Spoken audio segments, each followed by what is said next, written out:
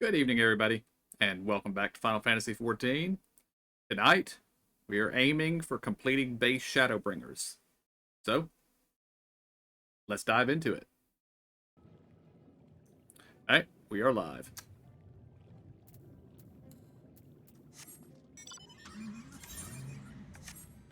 I was going to mount up. I think we just have to go right over here. I thought it was down. Oh yeah, it's way down. South. You're right. You're right. On the teleport map, it looked much closer than this. Of course, yeah.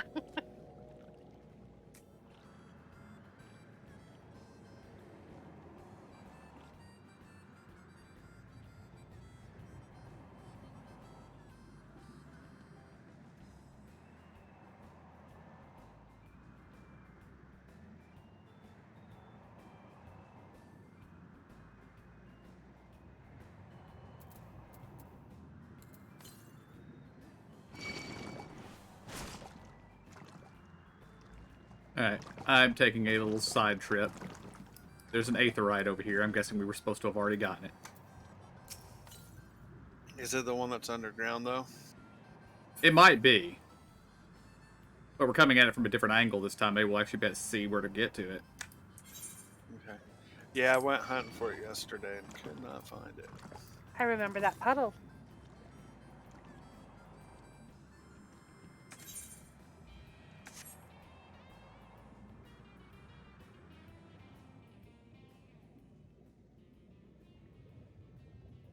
Well, according to the map, we can go here. So, but apparently we cannot drive through this invisible wall. It looks like over by the natural prawn killers, there might be ways to get down there. Ah, I see what you're talking about, Zora. Oh yeah, like a little path. Mm-hmm. Oh, those are trees going across the crevice. Like right here.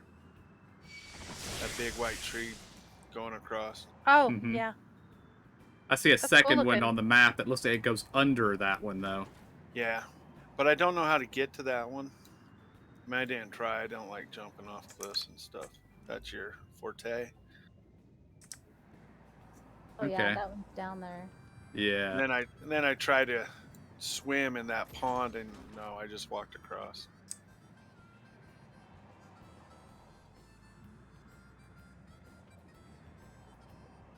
I'm betting we can't actually jump down.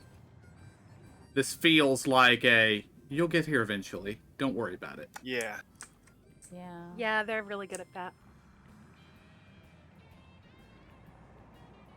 Alright, we will continue on the route, on the way then.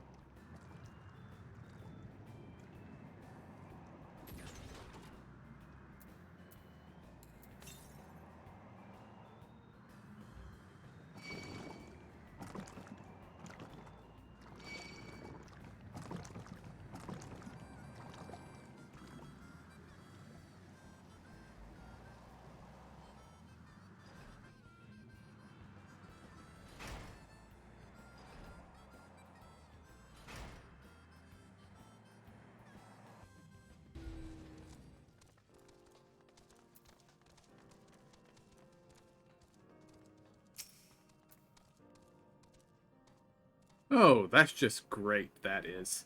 My mind's playing tricks on me now. Look, Grinault, someone's come to visit you at the bottom of the bleeding ocean. Or might be you're a ghost. Go on, foul shade. Feast yourself on me rotten soul. I've got no use for it. A craftsman what can't craft is more pointless than a sea slug with a dolmen hammer. And that's an insult to bloody sea slugs. We must psych him up.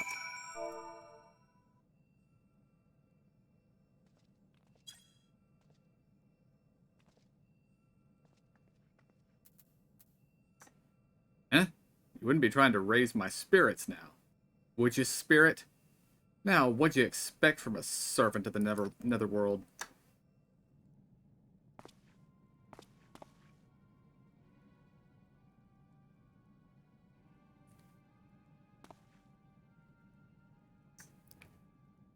Here, I can boost your spirits. You have way better hair than the Grenault on my world.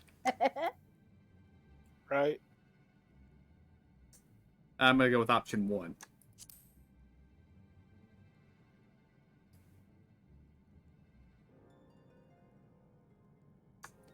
What's that supposed to mean? Not impressed with what you see, lad? Well, I may have let myself go a bit. This was meant to be an underwater sanctuary. A place where I could concentrate on me work, far from the distractions of the outside world. And yet here we stand. Now what's so damned important that you dive all the way down to the bottom of the bleeding tempest to bother me?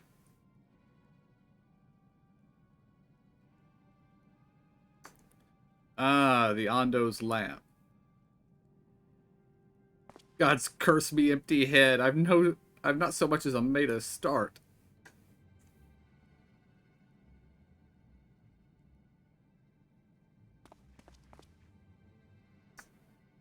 I'm worthless.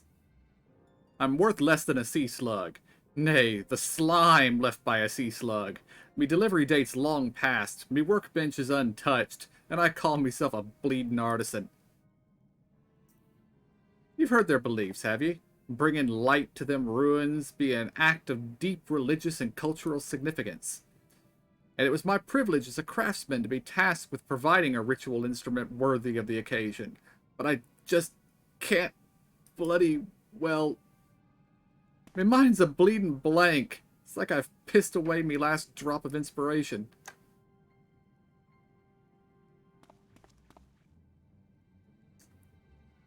Tell me, you got something to show me? Something to give me muse a right good kick up the arse?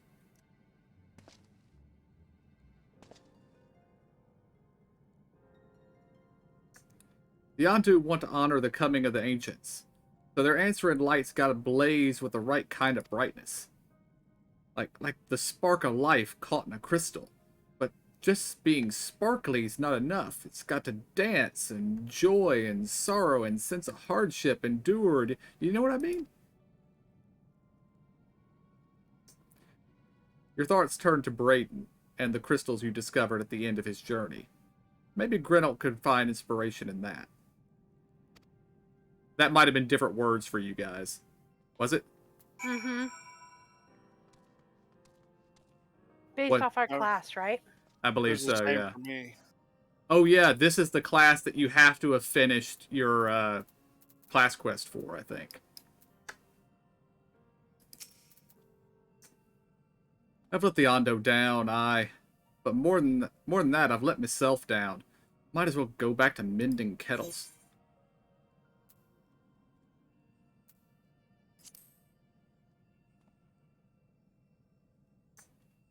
What's that you've got there? Such striking beauty. It shines with heartache and laughter and the transience of life, like the turmoil of history made manifest. Aye, I can see the brilliance of the crystal's legacy. Ah, you'd never capture such a gleam, not if you labored 100 years. But bugger me if I don't mean to try. Where are me tools? God's damn me, I must set to work before the feeling fades.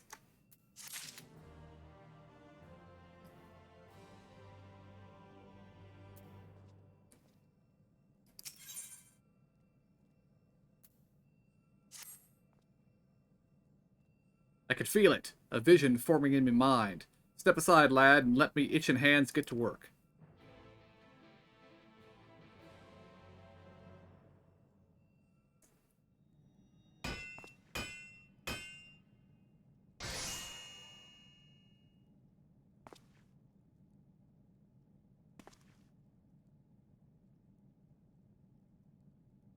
And done. I've taken the wonders that crystal showed me and channeled it into a new shape what befits the Ondo's spiritual character. Dude works fast. Yeah. Yeah. Not a bad job, if I do say so myself. And to think, I was this close to hanging up me hammer after studying the craft of them ancients. I've been across the length and breadth of Norvrant and gobbled up every scrap of crafting wisdom I could find. But no matter what technique I tried, me work was just no comparison. I couldn't even figure out how they put the damn buildings together. A mystery for the ages. That's what drew me here in the first place. I built me workshop, got the forges burning, then lost me bleeding will to craft. Thank the gods for that crystal of yours. I might never have gotten it back. I won't pry into your business, but I reckon your little miracle there has been through the kind of journey that sings songs about. The echoes of a memory that speak directly to your heart. Aye, I can still feel him coursing through me. The inspiration's not fading away. It's welling up, stronger and stronger. Give me a chance, and I reckon I can weave the Crystal Saga into other things as well. But bugger me, I'd almost forgotten the Ondo's commission. If you could drag that lamp over to Talsus Oth for me, I'll stay here and dream up new armaments for you to try. I.e., telling us to come back when you're done with the quest line to start your legendary weapon quest line. Yeah. My little dude says, "Are you crazy? Have you seen my size?" Although it also might be you come back to him for our class sets. That's also possible. He's got stuff that you can look at. At least I've got some that you can look at. Oh, you're right. Have to get the achievement before I can do it, though. Or do I? Yeah, I already have that. Ooh, this robe is pretty. Oh yeah, you can just take the stuff.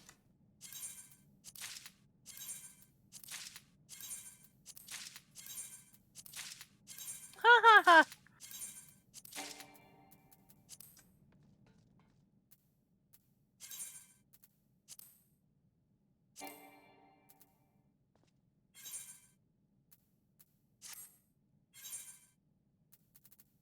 My weapon box is still full.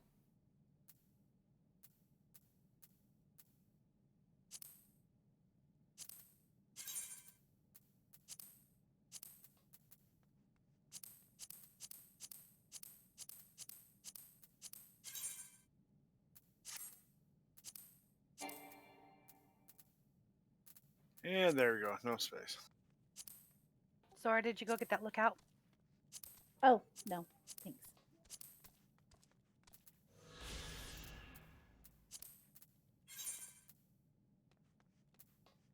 Well, that's a very shiny look for me. Ooh, shiny. Sadly, it's a downgrade. Mm-hmm. Yeah, all of mine were.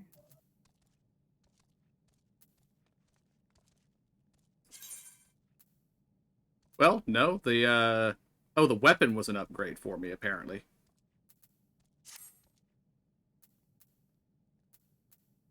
Oh, I saw somebody with this weapon and I loved it, and I was like, I wonder where I get that. Look at how pretty it is. Oh, that's so pretty. I like that, Melissa. Or emo. I do too. Nice.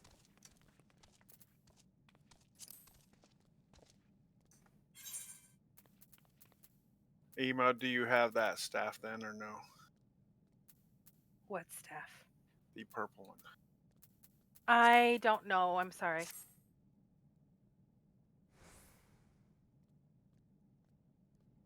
Purple one. I found some stuff that I can make. And I was wondering if she wanted it. What I'm looking for here, transmog. See how cute this outfit is too.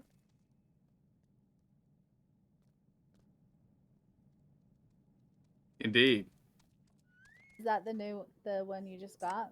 Yeah, it's not an upgrade, so I'm gonna be changing it. But he wants me to keep the weapon, which is lower eye level. So I don't know. I can't even remember what weapon I had equipped, so. This one's Oh, there it fine. is.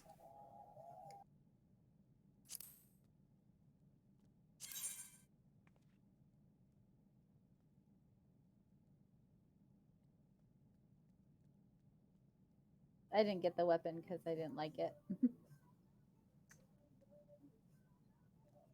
Well, the weapon is showing as 1 point of damage stronger, despite being 65 item levels lower. Yeah, same for me.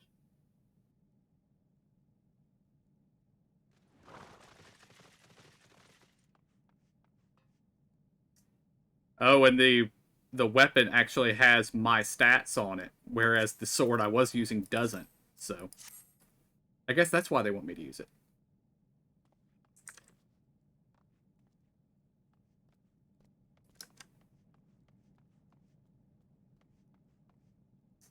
They're really set on you having horns, aren't they, Zora?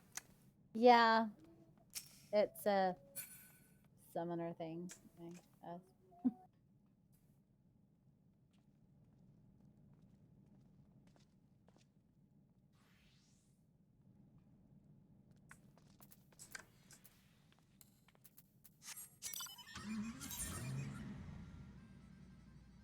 That is a very purple thing, KJ. All three of those are.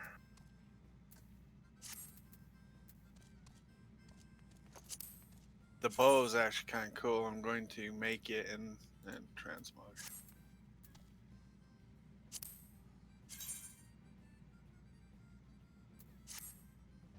I would not blame you. And yeah, Emo might like that staff. I do like it. I just don't know whether I have one like it already. I didn't check my glamour thing.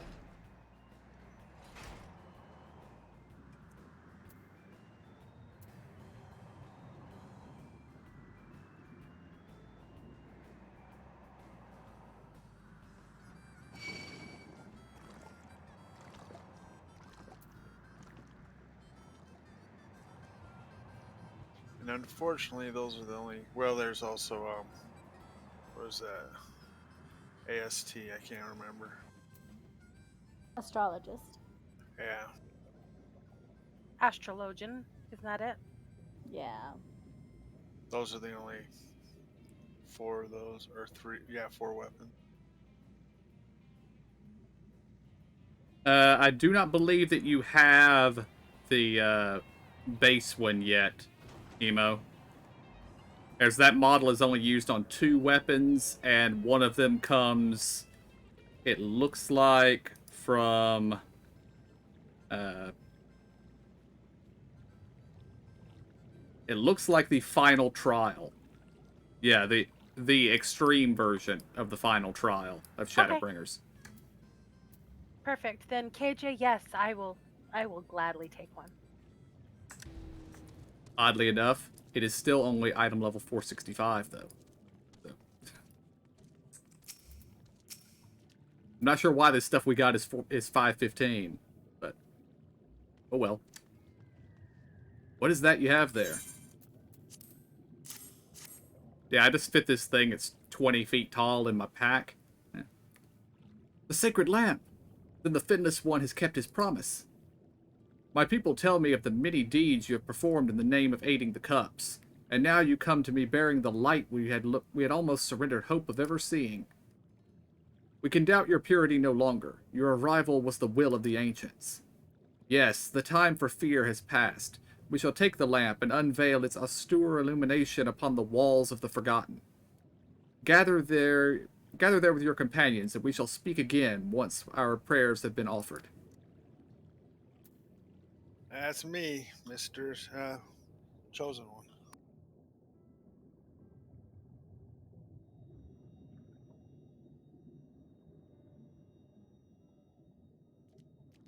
O stewards of the Ondo, we offer up our light in answer.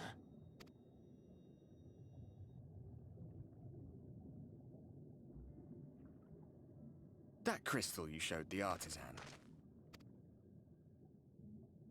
Was it... Did it belong to one of my friends?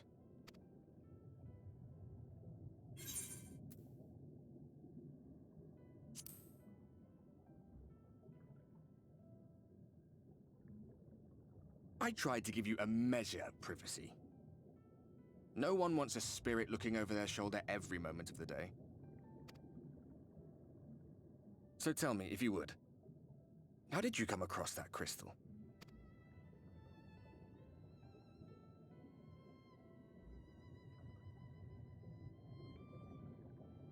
It was Brandon's then.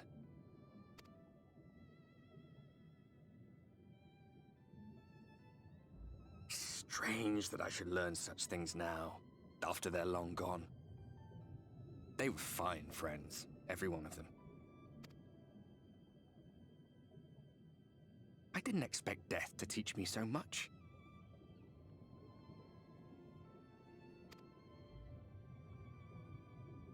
About them, about Seto, about you, about the hope that hides at the heart of this world. I've never been one for idle chit-chat, but if by some miracle I could see them all again, I doubt I would ever stop talking. I'm grateful I got to bend your ear at least. And just for that, I reckon I'll stick with you. To the very end.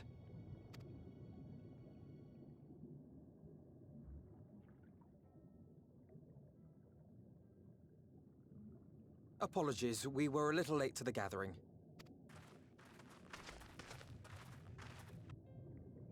It seems we succeeded in gaining their trust. The delay wasn't exactly welcome, but at least our many hands made light work. And they seemed especially impressed with your contribution. Our hero indeed.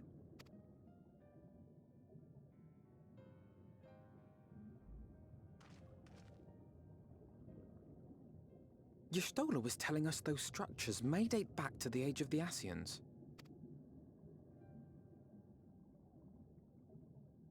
An Ascian homeland. Despite his many protestations, I never quite believed Emmett Selk was telling the truth. Nor I. But there is no denying the evidence before our eyes. Clearly this was once a great city. A home they would see restored, no matter how many tens of thousands of years it takes. It's a hollow dream when you think about it. Even if they manage to rejoin all the worlds, they'll never bring back the ones who were lost.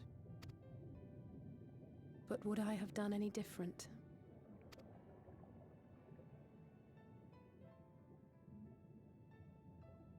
How are you feeling?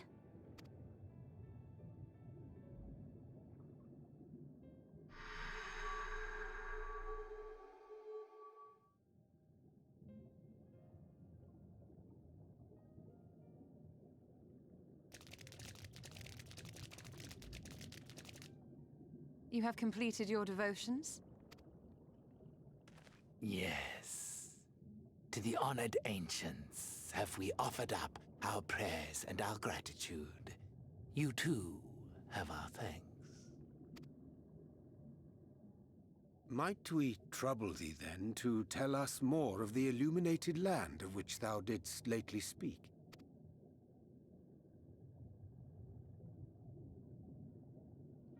To the west of here lies a great trench. Some days ago, a light appeared in that endless darkness.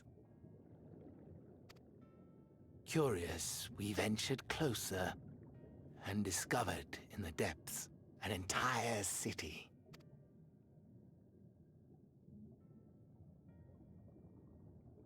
The buildings we spied were akin to our own everlasting abodes. Impossibly so. We understood at once the ancients had risen, there could be no doubt. Taken with terror, we retreated to the cups, and I decreed that none should enter the trench until such time as we received a sign.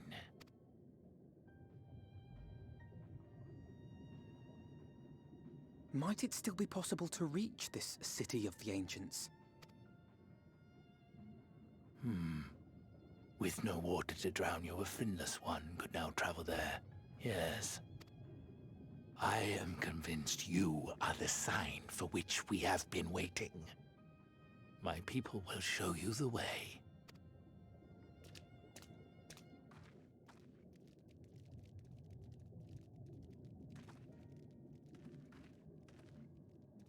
Shall we?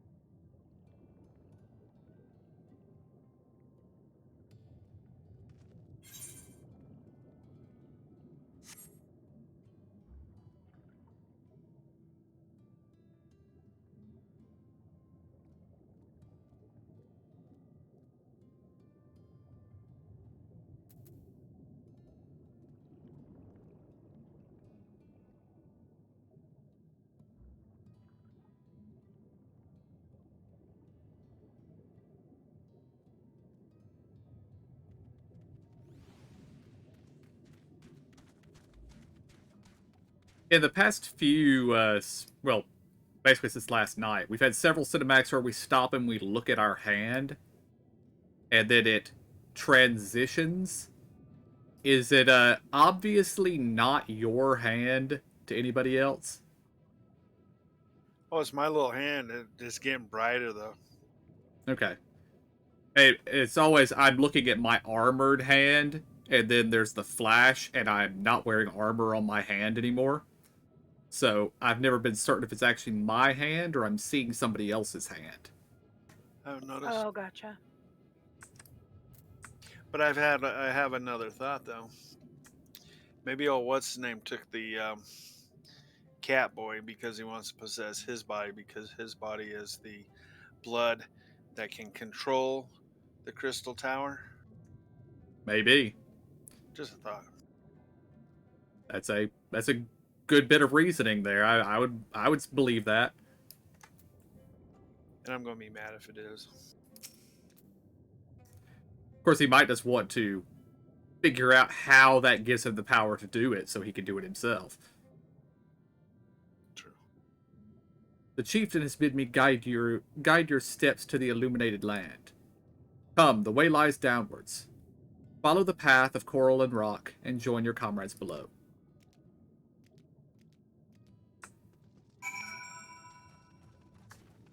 I feel like this path wasn't here before. Right. I mean, I saw it on the map, like when we were originally looking for that Aether current. I was like, well, there's something over by the village that looks like it goes down, but never came over here and looked. Well, I think it had one of those fake walls up. Well, didn't you start down this way and then stop? Not that I remember. Oh no, that was in the village. Never mind. I don't know.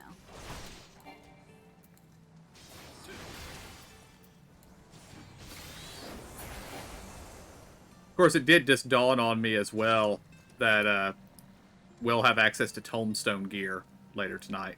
So. Oh, yeah. So it doesn't matter that that gear is a downgrade. Of course it's a downgrade. It's the class set. It's always a downgrade. All are gathered, yes? Then I shall describe the path you must take.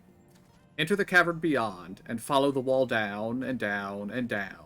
Once at the bottom, find a passage to the northwest. Then continue west, and west, and west. The way is not simple. Keep your friends within shouting distance, and do not stray into the deep. Just before the journey's end, you will find the Caliban Gap and the barrier we placed at its mouth. This obstacle will fade should you raise a hand toward it. We have made it so. A most succinct explanation. We thank you for your guidance. Right, deeper into the depths we go.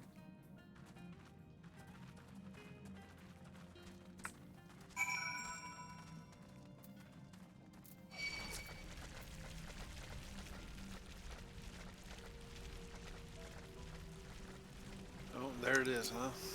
Yep.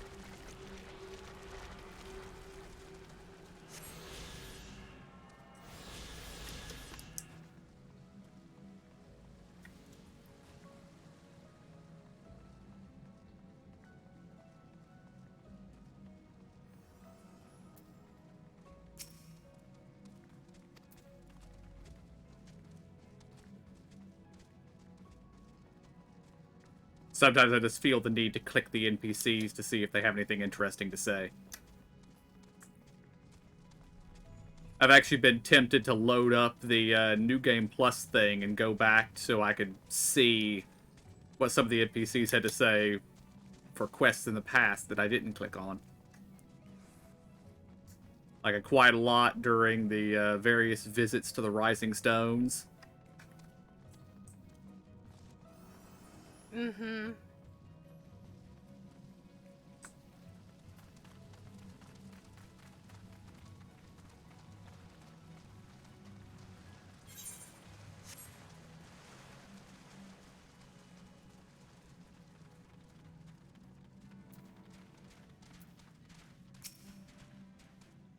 Our guide bade us travel to the cavern floor and thence to the west.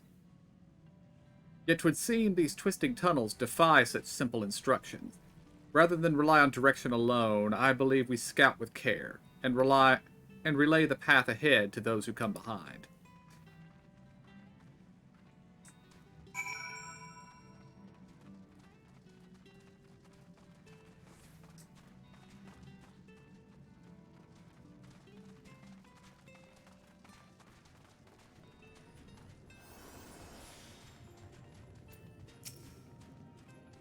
Istola has forged ahead. Shall we continue our own advance? Okay. Well, he said that he would relay the path, so that's what I was seeing, but apparently we just keep going. We'll see the next person in the distance. We found it. We're here. They're leapfrogging or whatever it is. Yep.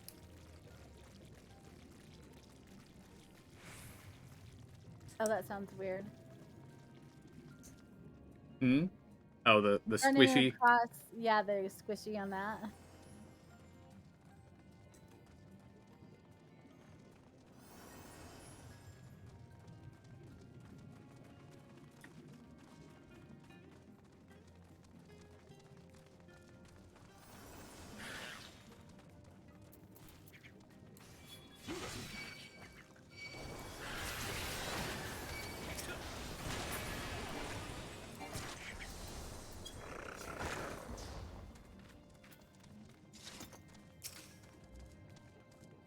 Ah, you have a choice of two routes from here. You can either take the long way to the south along the rocks, or skip along this coral branch as Alice has done. I, for one, shall be following my sister's example. Hmm.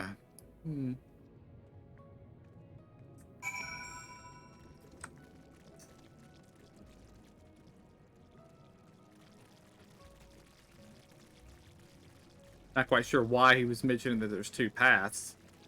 Unless this one here requires jumping and there's a way that doesn't. Or maybe he just thought this thing was gross and didn't want to walk on it himself. Maybe.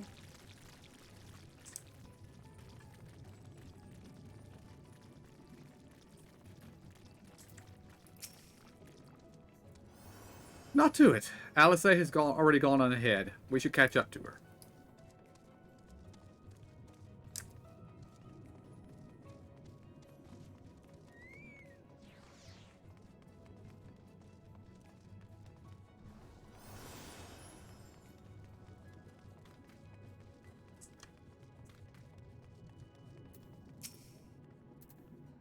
There you are.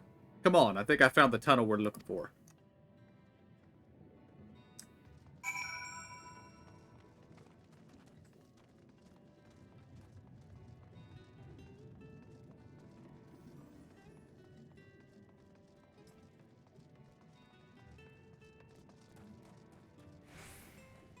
I would imagine it's the very glowy thing I see in the distance.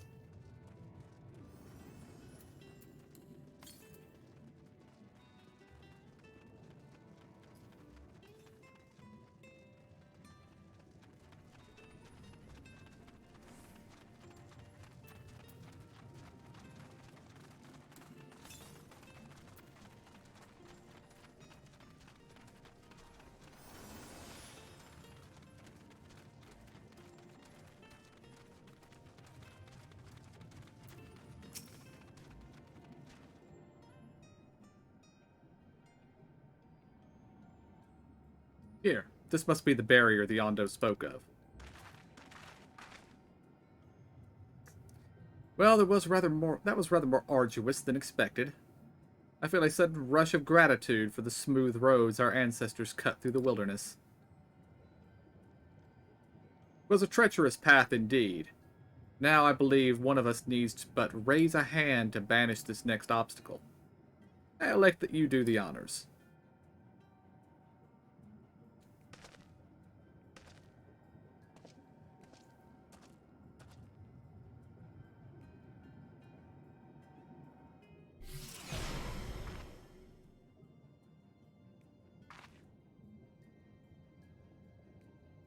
Gone. Just like that. I suppose we should head in.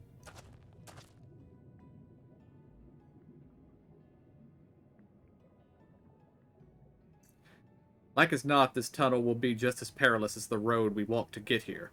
Let's all stay aware of our surroundings, shall we?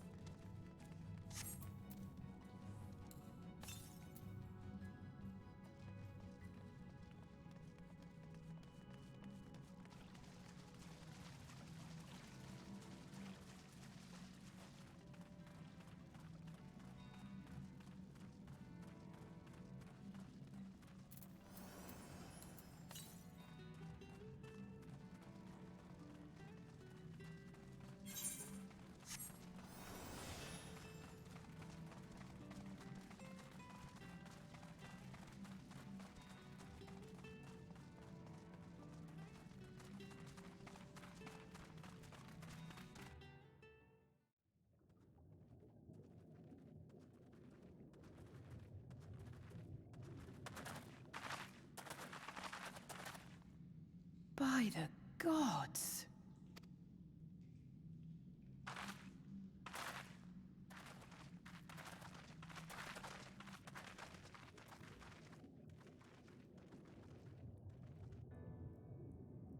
Okay, that's a shock. Oh my gosh, yeah. And lit up.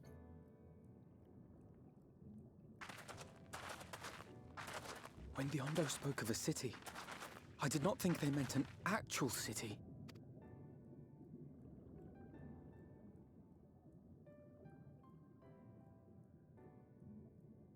Then we are seeing the same view.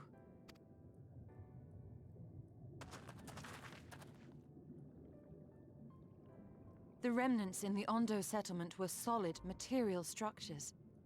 But these... everything here pulses with ether. 'Tis an enchantment on a monumental scale.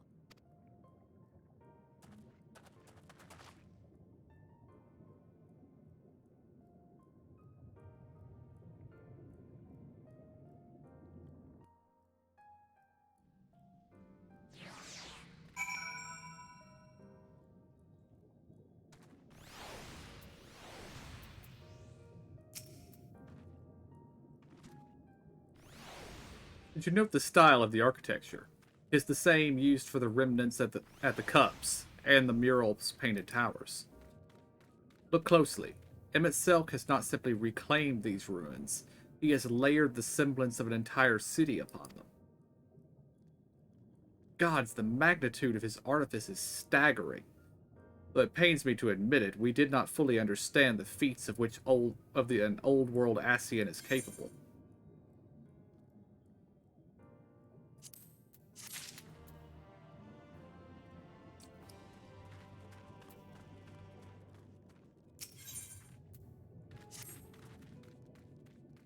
It's intimidating, yes, but we have to start somewhere. Why don't we have a closer look at that tower to the southeast? We might be able to reach it from the edge of the trench.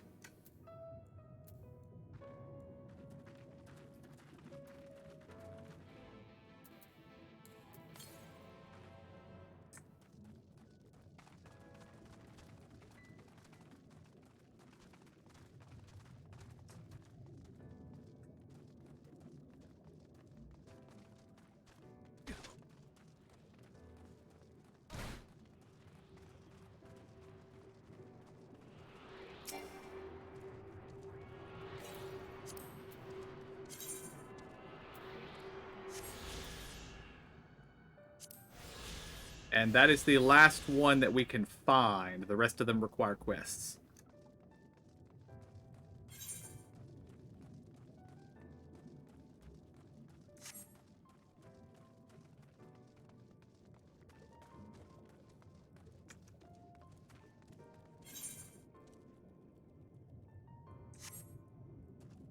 Did we leave you behind, KJ? Just putting something on. Ah. My backspace is getting full, and they're getting full of materia. Gotcha.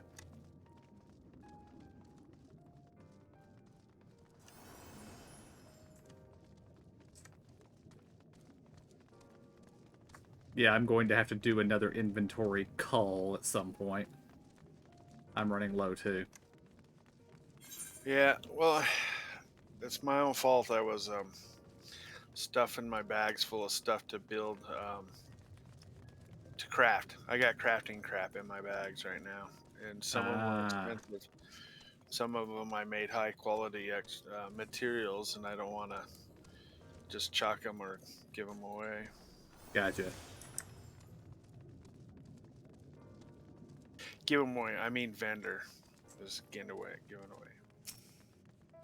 And I wish I could give them to what you call it over there, but I'm maxed out for the week. Doma, yeah. I maxed out the first night I got on.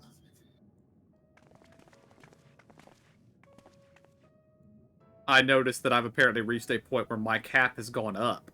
I can now give them 25,000 a week instead of 20. Look at the size of those doors. Now I know how pixies must feel.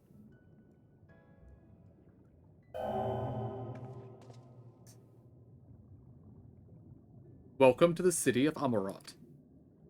Will you be riding the lift? Did the building just welcome you? My habit is not so passing strange. Did Emmett Selk not invite him to his abode? This plain thy coming was expected.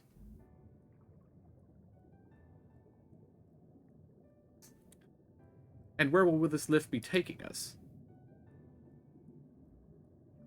The lift services every level of the Akora Heights, but is presently configured to convey passengers directly to the ground floor.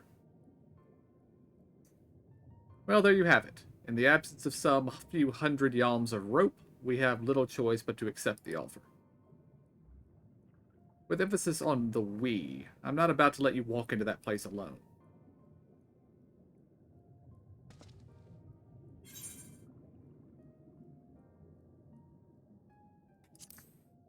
I went with option 1.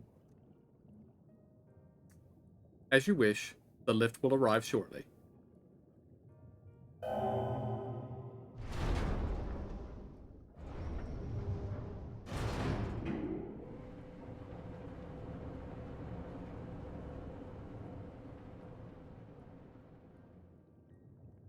Next stop, ground floor. Facilities include the Bureau of the Administrator, the Bureau of the Architect, and the Capitol.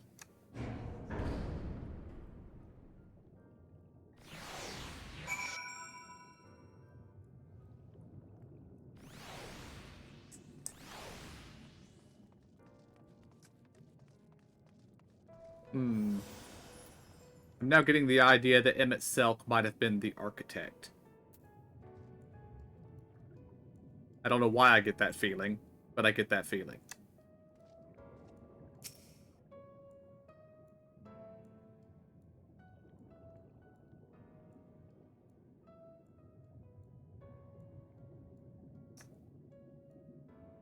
It's only at this distance that you start to realize just how big the buildings truly are.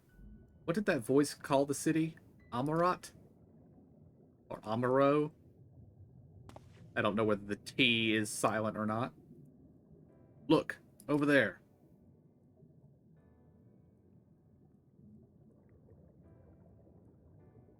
Is that a person? No, my mistake. That's a giant. Doesn't seem to have noticed us yet. Giant or no, a resident of this place may have much and more to tell us. I say we make the first move. Alpha Node, you can't just...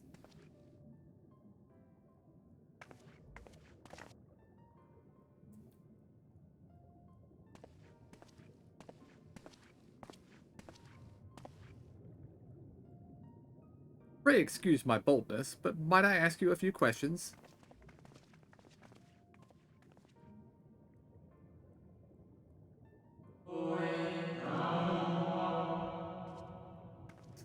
Oh, what adorable costumes. Are you children of on an excursion? This district has much to teach you. How odd. That sounded like no language I've ever heard, and yet I understood every word. Just as he understood us.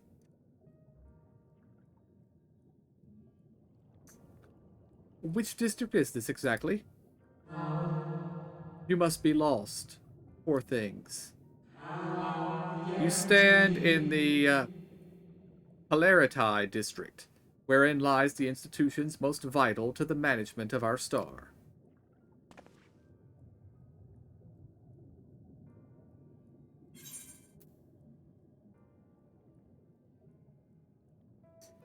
I'm going with question number 2.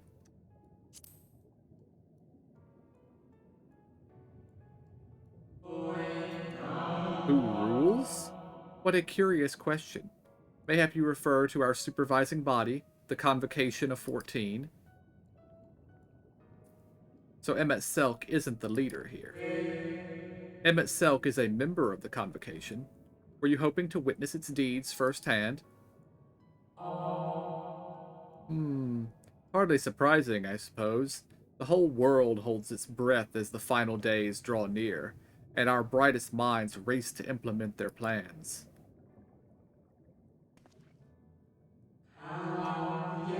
Thus, you must understand that gaining an audience at this time will be next to impossible. You should hurry home now, before your families begin to worry. Do you need me to walk you back?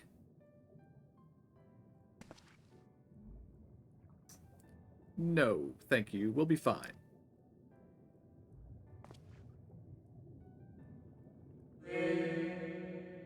Very well. Take care, little ones.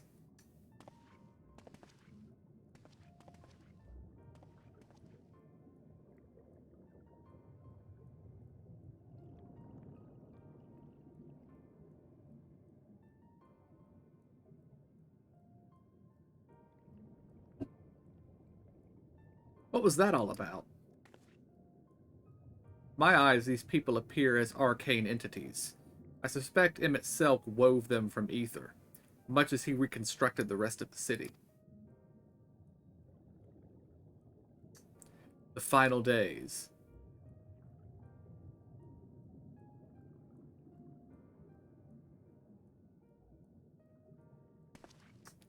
Such words will befit the oblivion described to us by our Ascian foe. A catastrophe of unprecedented scale, which did set in motion the summoning of Zodiark, and thence Hydaelyn herself. But that happened centuries and centuries ago, didn't it? That man spoke as if they were rushing to avert disaster here and now.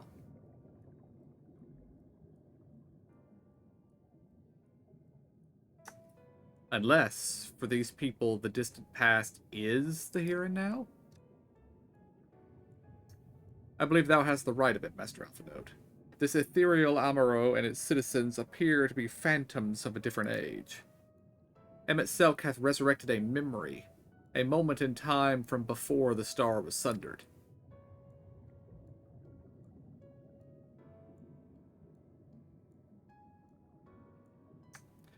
So we find ourselves in a long-destroyed city inhabited by the long-departed.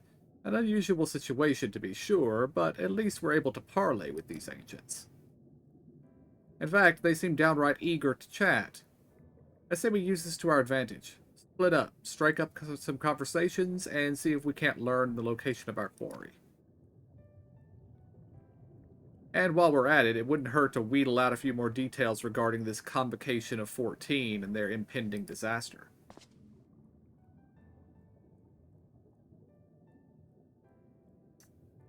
To mingling, then. Let's meet back here when our jaws start aching.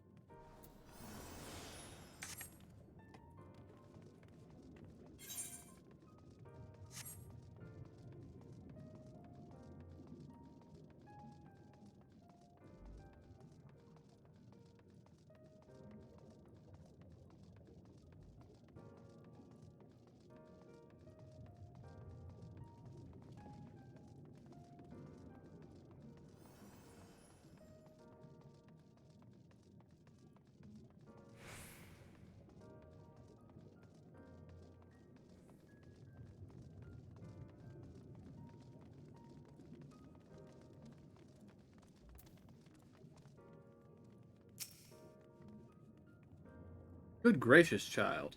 Where is your family? You should not be alone at a time like this. Run along home, quickly now. Have you not heard? Though yet confined to the lands across the sea, a terrible phenomenon afflicts our star. They are calling it the final days. 'Tis said it starts suddenly, a cacophonous keening from the depths from beneath the earth. The sound distorts all living things within earshot, and wrests from us control of our creation magics. Once that happens, all is lost. Fear, pain, despair, every dread impulse is siphoned from our minds and given substance. An eternal fall of fiery rain, an incessant spawning of nightmarish beasts. None can point to the source of this phenomenon. It is as if the star itself has fallen ill, as if a force inimical to life now festers and spreads. It is only a matter of time until Amaro 2 resounds to that discordant squall. You should stay with your loved ones, child. Stay with them.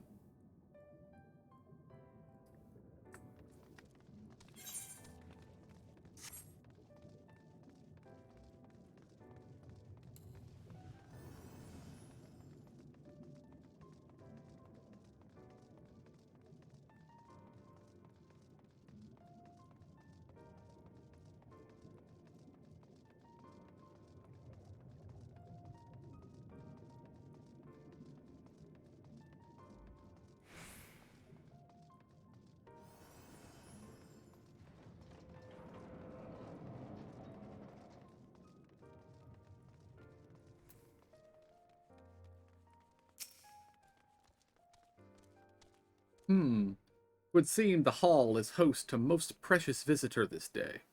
And what, pray tell, shall be the subject of our discussion, young one?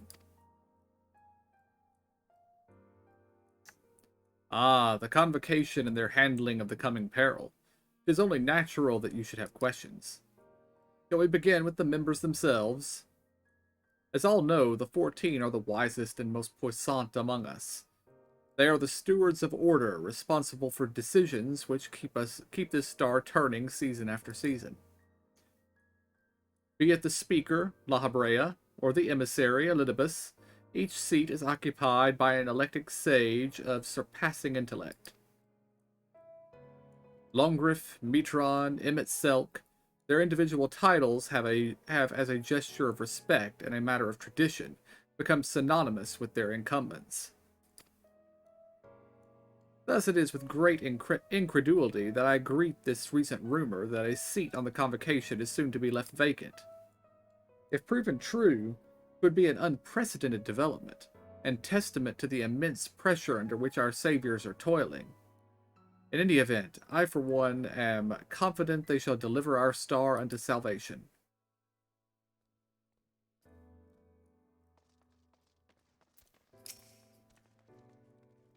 We're not supposed to talk to these guys, but I'm going to do it anyway. One can never be too young to take an interest in the rhetorical arts. Welcome, little one, welcome.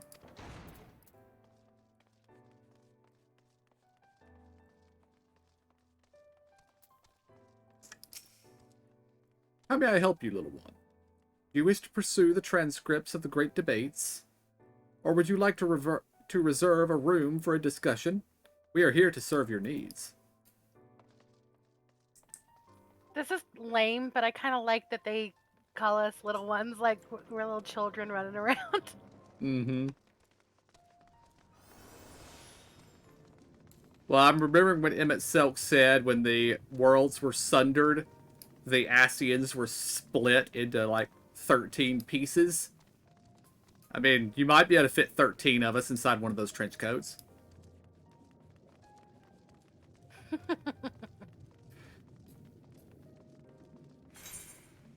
I bet 13 of me could get in there. Absolutely. More like 26. I was just gonna say the same thing. I love it. Whatever.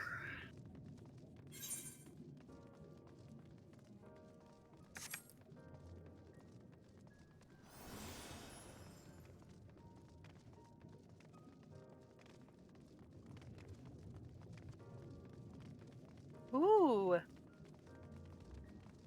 Ooh, the aetherite? Yeah. Mm-hmm. I didn't even notice it. I'll have to look at it in a minute. It looks just the same as the other one, but I was oohing the fact that we have one down here. So. Ah, gotcha. An audience with Emmett Selk. I am afraid you have the wrong office, little one. And besides, he will be far too busy to field the questions of curious children. Surely you have been told of the looming catastrophe. Every resource available to the convocation must be spent upon ensuring our world survives. They have yet to make an official announcement, but it is said the 14 are moving forward with a plan of scarce credible proportions, one which promises to grant will to the very star itself. They will invoke our mightiest spells of creation to birth an entity of all-encompassing magnificence, and then they will rewrite the laws of existence. It is a huge undertaking, and it must be completed ere the corruption spreads this far. Thus, I say to you again, do not hold out hope for an audience.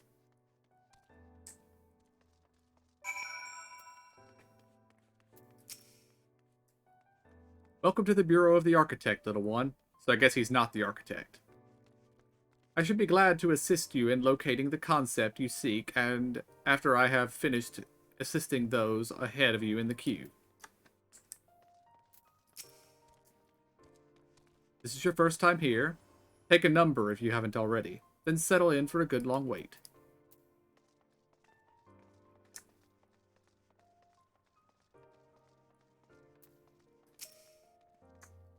This is the Bureau of the Architect, little one.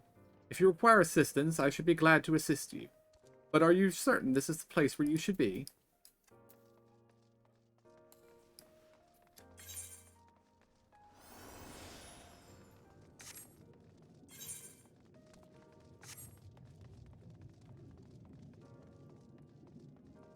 Oh, we're going to grab the aetherite? Okay. I thought that's what we were doing, but you guys are going that way. Well, the quest tells us to go back that way. But I'll be happy to get the aetherite first.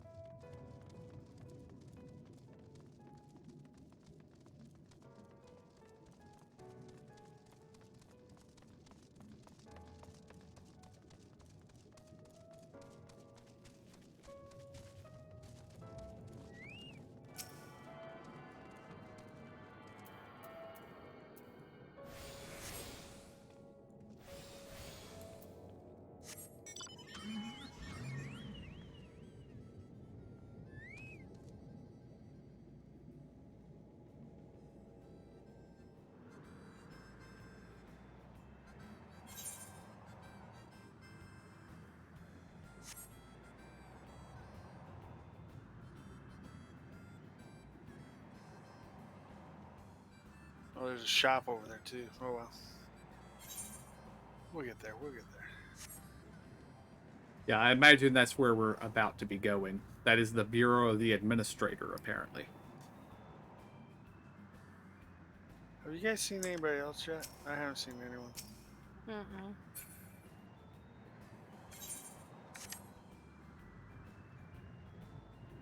You mean other players? Yeah. We might be instanced, maybe. No, I think that this is just because it's the last X-Pack. Everybody's moved on from it. I get the feeling this probably isn't a... I don't think people would hang out here, other than this place is kind of cool to look at. Yeah, I was thinking the same thing though. Like, I wondered if it would ever have been super busy because it is cool looking. But it's very, very big. Mm-hmm.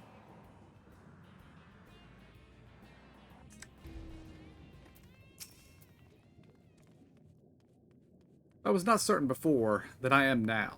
The people of this city believe they face the end of the world. I cannot imagine what purpose compelled him itself to recreate this ancient Amaro. And yet, I fancy I hear his words to us echoing through this ocean trench. He would have his story known.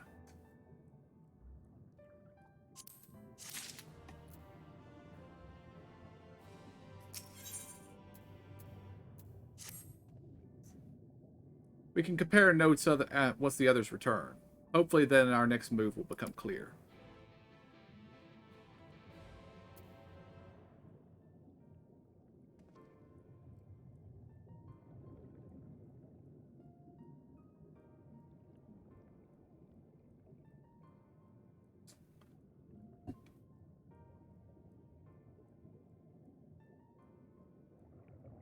It would seem our conversations were much alike. A looming disaster, creation magics running rampant, and this convocation's efforts to bring salvation out of the chaos.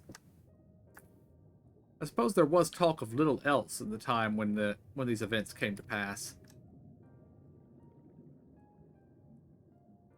Ah, Mariange, if I may, what are your thoughts on the ancients' art of creation? A fascinating discipline indeed. Aught the mind can conceive may be rendered in reality. All that is required is a clear concept upon which to focus one's will.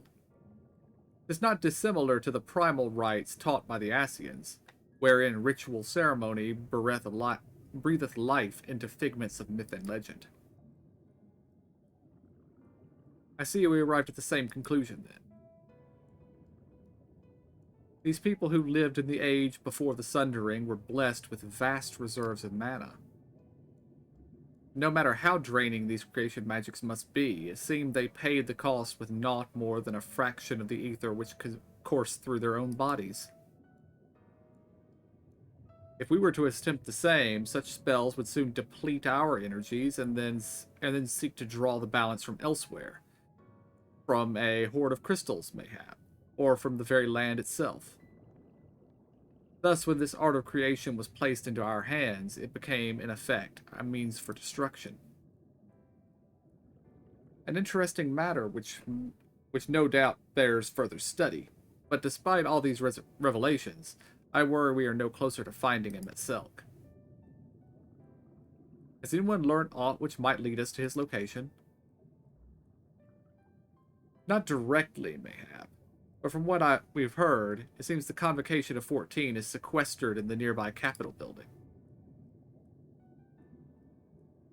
When we went to see for ourselves, the attendant wouldn't let us through, without a writ of permission.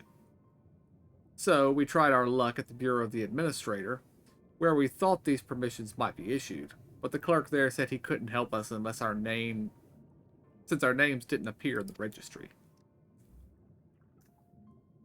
And that was where we gave up. I wonder, though, could you be eligible for one of those writs? The voice in the lift seemed to know who you were. It might be that your name is registered at the Bureau as well. Worth a look, I'd say. Meanwhile, I'll head back to the capital and search for a less official point of entry, just in case. Pray allow me to accompany thee on thy reconnaissance. An arcane perspective may prove needful.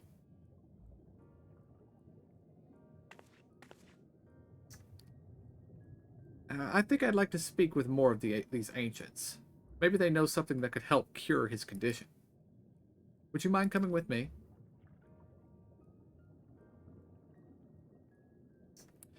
Of course I don't mind. Just lead the way.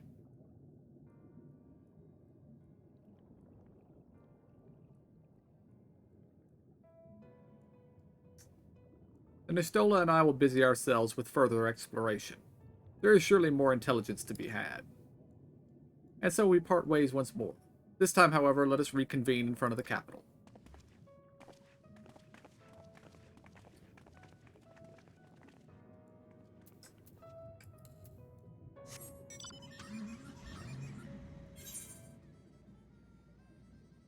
Oh, we have blue unlock quests. I bet each and every one of them is an ether current. Yay.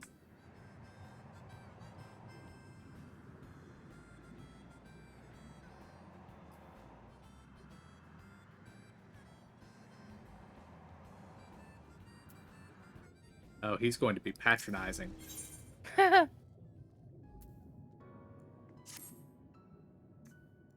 must say, little one, those garments you're wearing, they're your own original concepts, I take it? Clearly they must be, given their rather singular flamboyance. I would never dream of stifling a fledgling creator's creativity, but to parade about in your cultivated individuality is hardly praiseworthy. An Almorite of character shares their creations with the community. They do not hoard them for their use alone. The delight in disparity is a mark of the morally deficient. Disparity engenders feelings of want and resentment, which degrade the bonds of fellowship. Thus do we encourage creators to share and share alike, else we risk kindling the embers of covetousness and violence that ever smolder in the hearts of all. Therefore I must implore you, little one, to cast aside your original trappings and don the communal robes, that you might acquit yourself as an equal among many. In so doing, you will be afforded greater respect and autonomy. Worry not, for this is a simple affair. I recall seeing a gentle soul outside the Hall of Rhetoric carrying robes perfectly suited for one of your diminutive stature. I am sure they will be glad to share their wealth with you. But do hurry, little one. The eyes of the collective are ever watching and weighing your worth. I'm gonna kick his toes.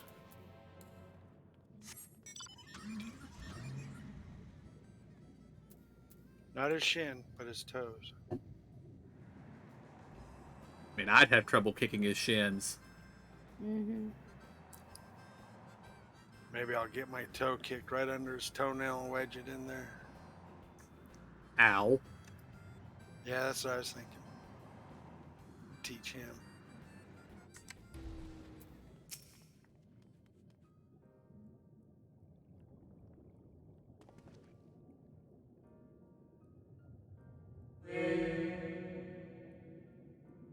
Aren't we looking rather smart this day? What can I do for you, little one?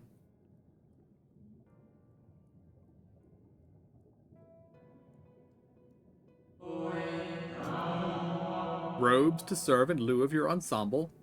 Ah, how prudent. Alas, I have nothing I can offer you at this present time.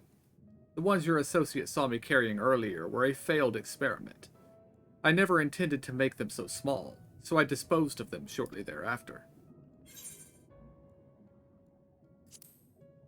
I went with option 1.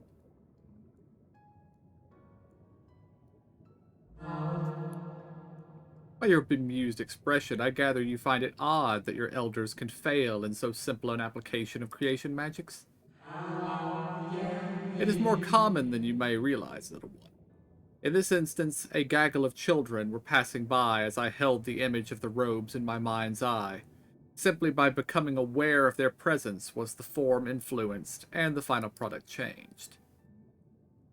All things considered, it could have been worse. Just the other day, I was attempting to conceive a white-haired lion, when all of a sudden this exquisite eagle alighted onto the nearby railing, giving me quite the shock, and dramatically altering my initial concept.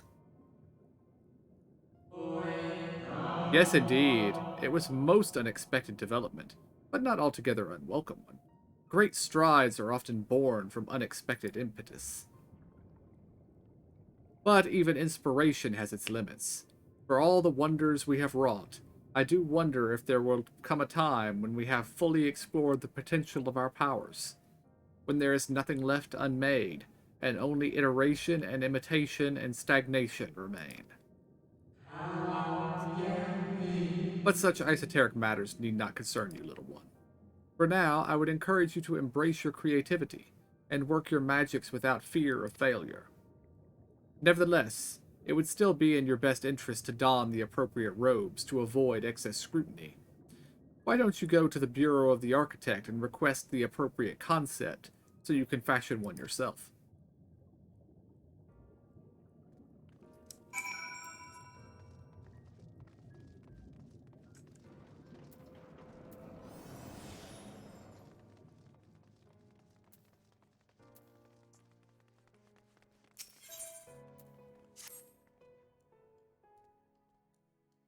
Greetings, little one. Come to debate, and at so young an age? How wonderful! Shall we retire to the benches and settle on a topic? Oh, my apologies for jumping to conclusions. My friends are not quite as fond of the Hall of Rhetoric as I am, so I have a habit of chatting up any potential conversation partners. So if you are not here to debate, I presume you are here to learn about the mysterious and esoteric goings-on here? It would be my pleasure to act as your tutor in these matters, if you will indulge me. The Hall of Rhetoric is, as its name indicates, a place where citizens may freely gather to discuss and debate all manner of topics. This central forum is ideal for open discourse, but smaller rooms are available for those desiring more intimate conversation. Oh, and there is a wealth of reading material concerning rhetorical techniques and the history penned by the greatest minds on offer as well, should you wish to refine your techniques through self-study. To my mind, however, rhetoric is a living, breathing thing that is best experienced in the moment of conception and execution. Perhaps a demonstration would best serve to further your education. I saw a contemporary of mine engaged in a lively debate earlier, just outside the hall. Go and see if they are still there, and issue them my personal invitation to a friendly battle of wits.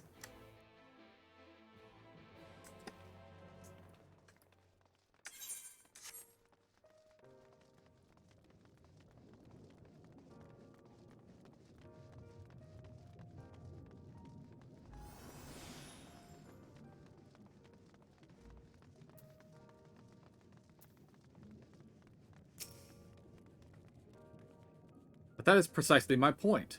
That their obsession with this so-called mandate to approve only the most beneficial concepts for wider distribution, never mind the ridiculous subjectivity of their criteria, has led to the Bureau of the Architect astray from its original purpose. Huh? Have you business with me, child?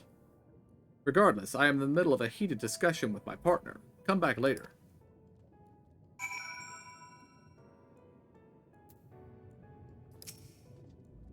No.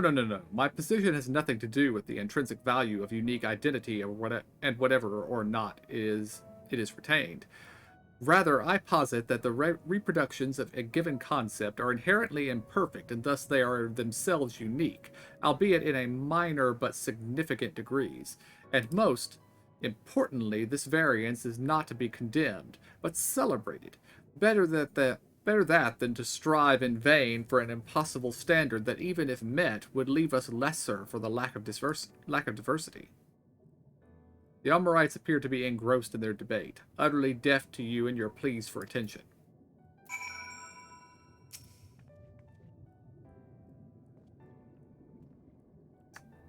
My, aren't you a stubborn little bugger? It's strangely endearing, I must admit, but we have all the time in the world. Why are you so insistent that I speak with you this very instant? Ah, you are acquainted with that chatterbox. I suppose I do owe them a debate or two. And now is as good an occasion as any. So be it.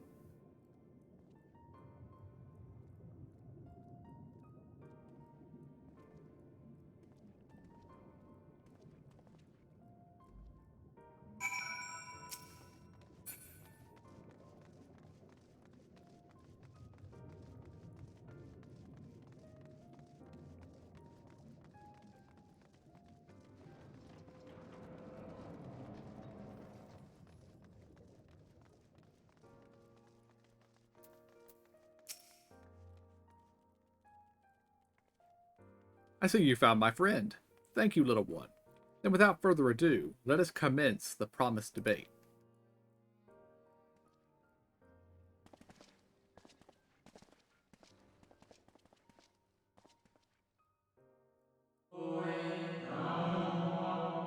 As to the matter of what subject we shall debate today, I propose the recent calamity which has befallen our friends across the pond. What say you?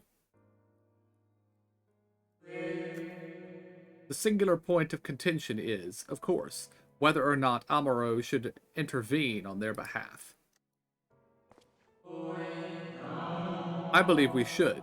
The scale of the disaster which threatens that distant metropolis is of a scale heretofore unseen, and so equally considerable resources must be committed to counteracting its effects. I disagree. The scale concerns me less than the nature of the proposition itself. Who are we to unilaterally intervene in the affairs of those half a world away? Are we to be saviors of one and all? Such arrogance may well lead to our own downfall.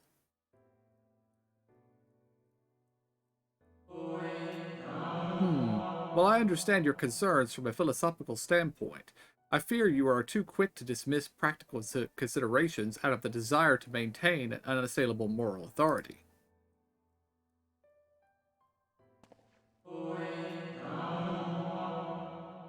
But let us, you and I, hold here for the present and offer the floor to our young student.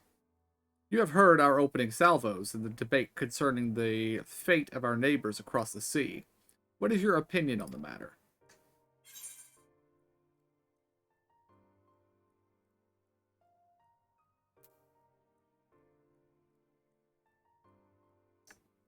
Option 1, I believe, is what I'm going with.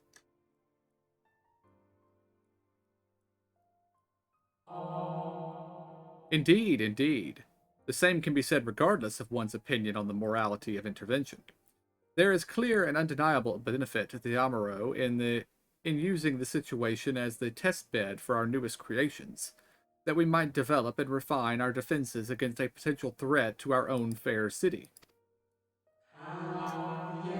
How readily you see the moral high ground. Was not our young friend's point that we have an ethical obligation to aid those in need? Yet not only do you instead elect to focus on the benefit to Amuro alone, but you also deprive our distant neighbors of the agency to determine their own fate. You misunderstand me. What benefits Amuro benefits all creation. I firmly believe, for the knowledge and the wisdom we stand to gain from the intervention can then be shared with others, empowering everyone to more effectively surmount similar trials in the future.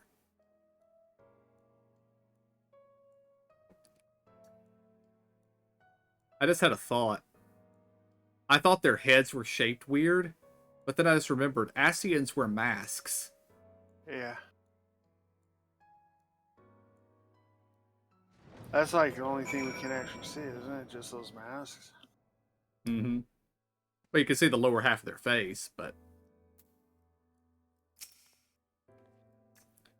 I must say, it has been far too long since I engaged in such a refreshing exchange of ideas. My colleague was equally delighted by the opportunity. You may rest assured. Some decry it as little more than an academic exercise. After all, we failed to reach a meaningful consensus. But I dare say they missed the forest for the trees. Are we not more enlightened by the experience? Have we not been exposed to a greater variety of viewpoints? Is there not value in this alone?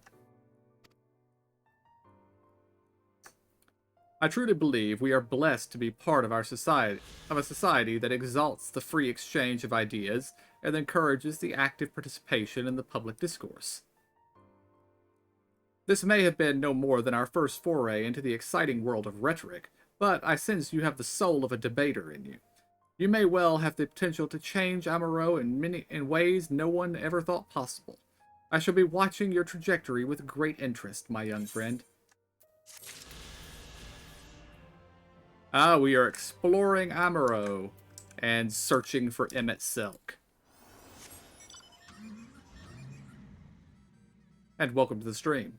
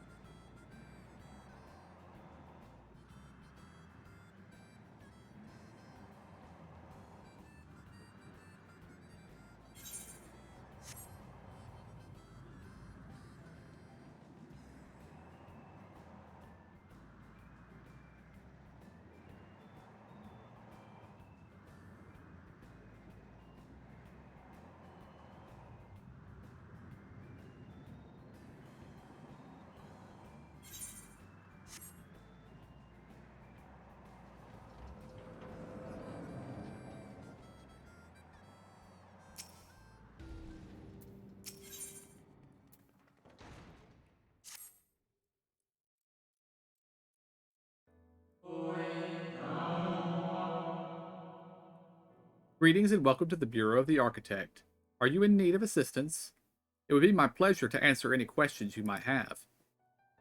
To your left is the counter where you may submit registrations for new creations. To your right, you will find the counter where you may requisition concepts on file. Am I correct in assuming you are not familiar with the services we provide? I see. A more detailed explanation is in order then. You understand that by harnessing the powers of creation, we can give physical form to all manner of concepts, yes?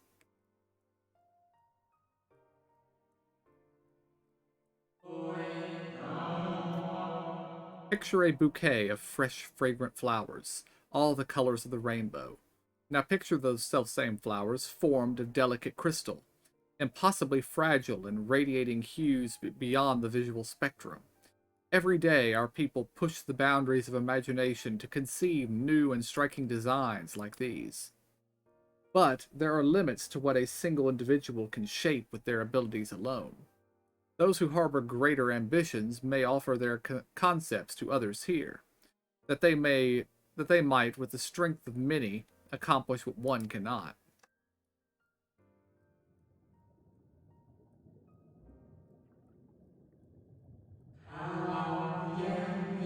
Indeed, Shadowbringers has been a very good story so far. Not all concepts are approved for wider distribution, of course. Dangerous, subversive creations pose a risk to everyone. And so it is only after a comprehensive evaluation, after a concept is judged to further the greater good, that we permit it to be shared with the community.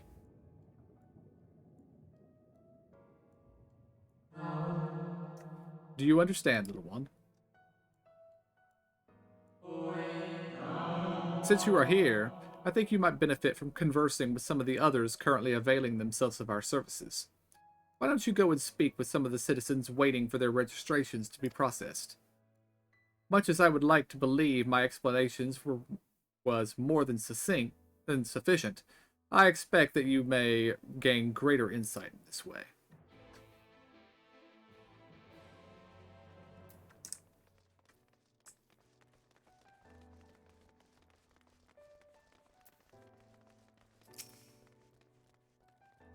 Welcome to the Bureau of the Architect, little one.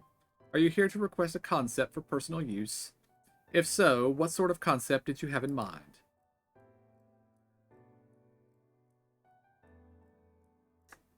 Ah, communal robes. That will take but a moment to prepare. But before I fill your request, I should caution you. Pardon me for asking, but your creative potential is, relatively low. Is it not? We are trained to assess these things, and I fear that you do not possess the ability to express this concept in physical form. It's almost as though you completely lack it, though that can't possibly be. But regardless of the reason, you needn't worry. We have special tools that may be used to address this very eventuality. I will furnish you with the etheric rope you can use to restrain one of the misbegotten cubuses that congregate in the plaza north of the Academia Anyander. You will need to weaken your quarry before you can reliably bind them, but once you have, you can repurpose their energies and create your own robes. No big spells, Zora. Okay.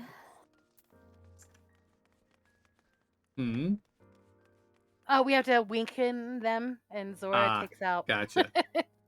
I can't pull out my dragon. Hello, hello, little one. So rare is it to see one of your size roaming around here. Come to learn about the Bureau, are we? I am here today to register a new creature. Boneless and with semi-translucent skin, it drifts through the air, like a dancer on a summer breeze, its tentacles trailing behind. It utilizes gas bladders to propel itself from place to place, you see. Yes, they are. I'll admit, it's not the most elegant of designs. I'd not shed a tear if it were rejected, quite frankly. But what can I say? I take pleasure in conceiving unorthodox designs. A beginner like you shouldn't take after me, though. If you're looking to pick up a few tips, you should probably ask someone else. Ah, is that my number they just called, if you'll excuse me? Good luck with your floating jellyfish. Yeah.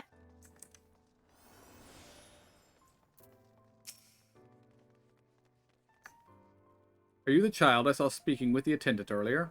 I thought so. So young and already so eager to learn about concepts and creations. That curiosity will serve you well, little one. I've been credited with a few popular concepts, I'm proud to say. I'm hoping that my latest will be equally well received. Autonomous figures. I say my latest, but really it's the product of many others' efforts and individual insights. But such is the case for every masterwork, I reckon. Autonomy notwithstanding, these creations know no fear. They are wholly devoid of emotion and will without hesitation or resistance engage in any dangerous activity, even if death is assured. There's a beauty in that, I think, and I hope the officials do as well. I tell you, there is nothing more nerve-wracking and thrilling than the waiting period before you receive the result. I love it and hate it in equal measure. Anyway, that's all I've got to say about it. If you're still keen to learn more, why not pester that worrywart over yonder? Come to think of it, I think their particular creation was designed to appeal to children.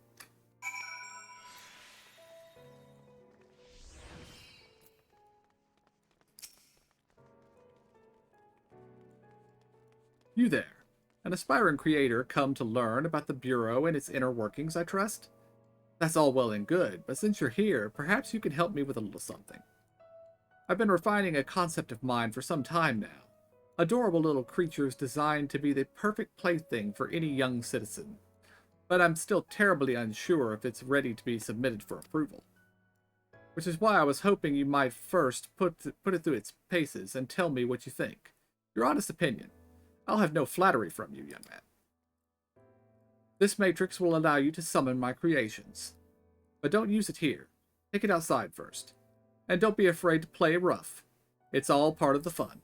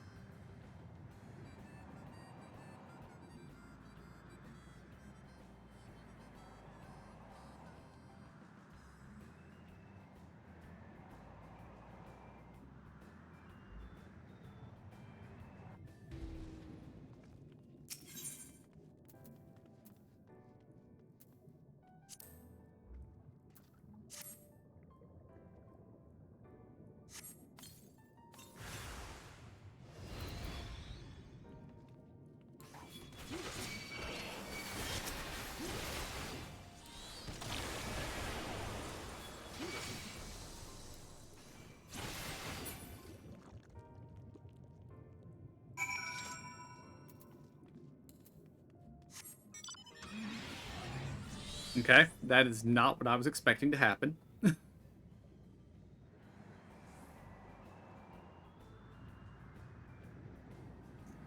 Very happy combat slimes. Mm-hmm. Makes me think of the turrets in Portal. Have any of y'all played Portal? No, but it was a long time ago, wasn't it? Yeah, I think it came out probably 17 years ago. Yeah.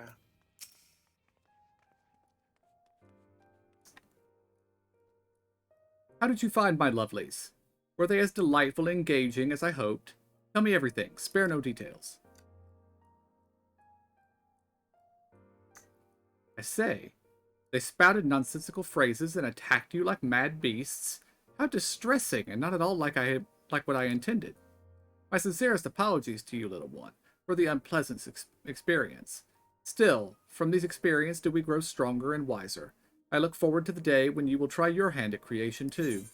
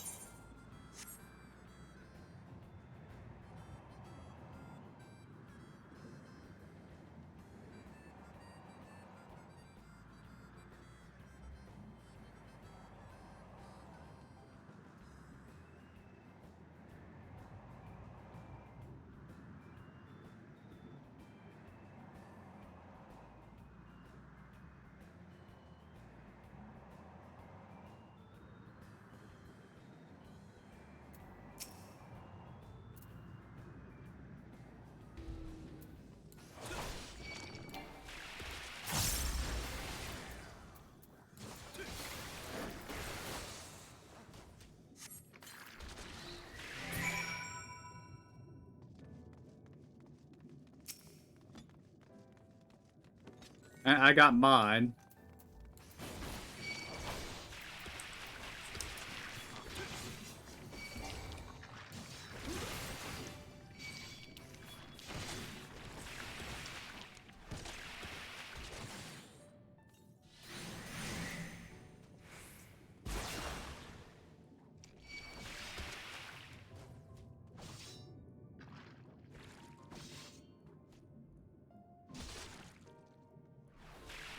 Did we lose Emo somewhere? I went and got my own, sorry. Oh, okay. I've got mine. Alright, and I think I saw KJ get his, so. Yeah.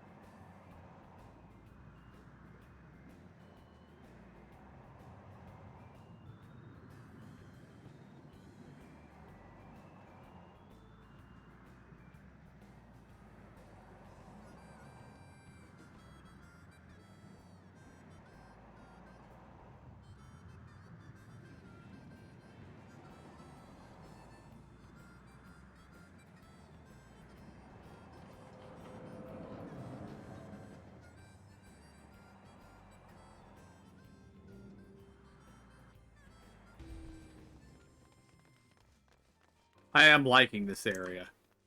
And the music is very peaceful. Welcome back, little one. Did you succeed in binding the Cubus?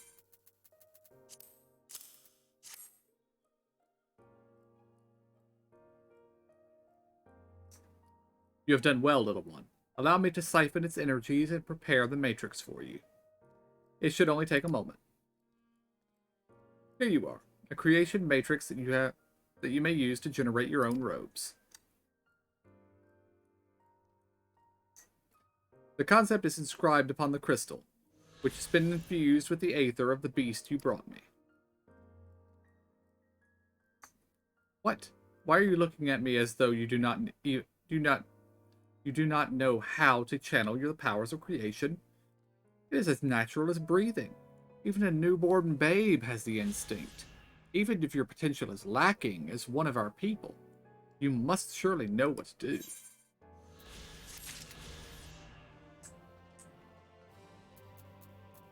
And that's why it rewards a lightning cluster. Because we can't do anything with it.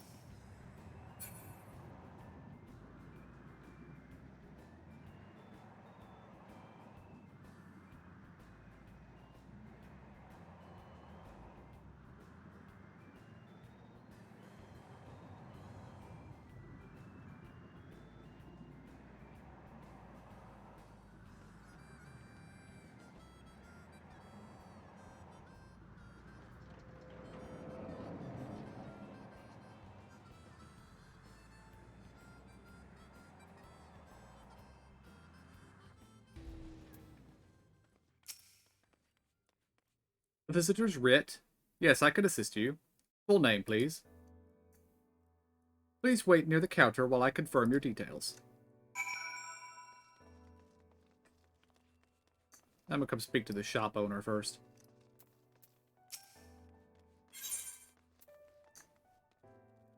Nothing of use for me.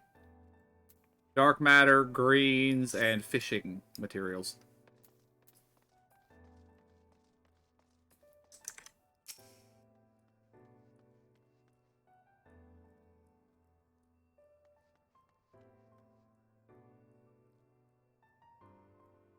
But he will buy junk. That is true. Your application is ready for collection.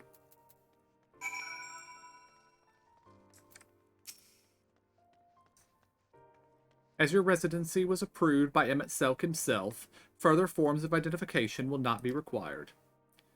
Here are your application documents. Submit them at the Bureau of the Secretariat, and the clerk will issue you a visitor's writ for the capital.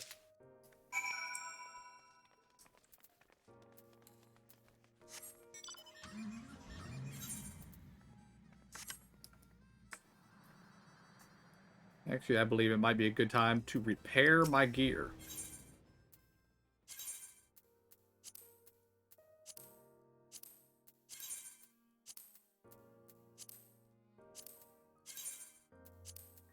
Yeah, I think I was getting pretty close to that. Anytime you queue for something, it throws the "your stuff's about to break" warning at you.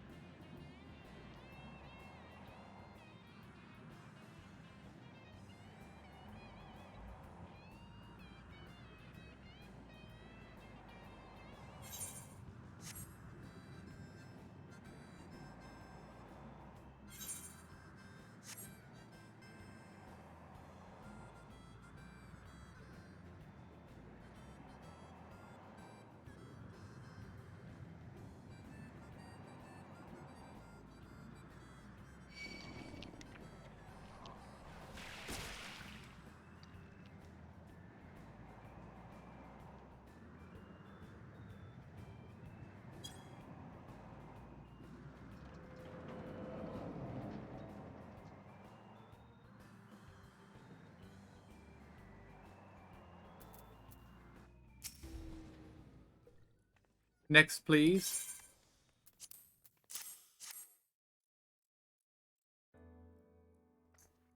Visiting the capital, are we? Please take a seat. Your name will be called once your application has been processed.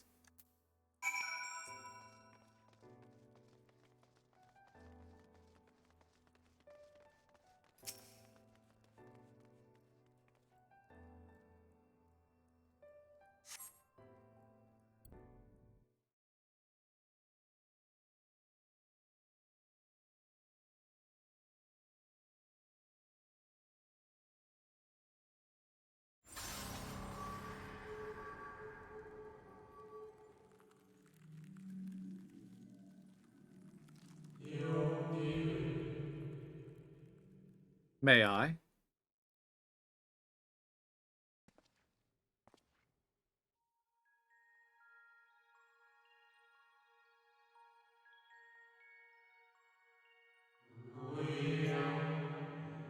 You, I think, are from a time beyond ours. Have you followed in the wake of Emmett Selk?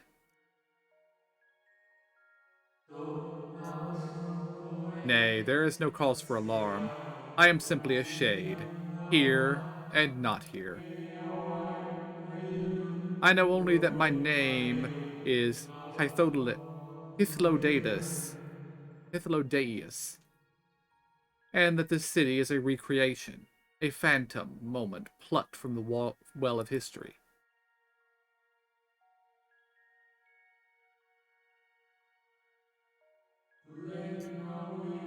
These others seem unaware of their pale existence, but I wonder if Emet-Selk's mind was distracted when it came to my reconstruction, or my reconstitution.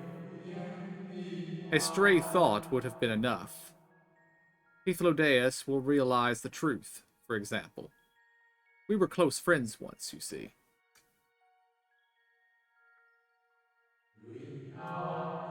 Yet in spite of my perception, I play the same role as all the rest.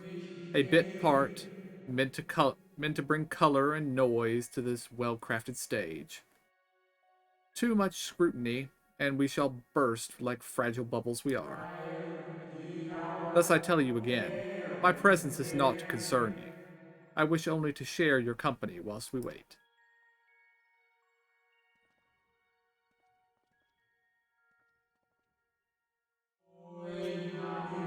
If you've come this far, then you know of the catastrophe which awaits us on the morrow.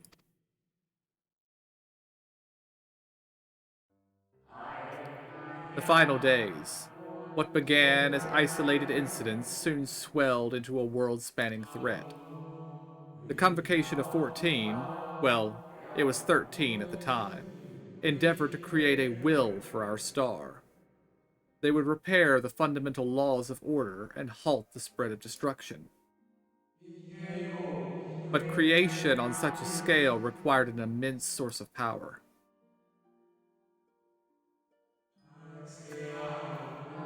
Of those of us who still lived, nearly half offered up their lives in the name of salvation.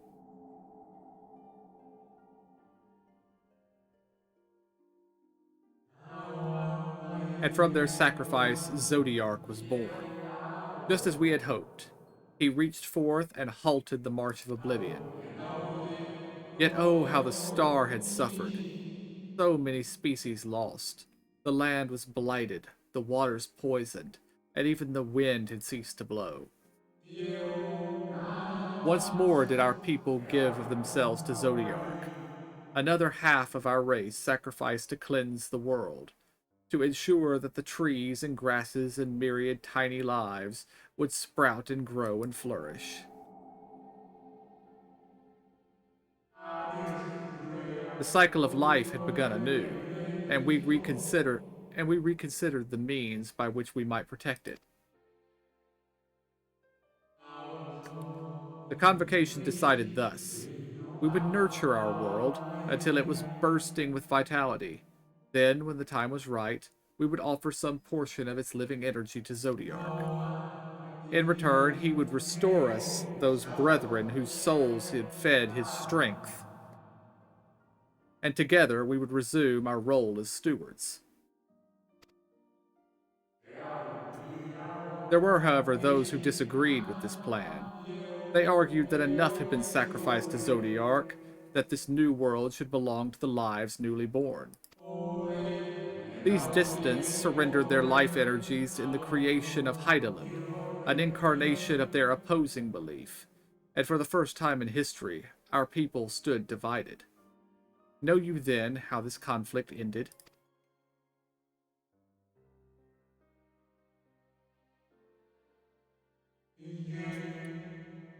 I thought you might.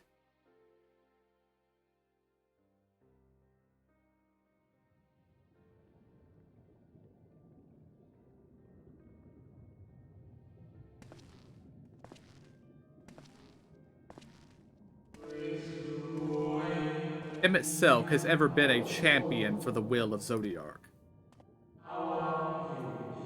The original plan may have been set back by millennia, but he will have not abandoned his course. He will pay the price for our return by whatever means is necessary. And though he may carry himself with a certain glib ease, Emmett Selk is not a man to bear his burdens lightly. In fact, I imagine that they have only grown heavier with every passing century.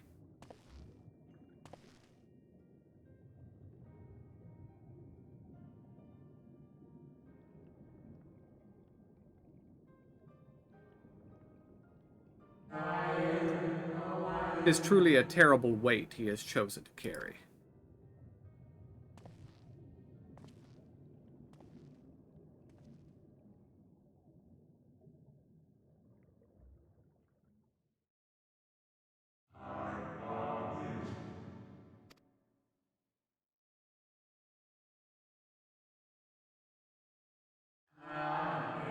It seems your turn has come. Pray do not let me keep you.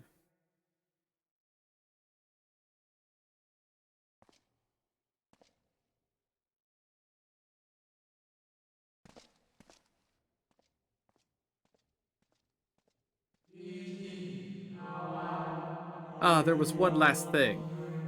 You walk with another at your side, yes?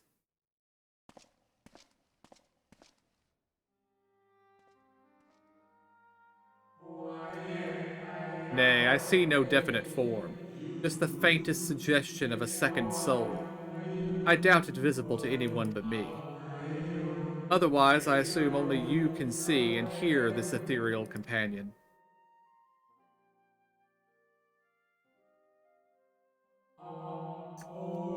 Your connection is hardly a coincidence. In our time, the two of you were one. The color of your souls tells the tale. A hue that distinctive cannot be mistaken, no matter how thin the soul is spread.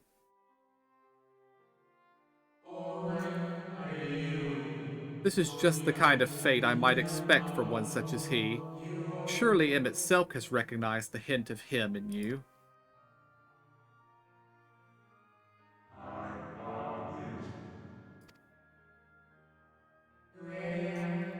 Fare you well, my new old friend. May you find what it is you seek.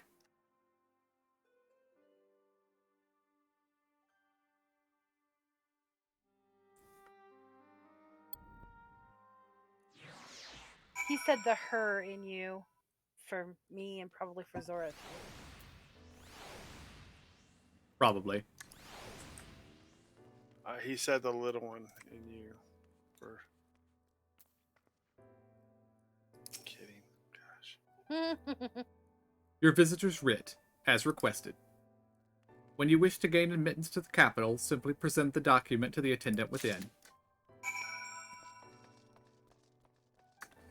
So I would. There's another person. Yeah, I saw that. Yep. I would guess that we were the 14th. Yeah. Mm, And did you notice that other person's a little person?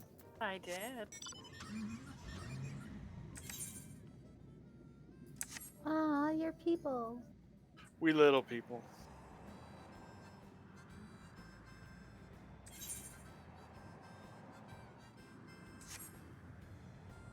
I'm going to attempt to go this way. It looks like this might lead where we need to go.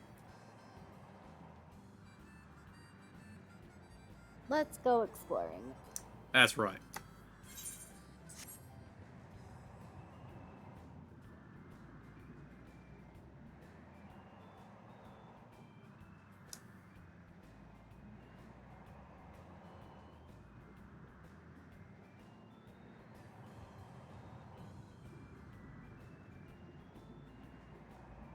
We'll be right back. Alright. Right after these messages.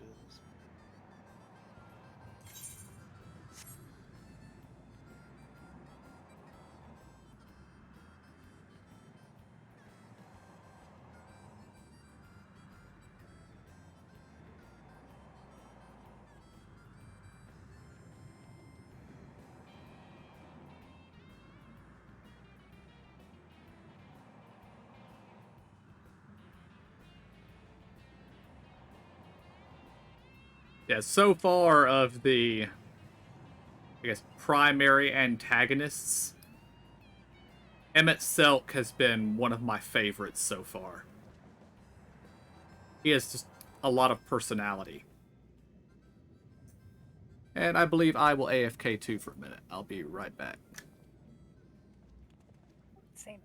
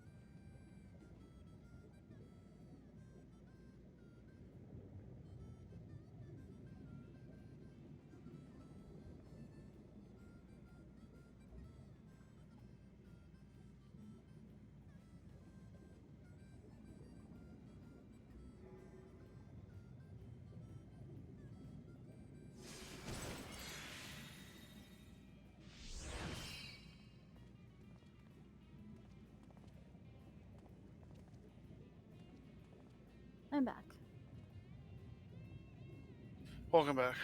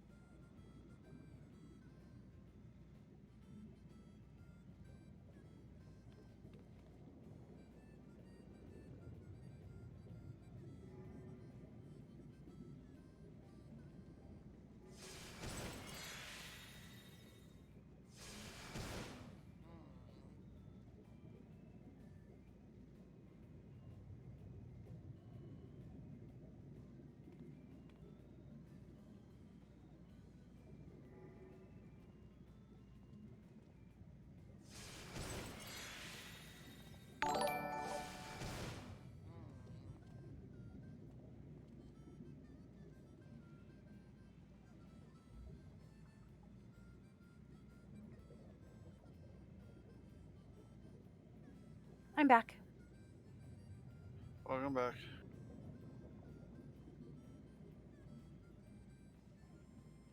I am the official welcome backemer until Keth returns. Okay. Apparently.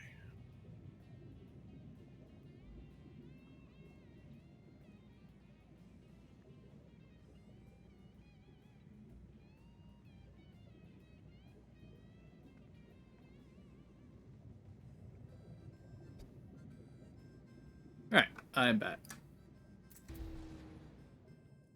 Welcome back.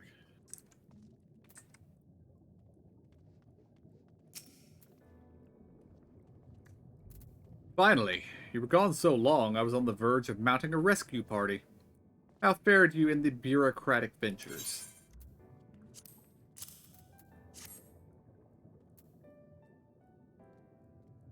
Alpha Node would have loved it. Yes, he would have. Ah, I see my instincts were correct. And a good thing, too. Rianche and I weighed our chances of breaking into the capital, and an official entrance is by far the more attractive option. The capital boasteth not a single armed sentry. It would seem that in their time they did not deem it needful to post guards. The windows and doors, however, appear heavily warded, though mightily did we strive. With strength mundane and magical, we failed to budge them even a fraction of one ilm. Mayhap 'twas simply the case that Emmett Selk's recreation did not extend to their usual function. We didn't try everything, of course, but we thought it best to conserve our time and energy for more pressing matters. Speaking of which, Reen and I asked about a cure for you. The problem is these ancients didn't exist beyond Amaros today. They will happily tell their own tales, but whenever we attempted to explain our situation, the conversation quickly became muddled.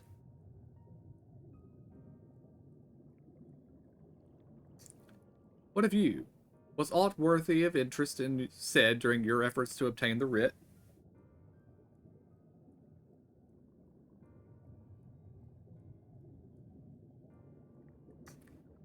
A great sacrifice of life in exchange for their brethren's resurrection. And you say all of the Ascians' scheming has been leading to this?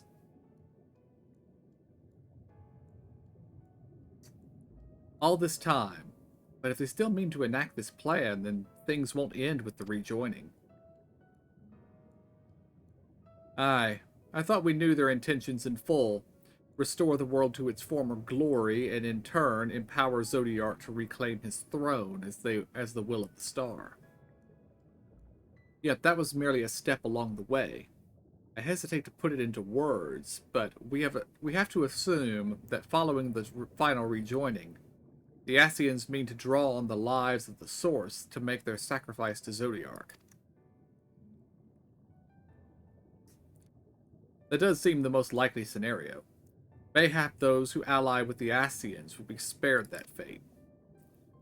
But what value is there in surviving when all of our history, all of our struggles will be erased? I cannot conscience such an act. Of course not. And that's to say naught of what Emet-Selch plans for the Exarch's power. Do we stand by and let him threaten our future as well as our past? You need to find him. And when we do, make your mark. Change the course of history in a way that's felt by those who came before and those who came after, by everyone you've ever met.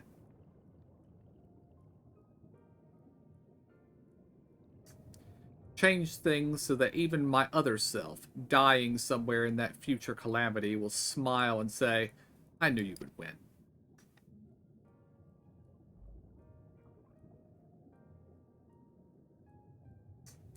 Is fighting Emet-Selch the only way? He created an entire city. It will take everything we have to defeat him, if we even can. And if you push that hard in your current state, the light will break free.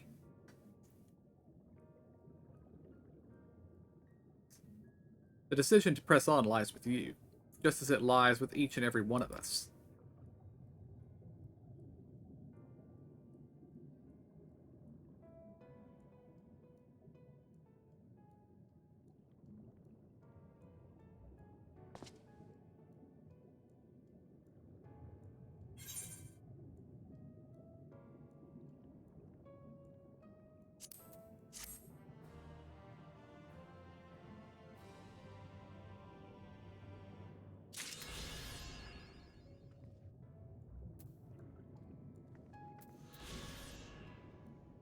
Oh, we can fly. Well, that was easy. Note the title of the quest.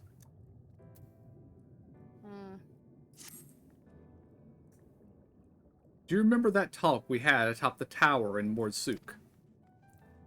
I'm still of the same mind now as I was then. I don't abandon you. You don't abandon me. And together we make a difference in this fight. There's always hope if we look for it. I saw it again and again as you tore those veils of light from the sky. If we keep taking this next step forward, there's a chance we'll find a way to save you.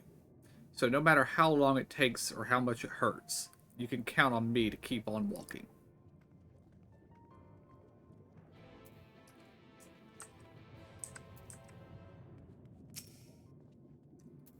Valthree spoke of the disaster we would bring upon our own heads, the ceaseless conflict.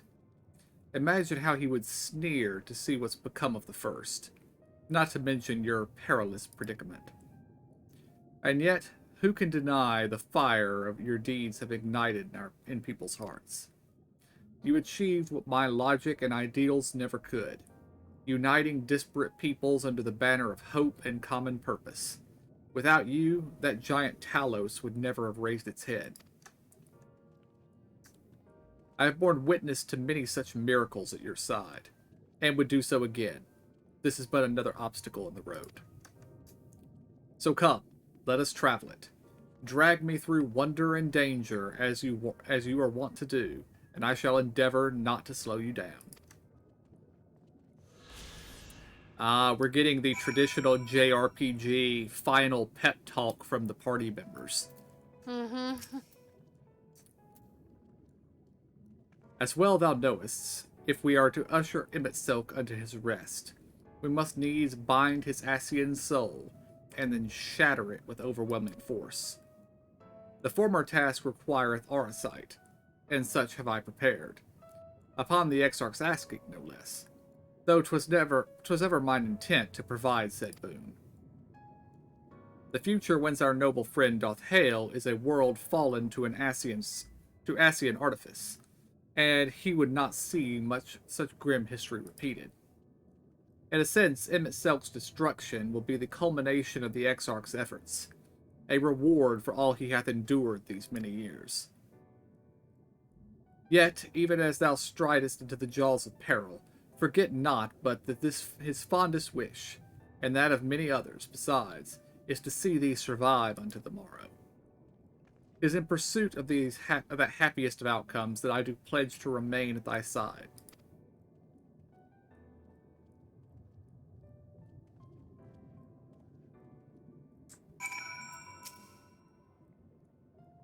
Our time in the First has been a never-ending succession of trials and as arduous as our path in the Source ever was. Yet through all our journeys together, through that deep and foreboding wood, you have helped me to stay true to my convictions. Thus would I return the favor. Do as your heart decrees, without hesitation or regret, and that is all I will say on the matter.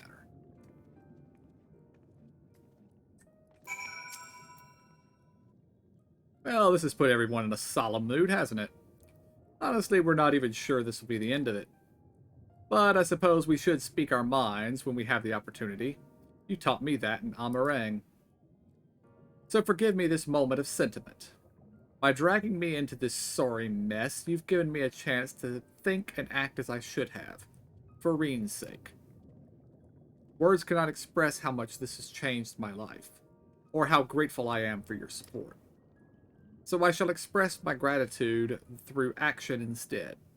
No matter where you decide to go, I will be there, guarding your back.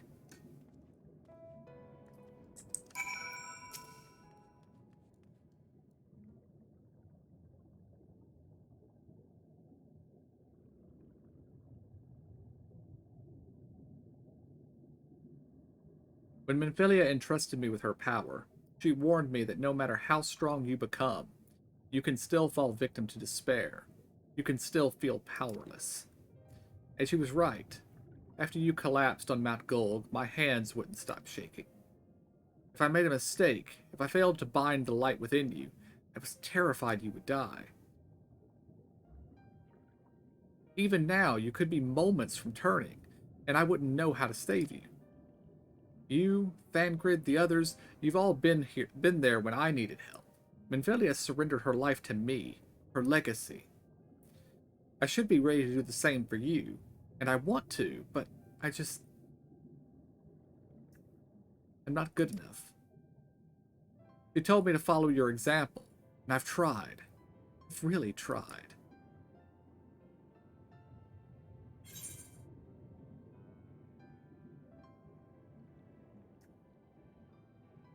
Going with option 1.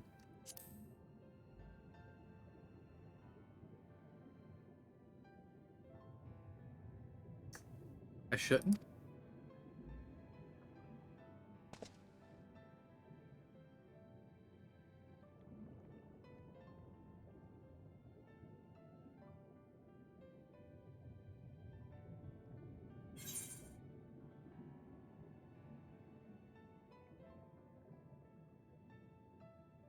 Oh, that's mean, Final Fantasy. Yeah.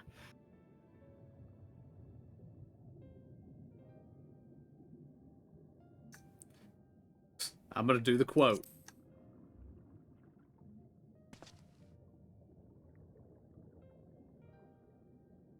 The quote. Auchefront's quote when he died. That a hero should smile, Mm-hmm. basically. I'm not sure I... Actually, never mind. I think I'll understand better if I try it for myself.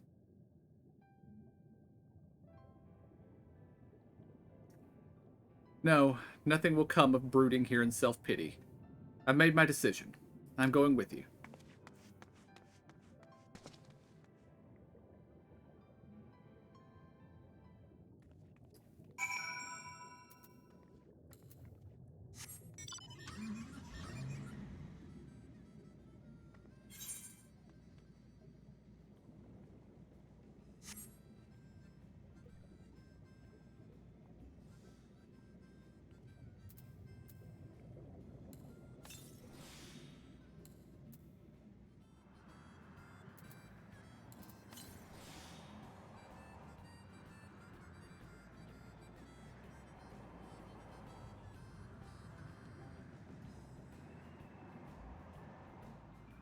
We can fly, right?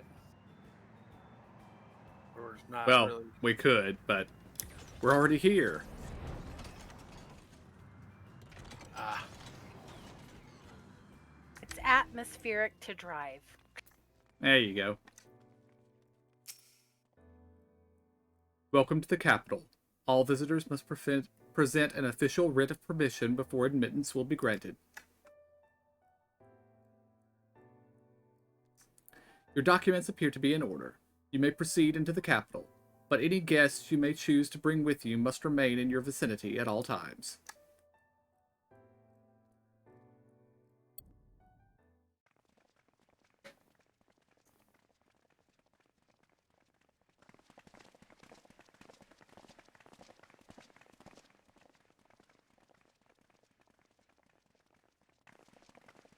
This really is unacceptable. I gave you very specific instructions. Emmett Sulk.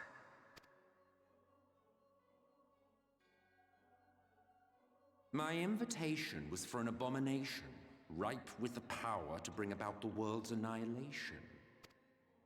Not this half-broken thing. Whatever am I to do with you? And I see you insist on keeping the same familiar company. Are you so lost without them? It is not he who is lost without the familiar. Not content with remaking an entire city, you aim to fill it with the reconstituted souls of the dead. I may have gotten a little carried away in my attention to detail, added a few unnecessary flourishes. Well, there's no point trying to hide it. Yes. Once the rejoining of worlds is complete, Zodiac will regain his full strength and shatter his prison. Then we shall offer up the Source's remaining inhabitants in sacrifice, that we might resurrect our brethren who died to bring Zodiac into existence. But what was it that you came here to do exactly?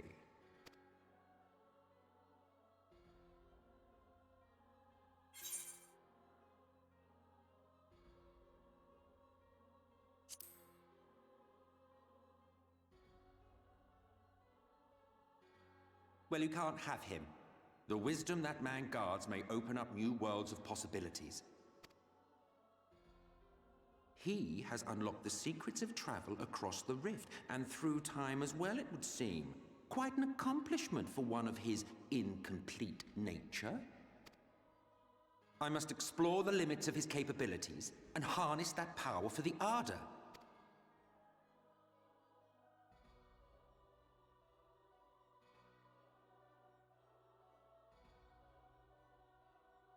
Even now, after everything, you refuse to see reason.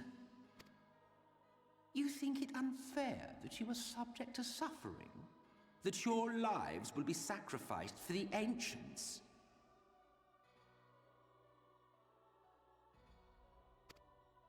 Look at me!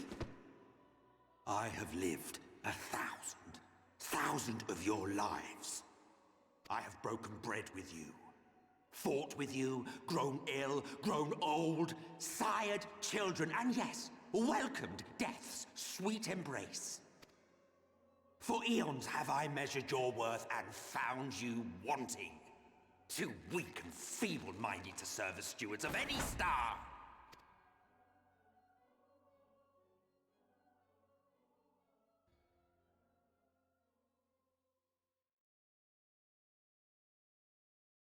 Have your recent spats with Vorthri and his sin-eaters taught you nothing? Have you not learned that your ignorance and frailty beget only endless misery? How long do you mean to perpetuate this farce? How much more must I endure your bumbling interference? Let us imagine that the laws of reality are again undone and the world faces true annihilation. Do you honestly believe that half your number would sacrifice themselves to save the other? Of course they wouldn't! And if you had witnessed history unfold as I have, you would reach the same conclusion.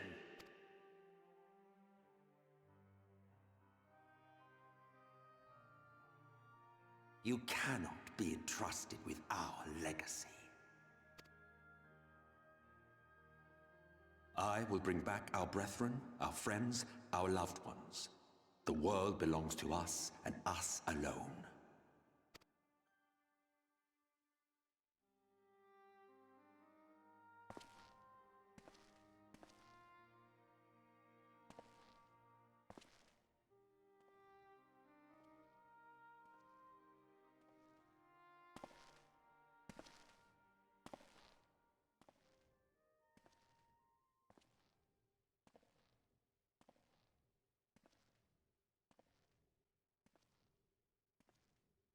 Emmett Selk!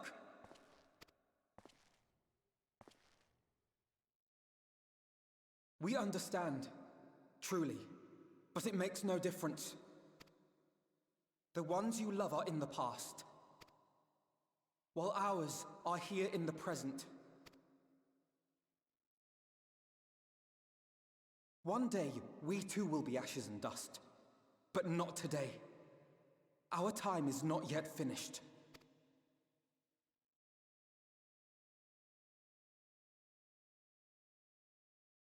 We share your conviction, and that is why we will not abandon our course.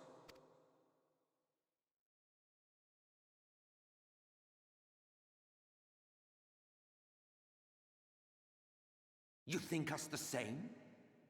You think your tattered soul of equal worth to those I lost? Then come. Earn your place. Prove yourselves worthy to inherit this star.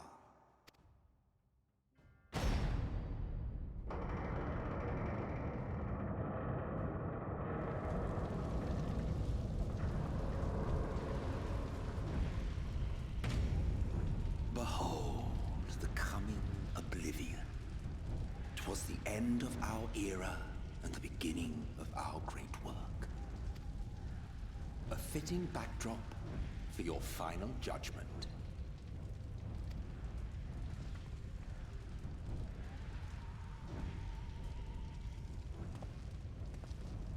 I shall wait within, but do not spend too much time on your preparations. There's no telling how much longer the guest of honor will last.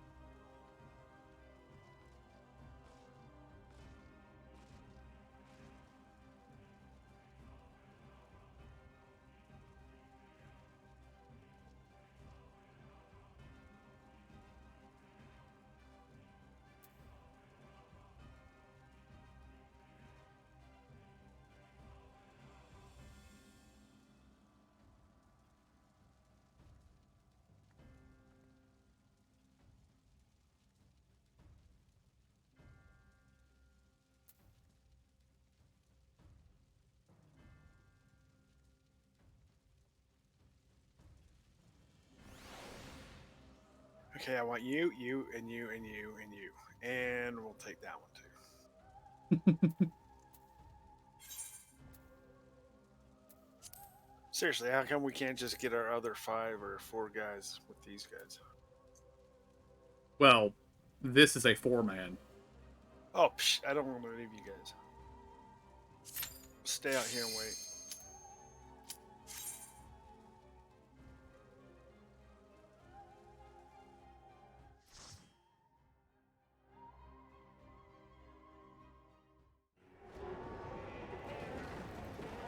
Okay, I've been looking forward for this for a long time. Hopefully we actually kill this son of a bitch.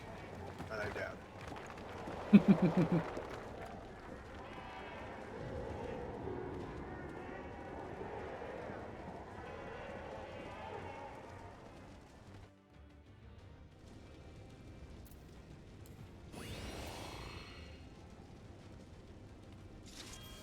Welcome to the final days of Amarant.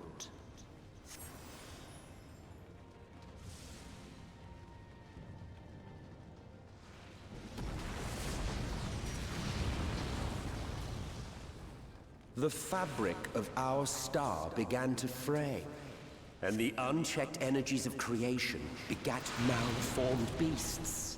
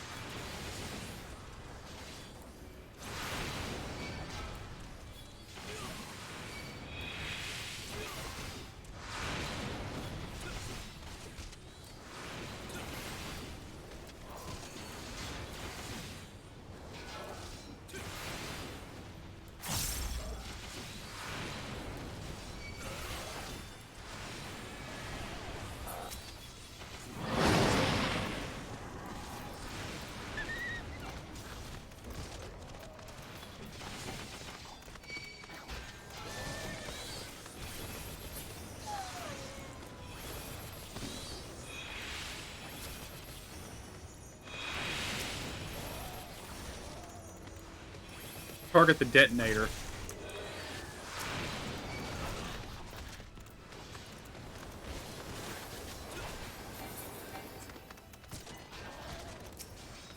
Thank you. What, you didn't like running around?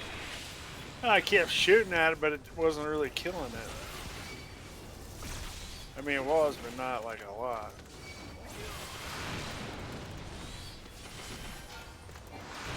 Well, I just noticed the name Detonator and thought, we probably want that dead. I was wondering, would it detonate when it got to me, or? Possibly. Probably. Good thing it was me. I like to jump around and shoot.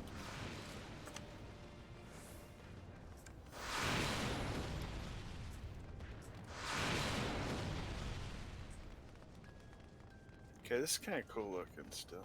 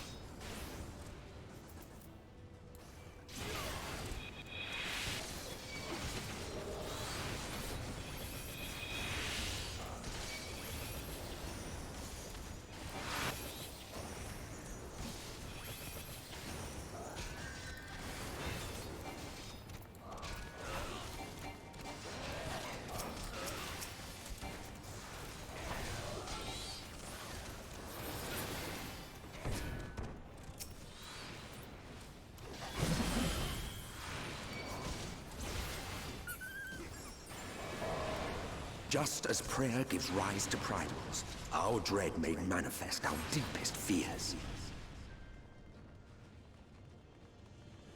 Ooh, I bet they had all kinds of weird shit popping up. Indeed. Like this thing. Yeah. Alright, it has Venomous Breath, which is a cone AoE directed at the tank that inflicts poison. Meteor Rain targets the 2 DPS and the healer with a large black circle AoE. When the AoE markers disappear, they will be replaced with ground-targeted proximity AoE at the point where each player was standing. This attack leaves behind boulders, which are necessary to evade other attacks. The Falling Sky targets the ground below 2 random players with large circular AoEs. This attack later targets all 4 players. The Final Sky, the first beast will move to the edge of to the east or west edge of the arena and begin casting, after which a meteor will fall onto the boss and inflict very high damage and a stack of suppuration. Standing behind a boulder will block this attack.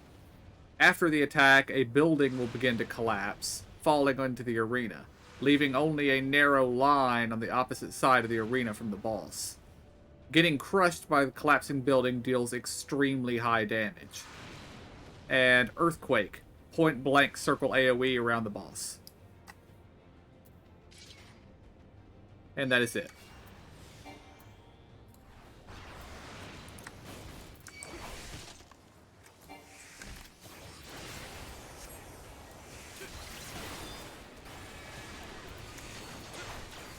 Chinese New Year dragon.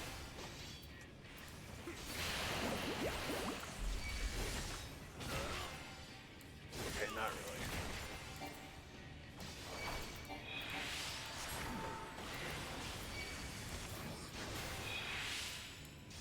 Don't stand too close to the edge.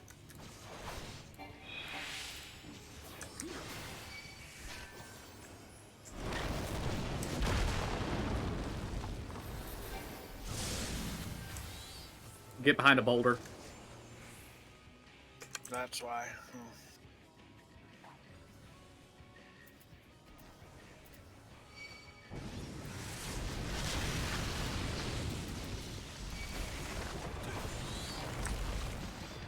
Get over here.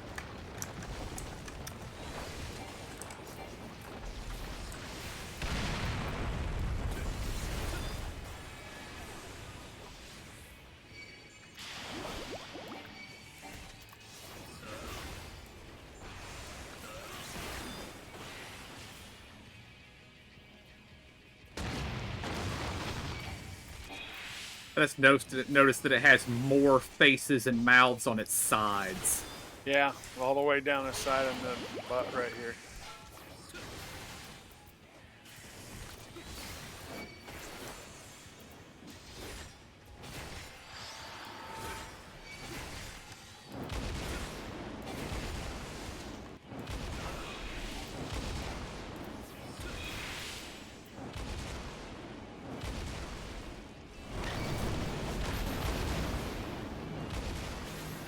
What's this one?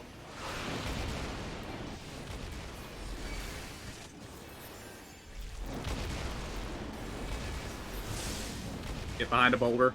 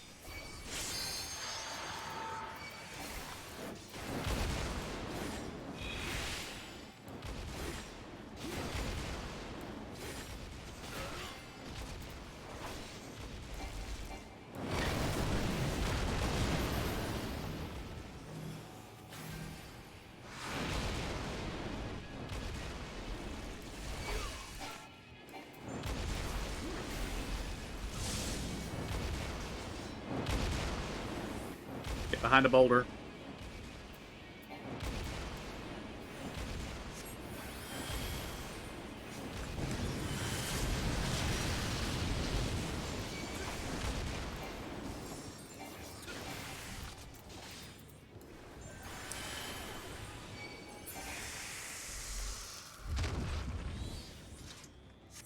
Okay, that was a pretty cool fight.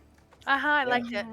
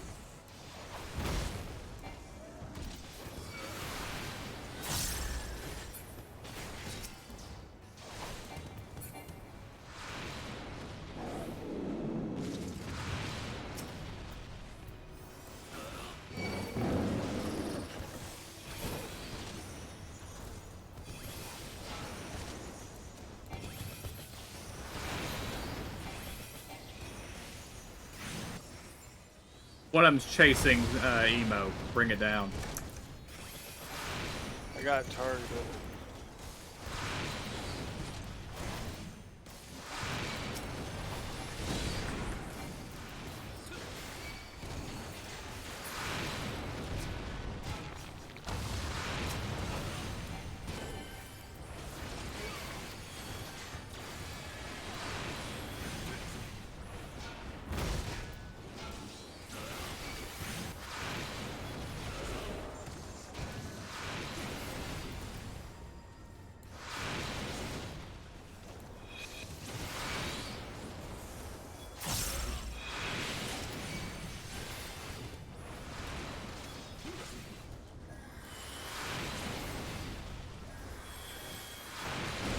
Did somebody just open a treasure coffer, or did one of these things drop a materia? I don't know. I think one of them dropped a materia, yeah.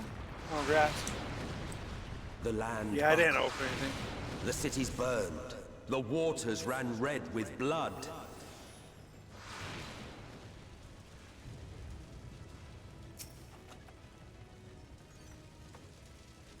That one did drop a materia. Oh look, a dragon.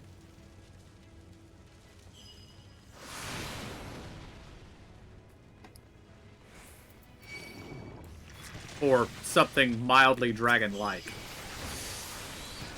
Right.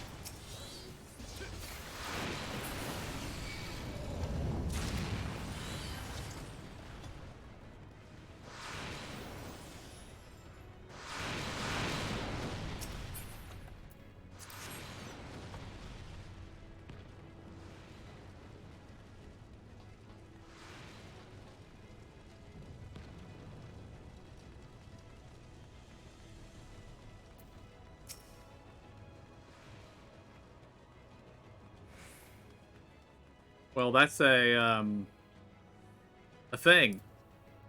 Yeah. Yeah. Alright, it says Shrill Shriek is a room-wide AoE. The boss will leave the area and mob waves will begin. Burn these down as they spawn. Watch out for the tethering mobs and kill these first. Small AoEs will spawn from time to time, so avoid these as well. Burst is a slow cast that will cause the boss to grow in size. As he grows, he gains stacks of bloated, which increase damage taken and dealt. Burst will cast on death of for raid-wide damage, even if the cast bar isn't full. So burn him down before he gets too many stacks. So basically it sounds like we're going to be fighting him for a while, then there will be ads that we need to kill as quickly as possible.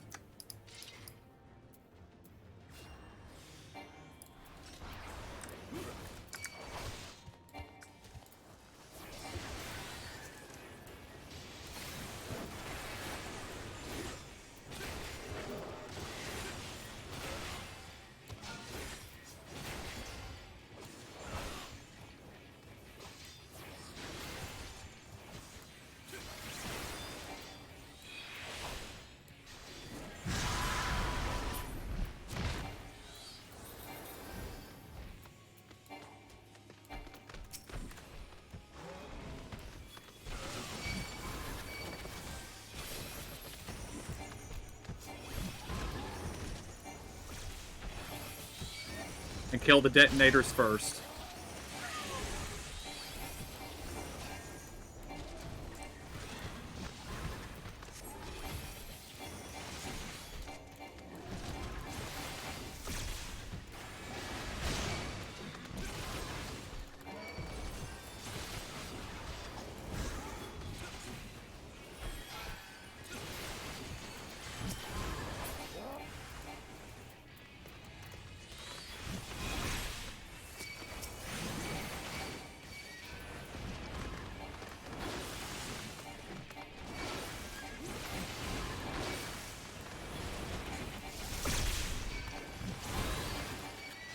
And the Roiler is chasing Emo, bring it down too.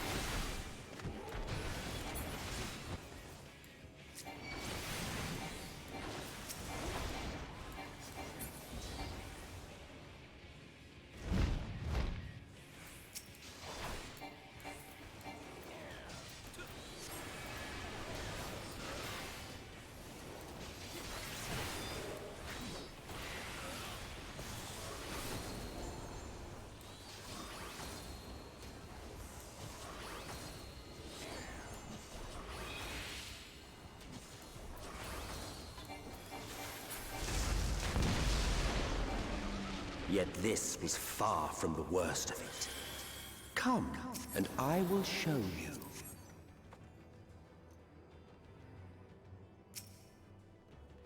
That was a different fight. Mm-hmm. Chaotic in a lot of ways. Indeed. Just a little further. And you will see the end of a world.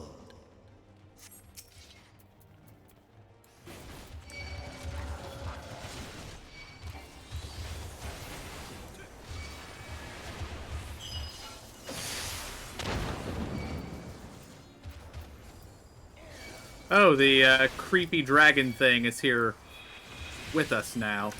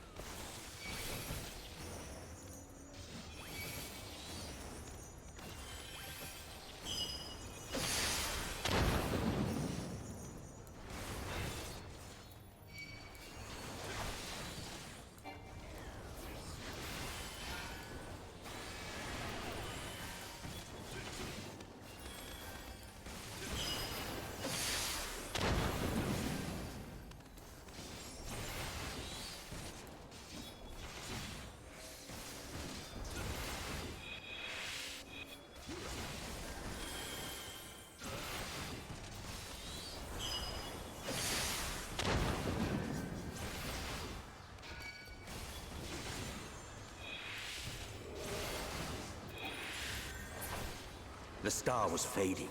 We saw we had to weave its laws anew.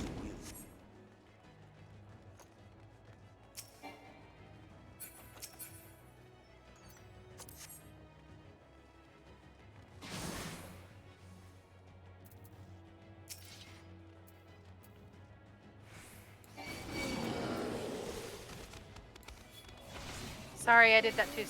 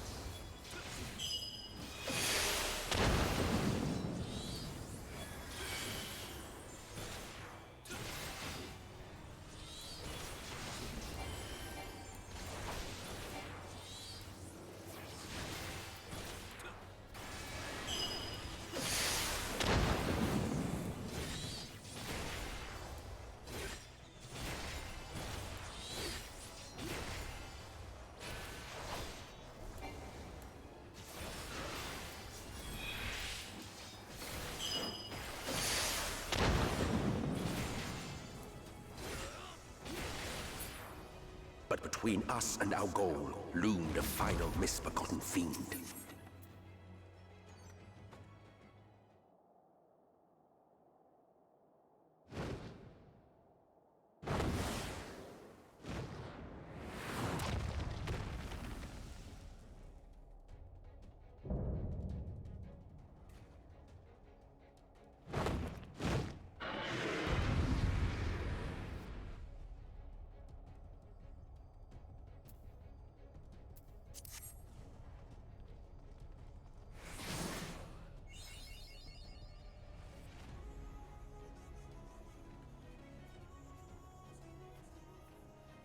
Alright. The very first thing it says under this boss is, be careful here. It's possible to fall off the stage.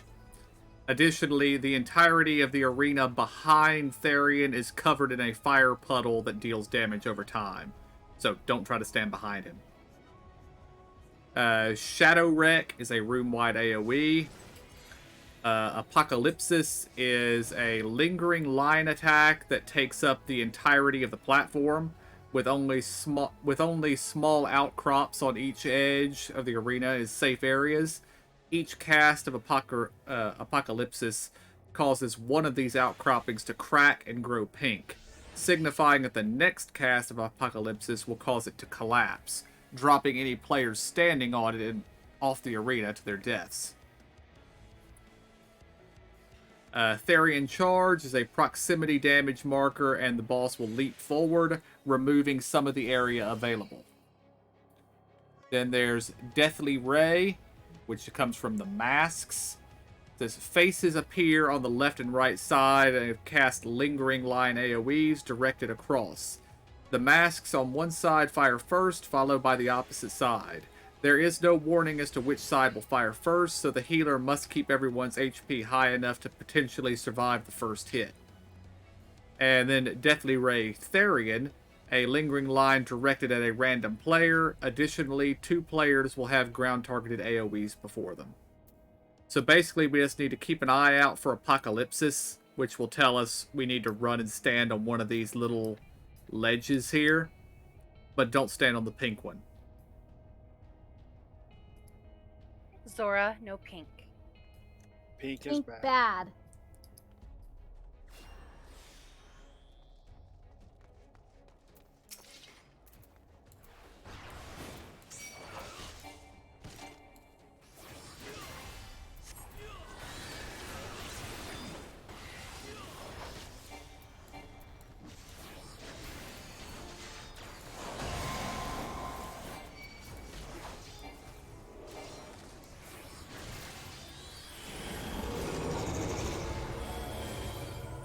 Stand on a little square.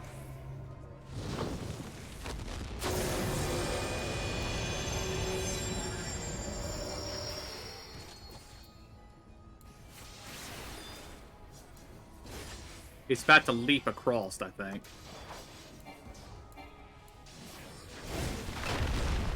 Nope, he destroyed where I was standing. Okay? I'm dead. But my corpse is back here. But,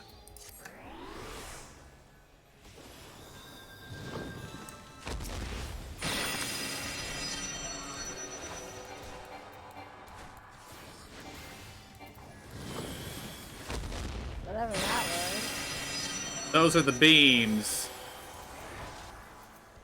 that I didn't think to even try to dodge. I didn't realize they came from inside.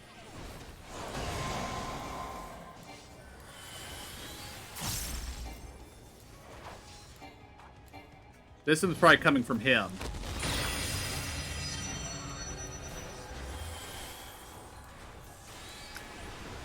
I'm dead.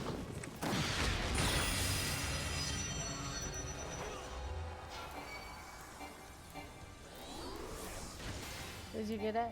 I did. Get to a square. And I just walked right off the side because I couldn't see the square. Oh, dang it.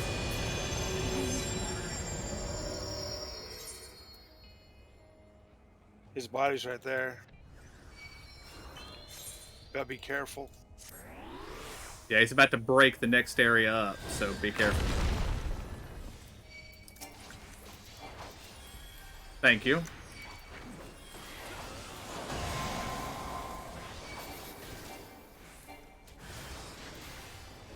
Incoming beams from the side.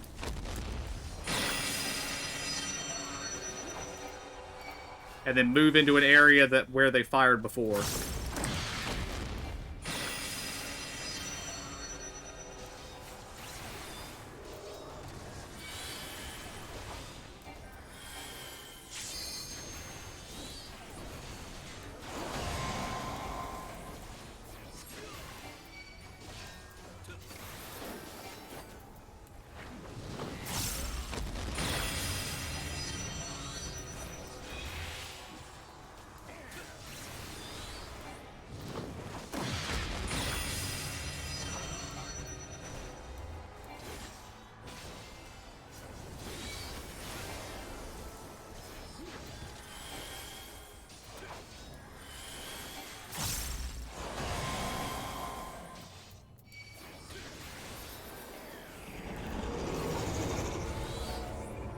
Get to a square. Which we don't have very many of left.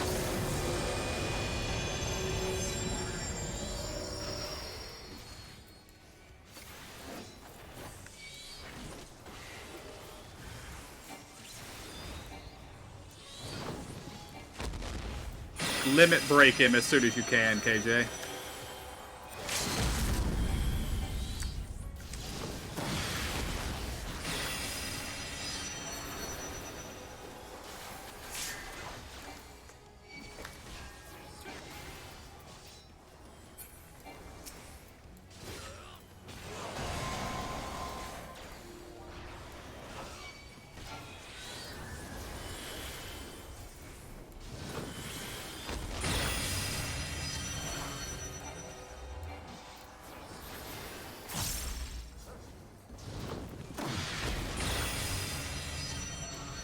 Oh crap, I just went off.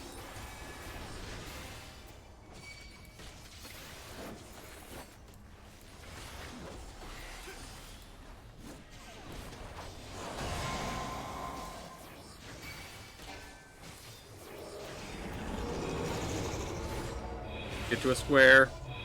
Well, yeah, I might be about There's to only die. one left. And I didn't get to it in time. But I didn't die, so there is that.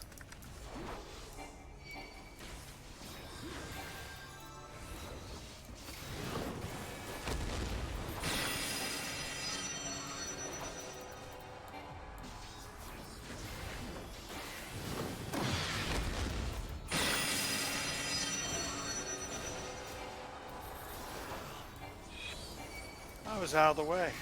That was BS. You guys got this?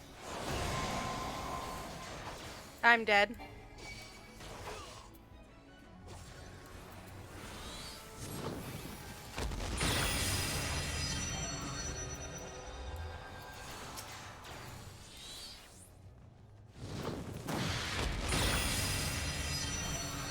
And I'm dead again.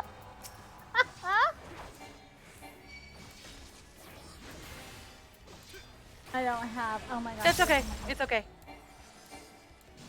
This is a hard fight. I'm dead. It would have helped if I had not walked off the edge twice. Well, the first time I think we were further, and he jumped up onto the squares further ahead. I think we lost an early set. Maybe. I don't think so. This fight feels like it's designed to go at a certain pace. It's a DPS race. Kind of. It doesn't seem like he'll ever destroy the platform entirely, though. Right. Well, that one was all glowing gray or pink, Well, though. The last yeah, time. we will run out of squares. That is absolutely true. But we might be able to survive getting hit by the apocalypsis. It's just probably not a good idea to try. But now we know what to do. Yeah. We have a feel on the mechanics. Yeah, the faces, I thought they were going to come from the front, not the side, so that we all took a lot of damage on that one. Gotcha. And then I wondered also if when we run out of rocks, how bad the fire in the back is. We stand in it for the time that he does that, although it is a long cast. Yeah, I'm not sure which would hurt more. Yeah, me neither. When he shoots us from the sides, we can move forward and in and out of that. We'll take damage.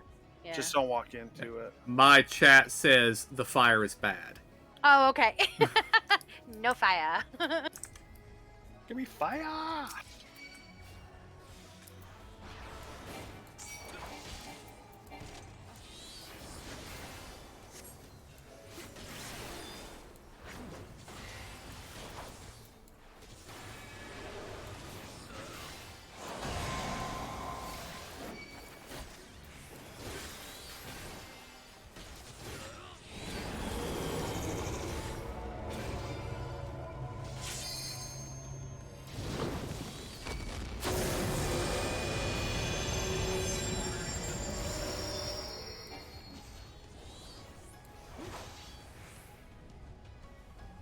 I fall back behind these squares.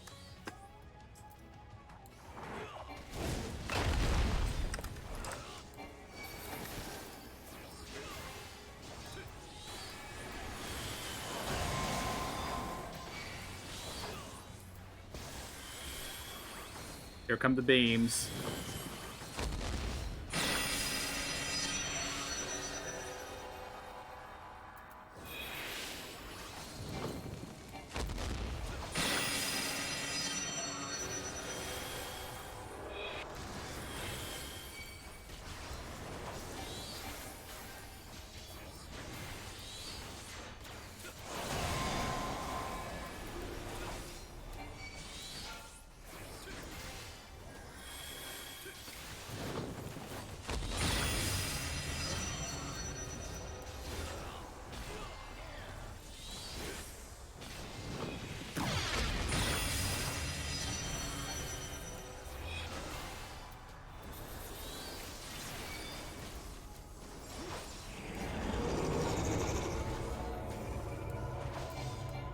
Get to a That one square. might.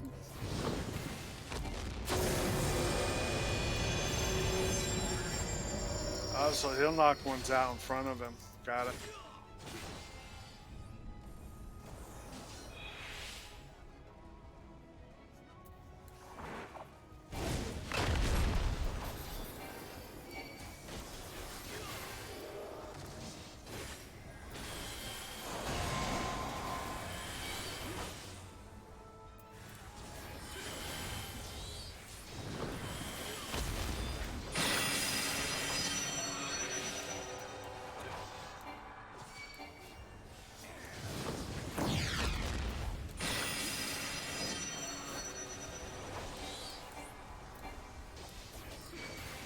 Sometimes it's hard to tell if you're in the beams or avoided the beams. I know. Right? You almost have to look down. That might actually not be a bad idea in this fight. Yeah.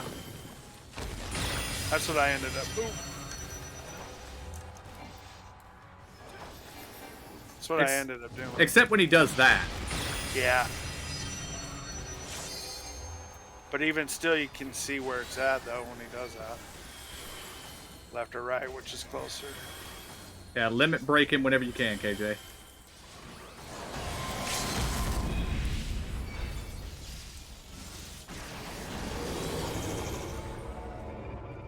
And then get to a square.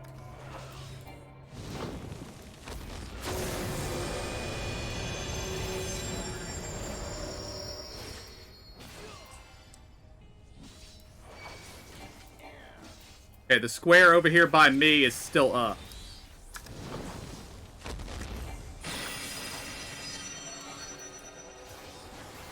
So it will be available next cast.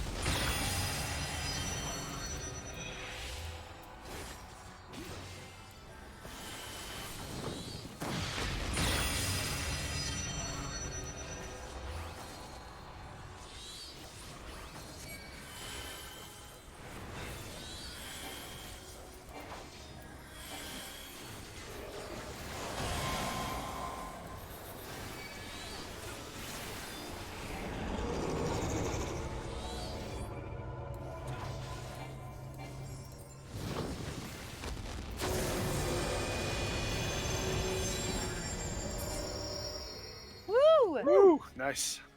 Well done.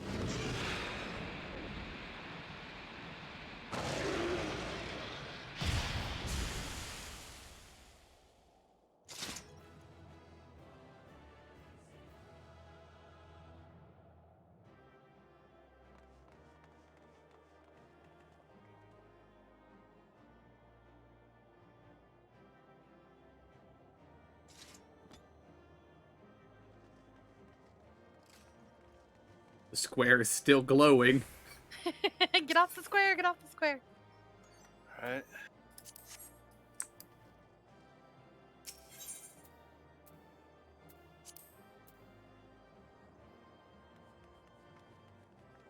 An upgrade. Woo! Congrats. Thank you.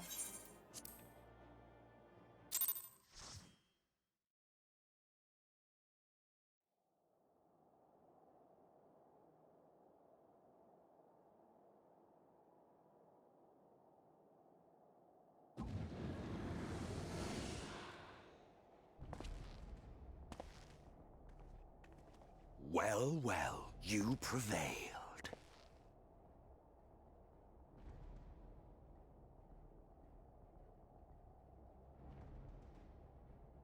Nevertheless...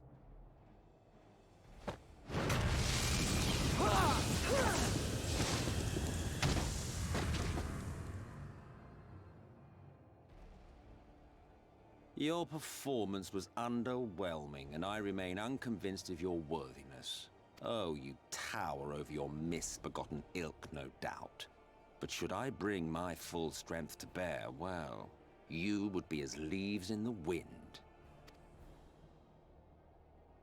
The gulf between us is a reflection of the disparity between the world as it was and what it has become.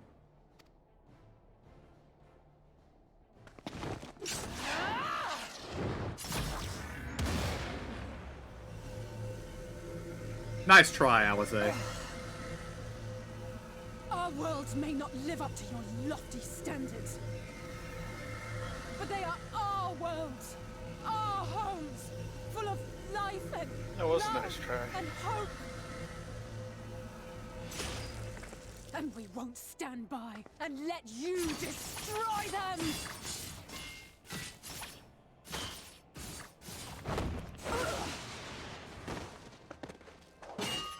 Alize! You are a mistake. For we who have known perfection, the shattered source and these shards are ghastly mockeries of the true world. The ephemeral lives you exalt are pale imitations, utterly devoid of meaning.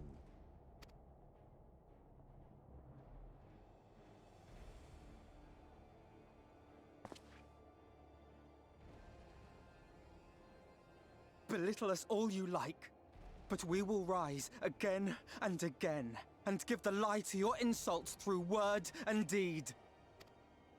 We define our worth, not the circumstances of our creation. More prattle.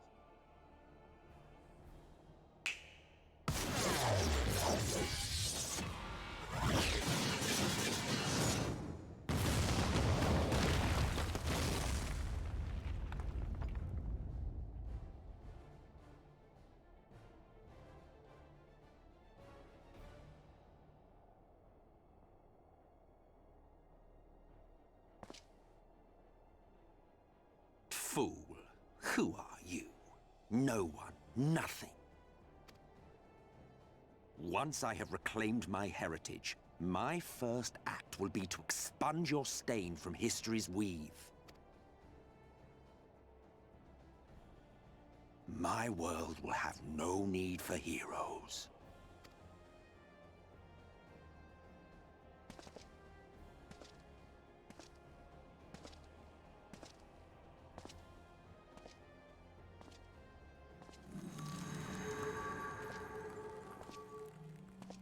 Still fighting the good fight.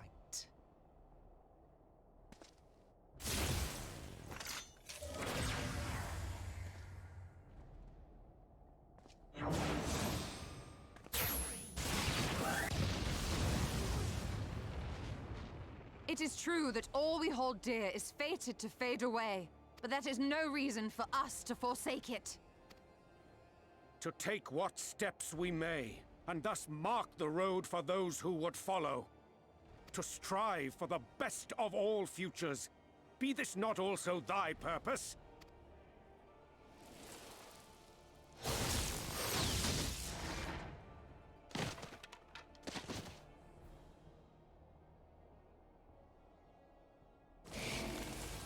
Do not presume to speak of my future.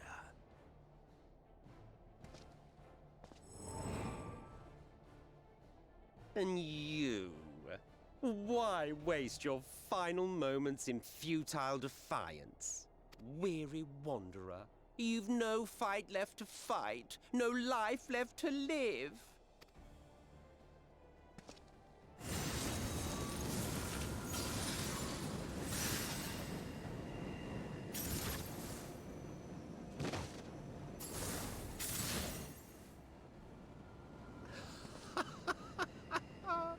You see, the light will not be denied.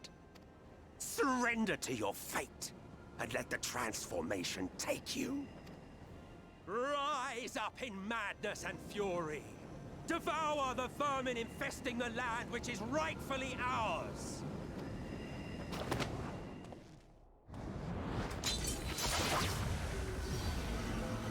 Now, Reed! Now!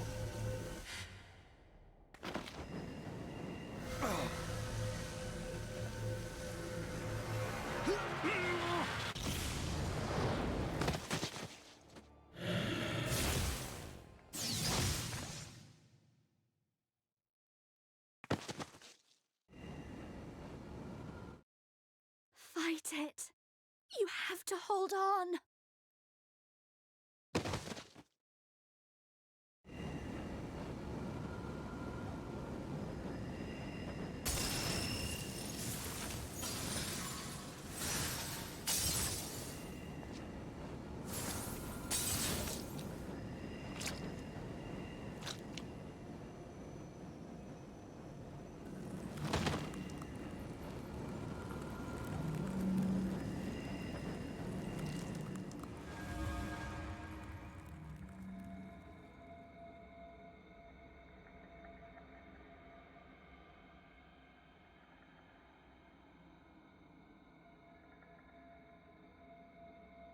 If you had the strength to take another step, could you do it?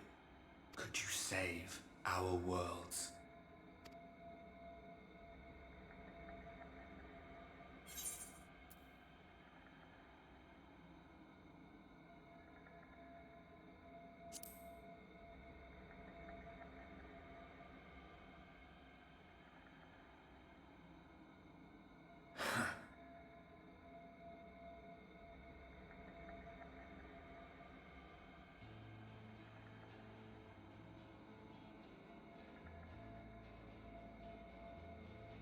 Take it.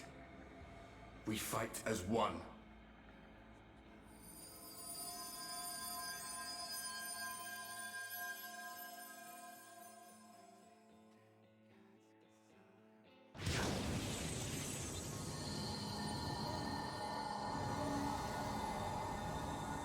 This world is not yours to end. This is our future.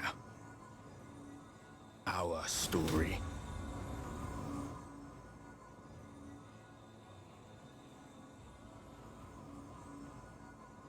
No, it can't be.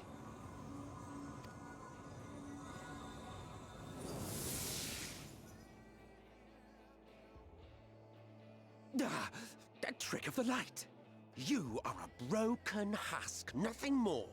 How can you hope to stand against me alone?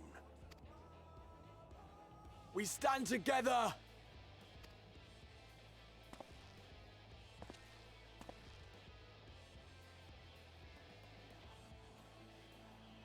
How d... I'm surprised you can stand at all. I could not well leave matters half finished. Let expanse contract, Eon become instant.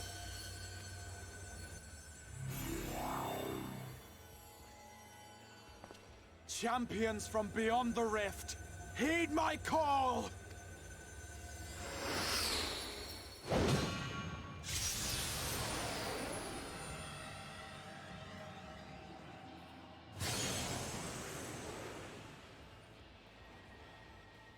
Damn you! Damn you all!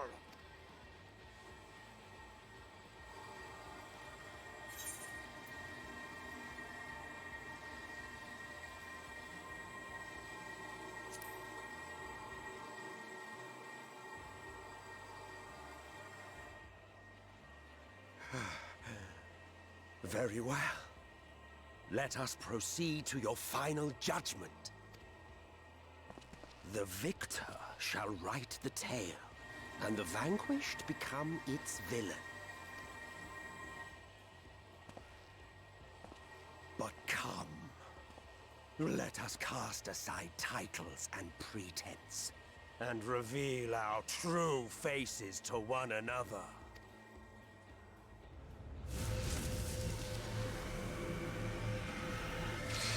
I am Hades, he who shall awaken our brethren from their dark slumber.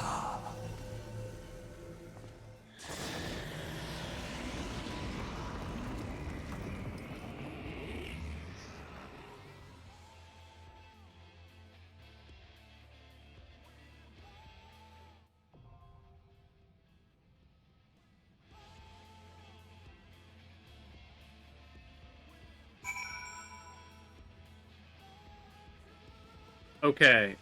I love this way they're explaining how we're able to call for 7 people to help us. Mm-hmm.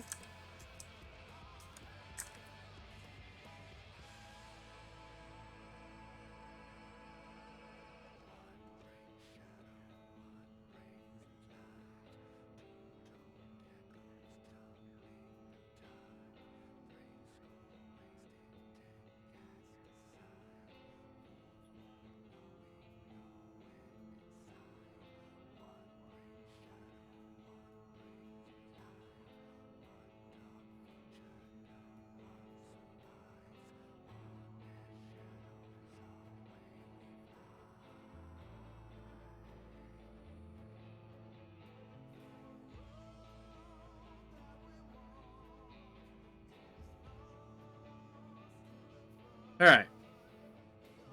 I assume we want to try to get this fight done today. So. Yeah. Yeah. Here are the mechanics. Alright. The encounter takes place at a circular arena overlooking the ruins of Amaro, deep within the Tempest. Thanks to a small outer railing during the opening phase, players will be incapable of falling over the edge. However, the railing will eventually be destroyed as the fight progresses, meaning players can plummet to their doom if they stray too far. However, there are no notable knockback or movement-based attacks to consider at this time.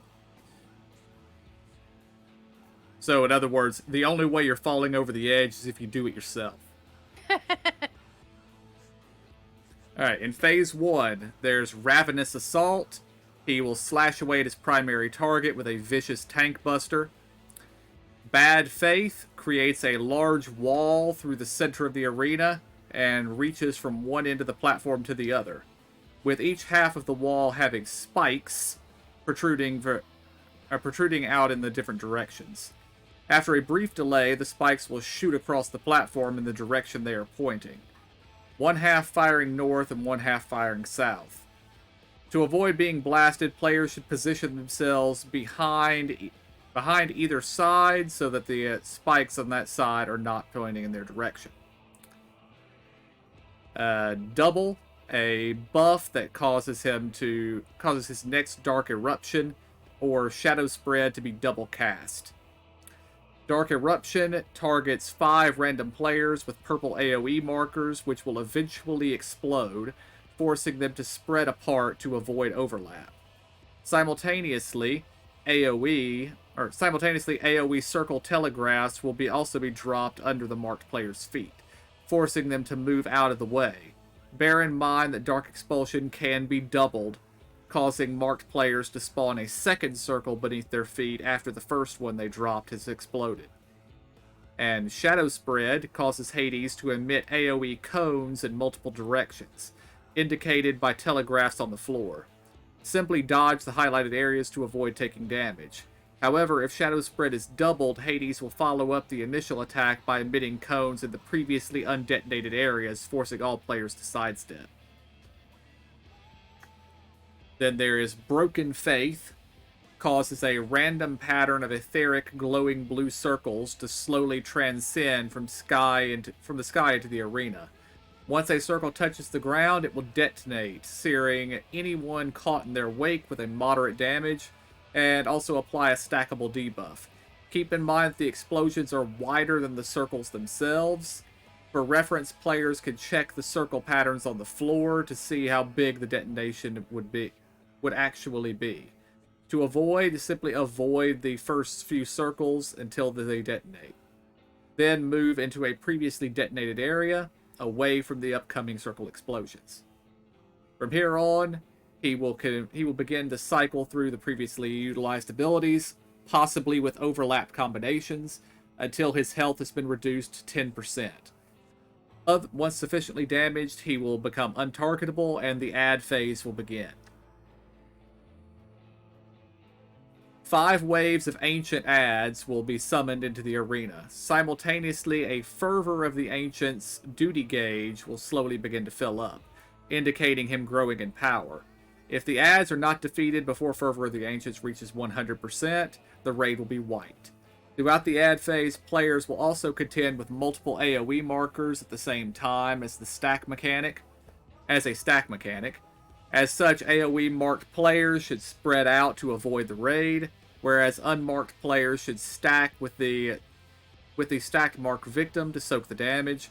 Assuming the raid successfully defeats all Ancients before the duty gauge reaches maximum, he will unleash Ancient Dark 4, an unavoidable raid-wide AoE. So long as the duty gauge is below 100%, the raid can survive via mitigation and healing.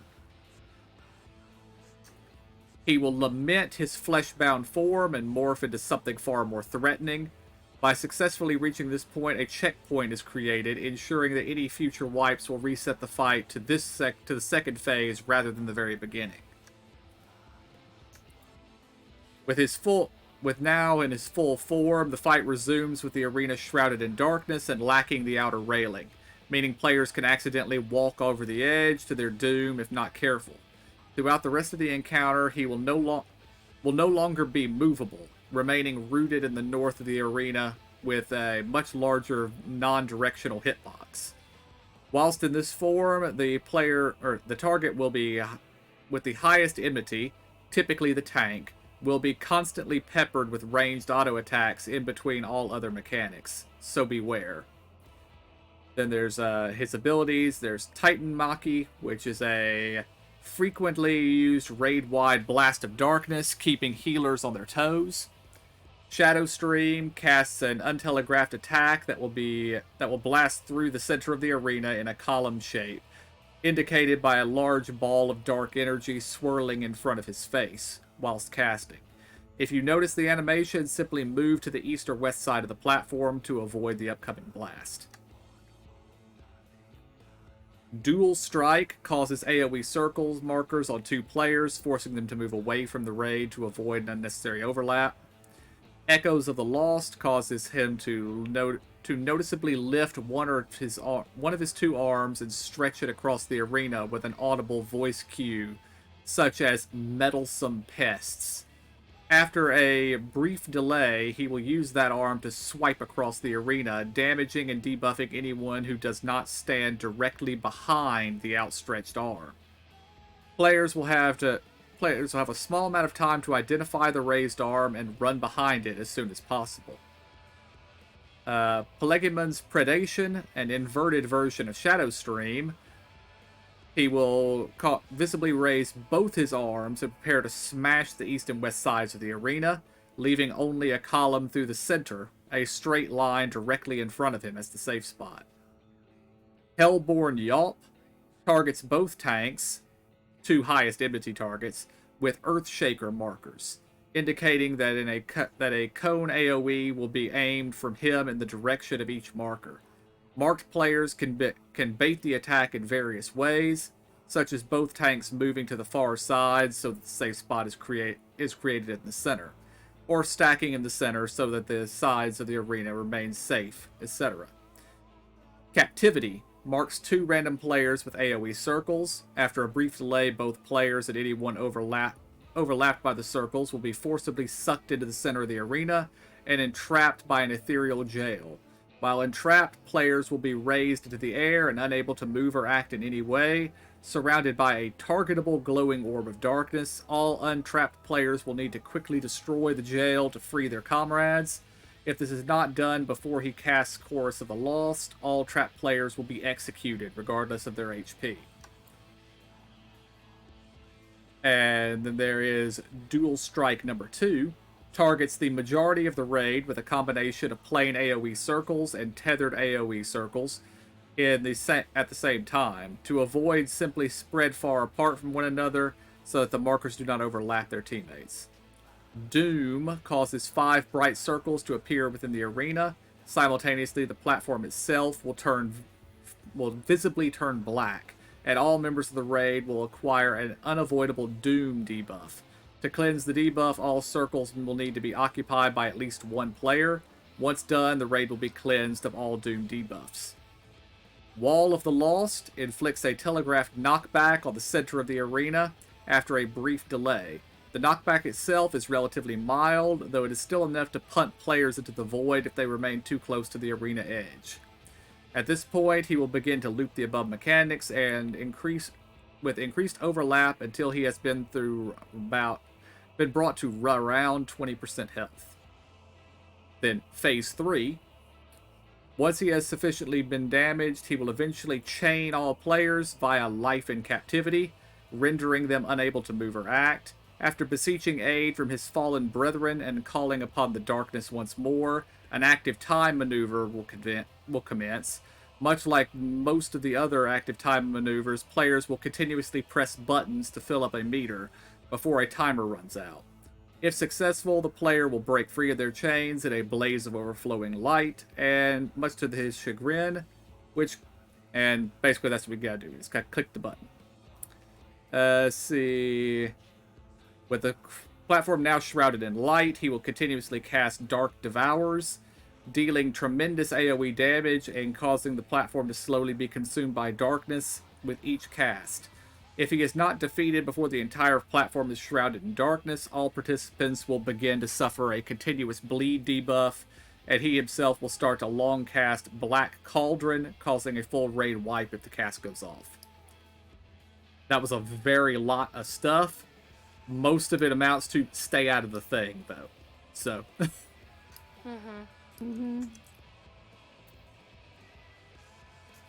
And it only took me 10 minutes to read through it. So. How about we'll wipe quicker than that? Quite possibly. I'm hoping it's quicker than it sounds. It sounds long. Yeah, that's a lot that can happen. Especially the fact that it has a checkpoint in the middle of it. That's what concerns me. Yeah, as soon as I heard that, I was like, well, that's good. Oh, crap, that does not sound good. Indeed.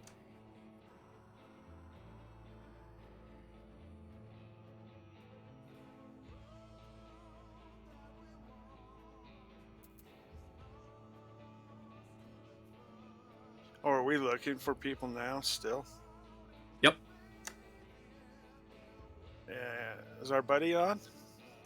I don't know. My chat says it's not too bad. Oh, good. Tell them all to get in here.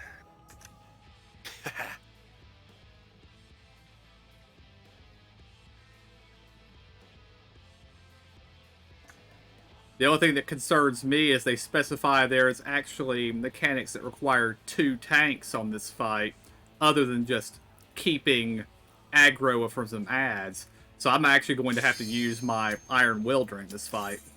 I mean, normally I turn it off so I'm not competing with threat on the main or the other tank, but I guess this time I'm going to have to. Or at least in phase 2, I'm going to have to.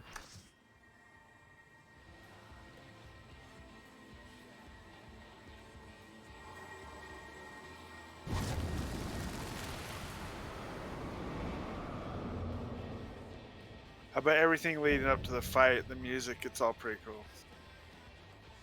Show me your faulty Well, that's quite a strength, look and in I itself. shall expose the lie of your fragmented existence.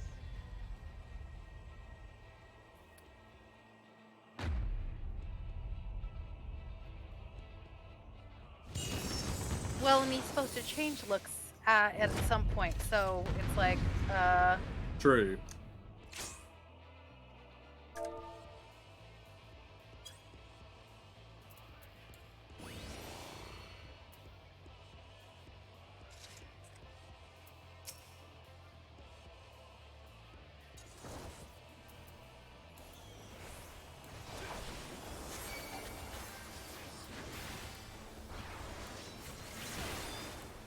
By darkness be purged.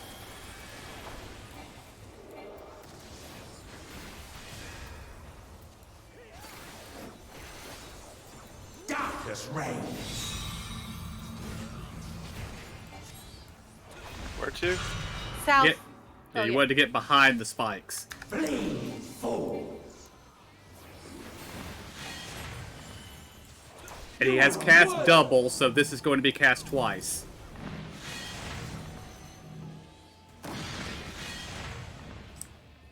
The arcane is mine to command.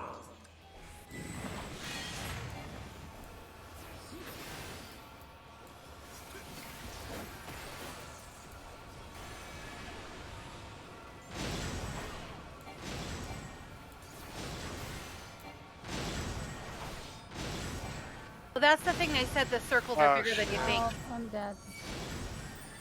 Flee, fool!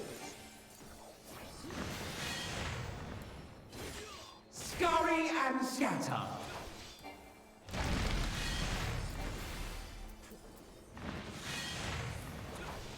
Okay, so we can't tell which one he's going to double by when he casts double.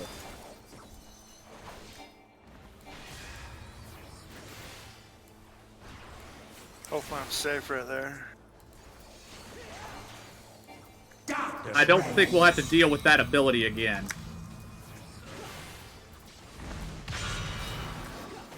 Oh, for hell's sakes. Oh my gosh. Yeah, I didn't even see what was going on me. I had circles, I started moving, but... Flee, you fools! You are unworthy!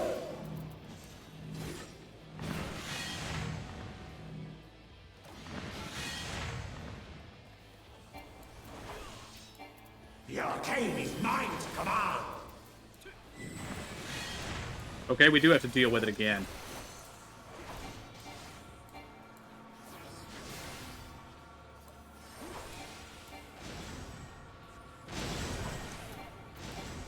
And then I just walked right into it. Scurry and scatter! We're almost through this phase, though.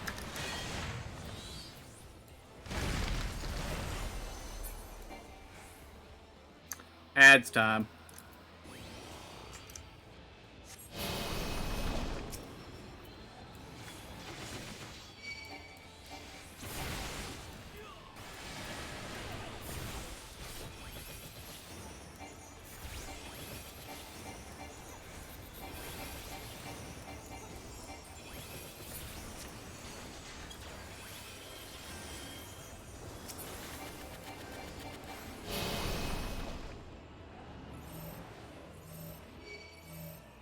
Somebody stack on me. I'm trying.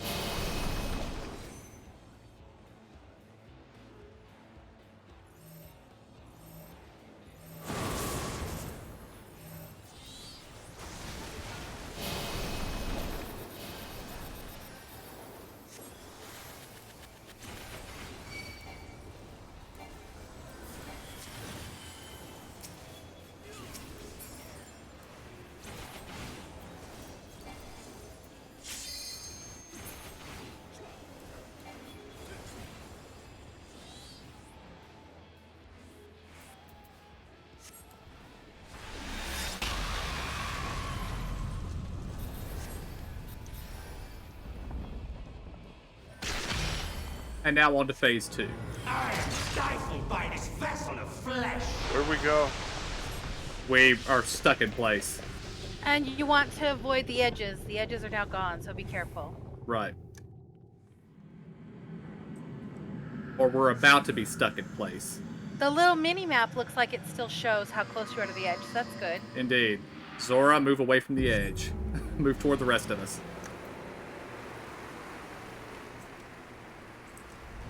The future of the stars shall be shaped by my hands!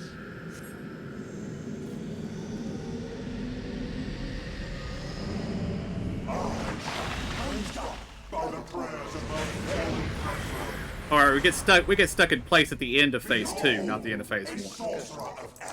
Tremble before my glory.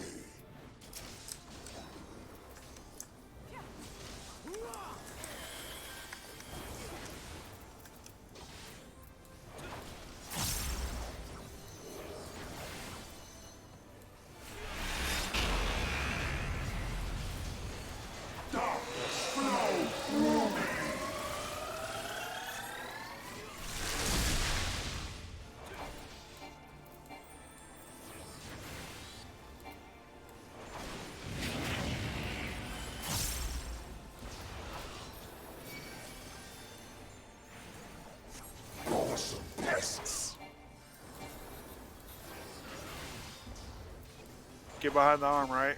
Yep. Oh, I did the wrong side. I am unbound by cosmic law.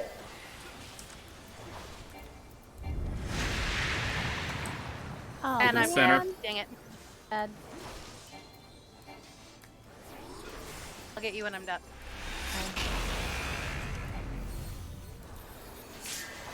Mockery of life.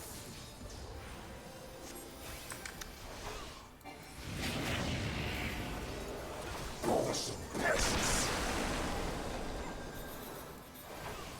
Get behind the arm again. This left one. Oh, I didn't. Oh my hell.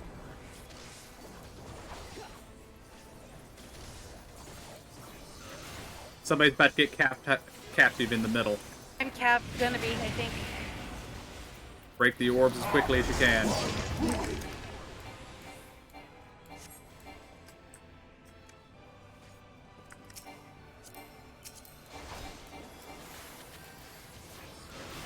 Oh, at least he's not active during this. Right.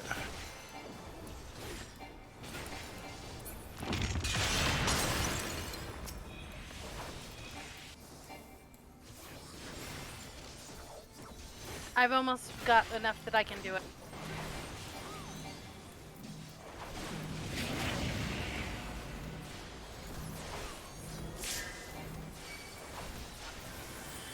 I'm down. This place will be your tomb.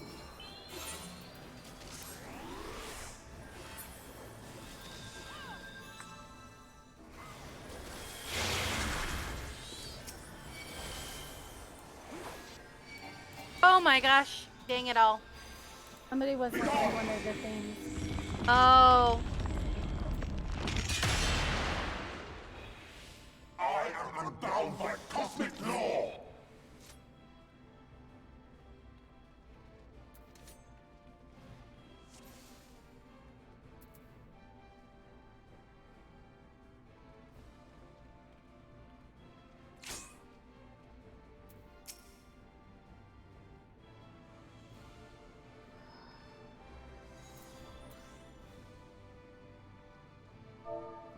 I get your meal going. I was at an hour when we got in here. It's almost gone. Or it is gone.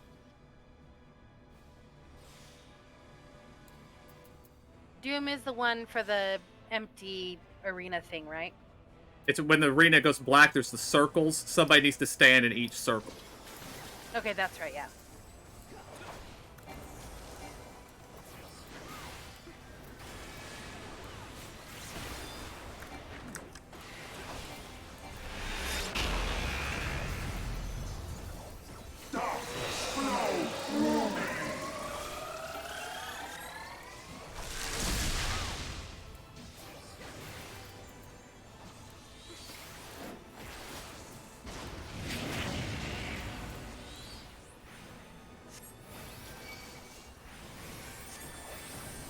Awesome pests. Move. Get behind the arm.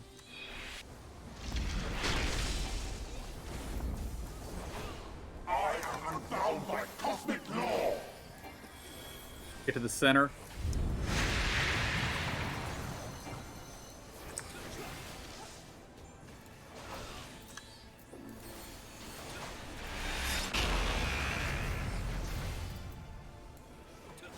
Mockery of life.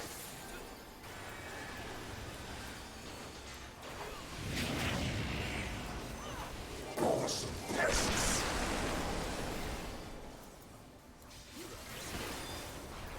Alright. I just happened to be standing in the right spot. I didn't even notice that ability was going off. Two people are about to get grabbed. You're one of them. Oh, am I? Nice. Well, at least I don't have to worry about getting myself out.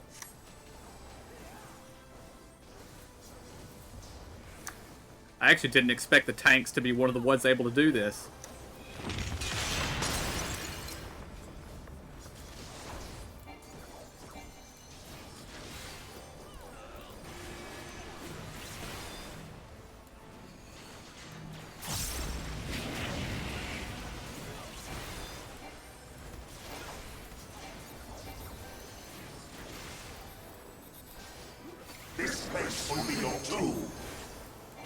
Are these ones we got to stand in?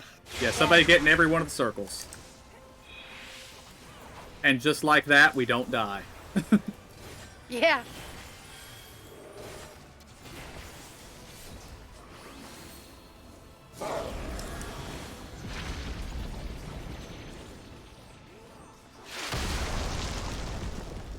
Drown in despair.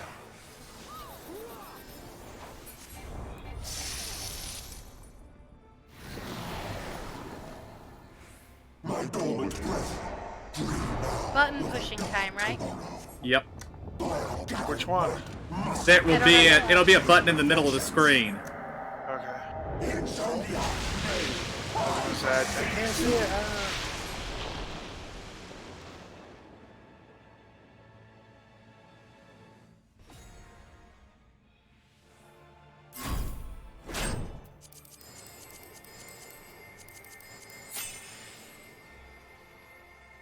Left, right, left, right, left, right.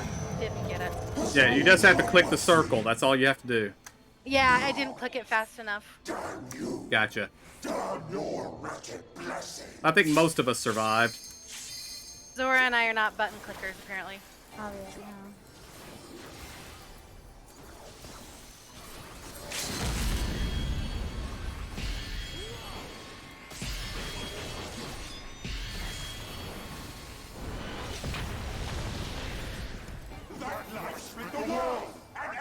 Oh my gosh, I freaking died again.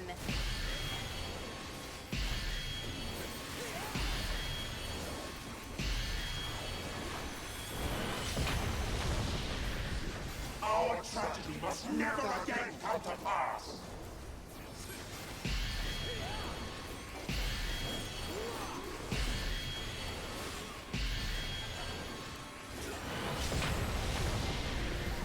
By his grace will darkness reign over all. We've got this. You have no power over me. Lambert. That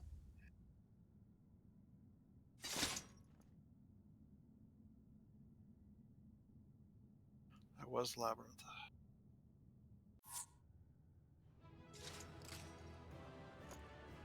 And everybody else is already gone. Will you risk me? Yeah, if you release, you're gonna end up right here, full health.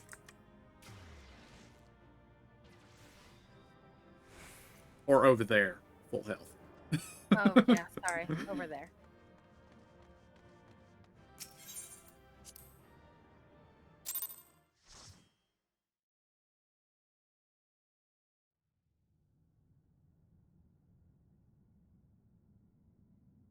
I wish it was a number key, because I can press that faster than I can click a button, like my mouse button. Yeah. Gotcha.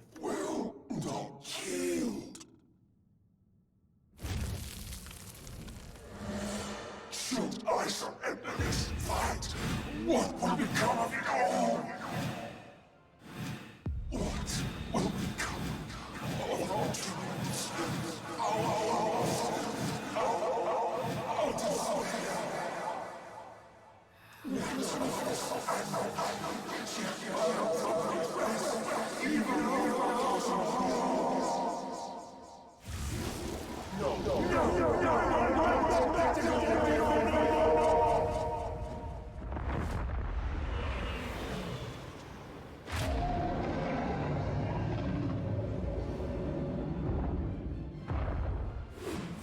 Enough, damn you!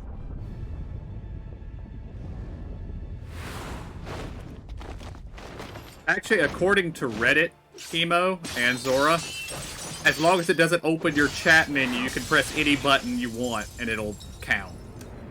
Oh, good to know.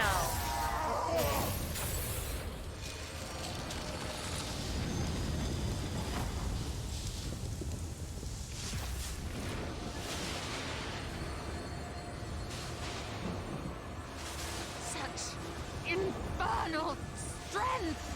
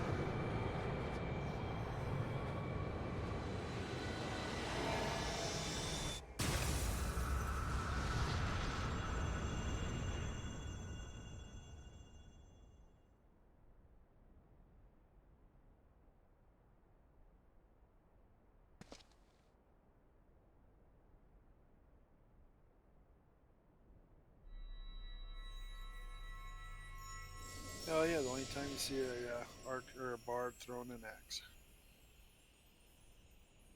Maybe you should work that into your regular rotation. I think it'd be cool.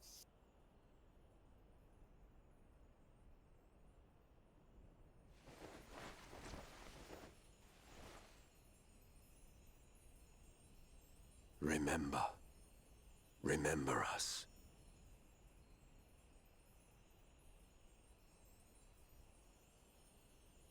Remember that we once lived.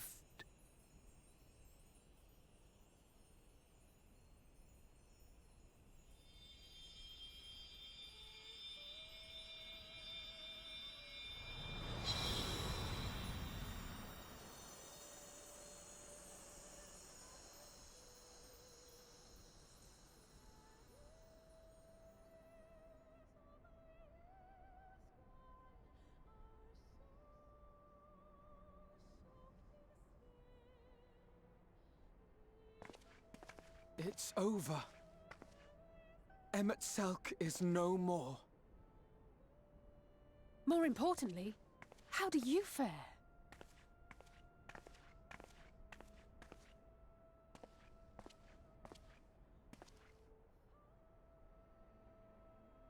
What dost thou see? His ether. It is as it used to be. As a disciple of Zodiac, the Ascian was the darkness to your light. I can but assume that when you set your strength against his, the light within you was spent. No, it's more than that. Under the strain of that incredible flood of ether, your soul had begun to break apart, yet now it seems somehow restored.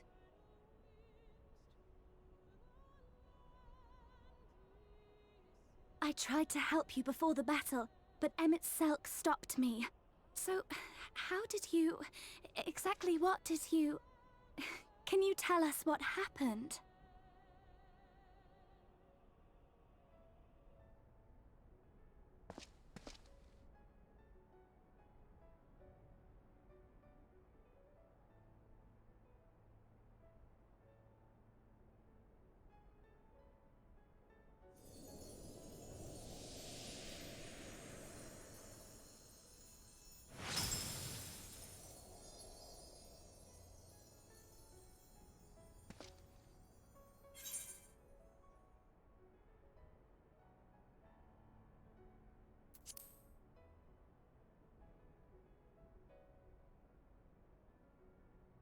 I see.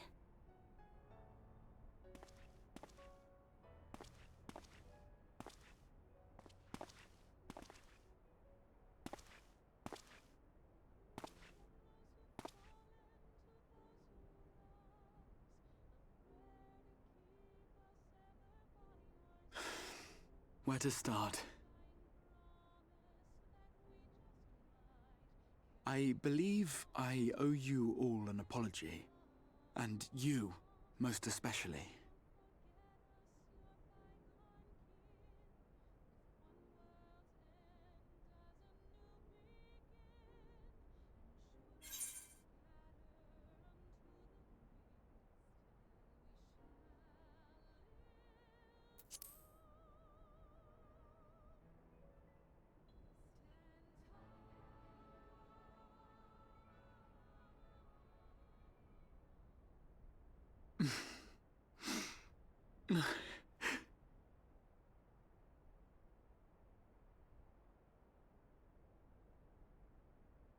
Well, 'tis good to be awake.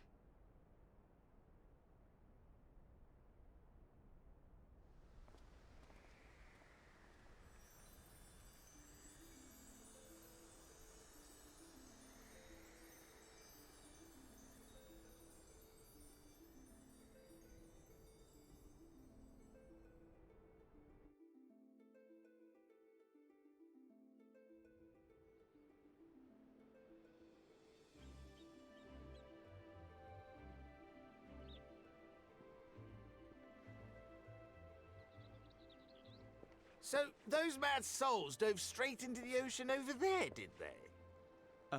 All I could see from here was the whale, Master Chai. 'Twas surely Alphino and those friends of his. They did something heroic, mark my words. You need only look up there for proof of that.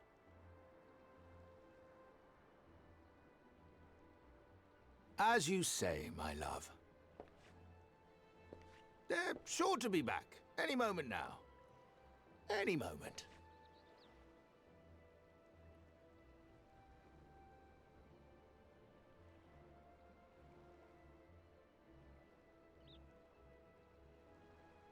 They are coming back, aren't they? I couldn't bear the thought of...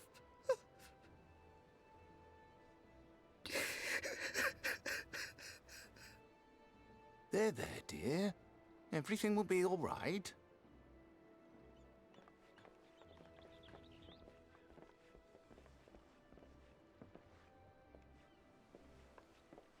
There, look! Over there, over the beach!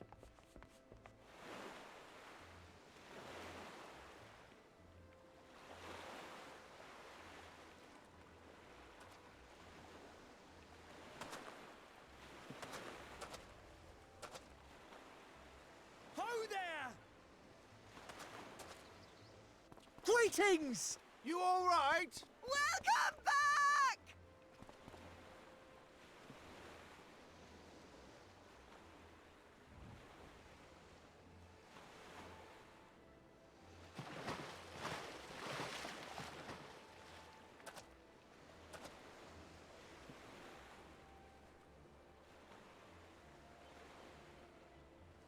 I didn't think we'd be swimming the whole way back. Heavens. Poor Alphanode. Heavens. Take me.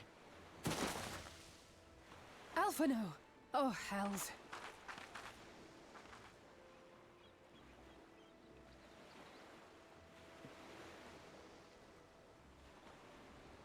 Wait! Where's Urianger? He must have fallen behind. But Where's should we look Urianger? for him? He'll wash up sooner or later. For the love of... Alphino! I guess he officially doesn't swim as well as Alphino does. Uh-huh. Back, dear ones!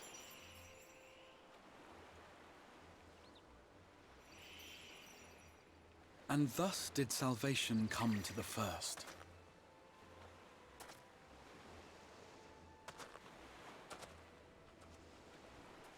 The lamps of Amarot will fade along with Emet-Selk's enchantments, and the depths shall be as once they were.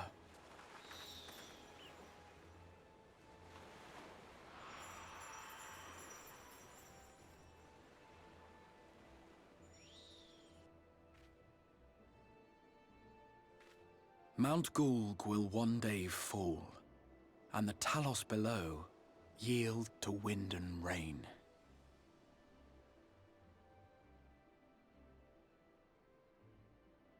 This tale, too, will fade with time, passing into legend as the world heals and moves on.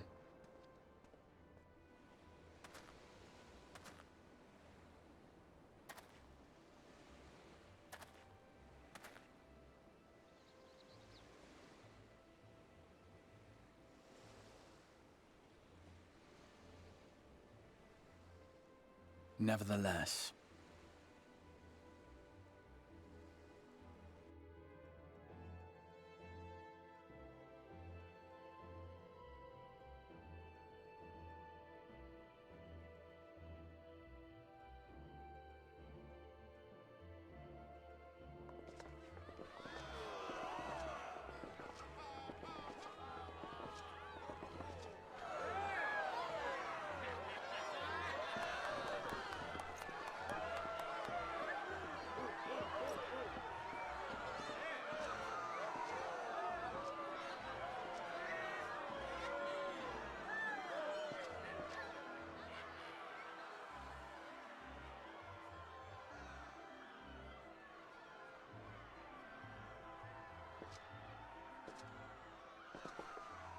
As ether obeys the cycle, as death and decay gives way to new life,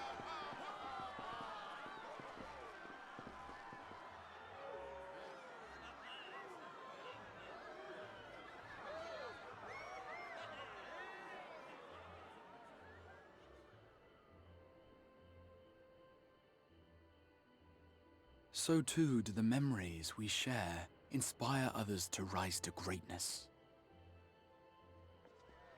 For we who walk before may lead those who walk after.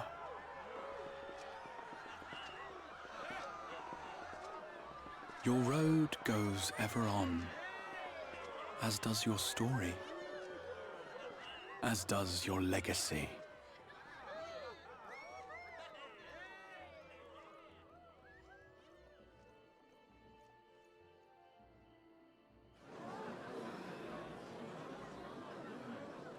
Such is the hero's lot, to touch the lives of countless others.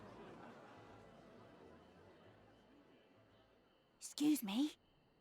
You're the Warrior of Darkness, aren't you?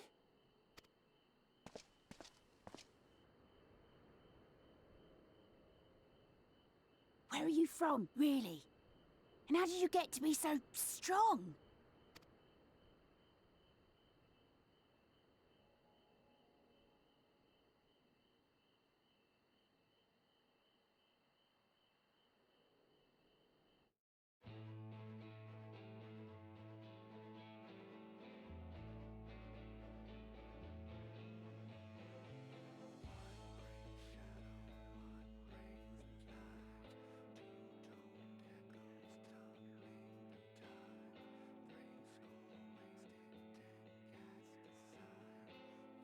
Thank you very much.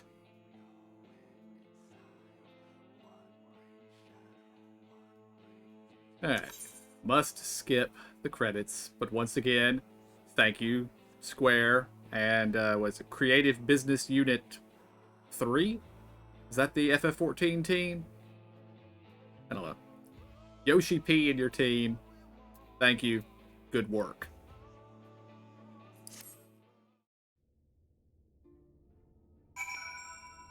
Okay, the little boy just asked him something. Do I need to fast forward or? Once you get to the actual scrolling credits, you can skip that.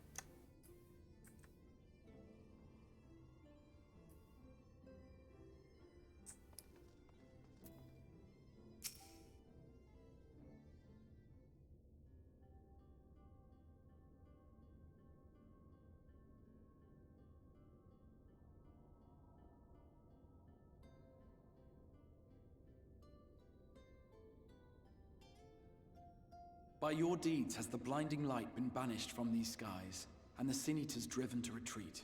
Although our many hurts will be years in the mending, I have faith that this world and her people will one day be whole once more. With no rejoining in prospect, the Source need no longer fear the coming of an 8th umbral calamity.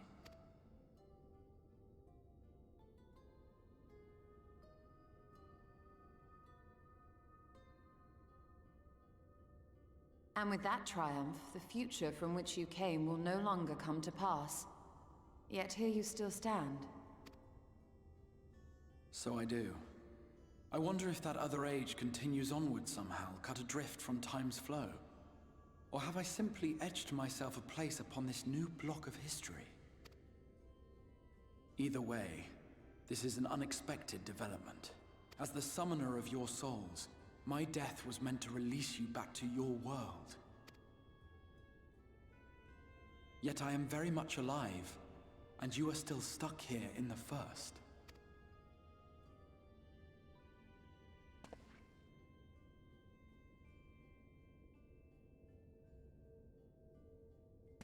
I believe I speak for us all when I say that we are happy to postpone our return if it means your life is spared. We will seek out another way.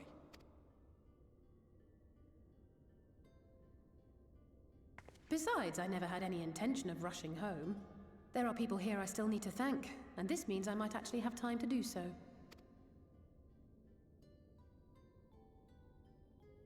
Yet we dare not neglect our comrades in the source. Mistress Tataru, to name but one, will be most anxious to know how things stand with us. So, you'll just have to make the journey alone for the moment. Be sure and give a full report to our fellow sires, would you? Oh, and we'd also appreciate any news you can bring us from back home. Then I see no reason to delay. I can open the path from here.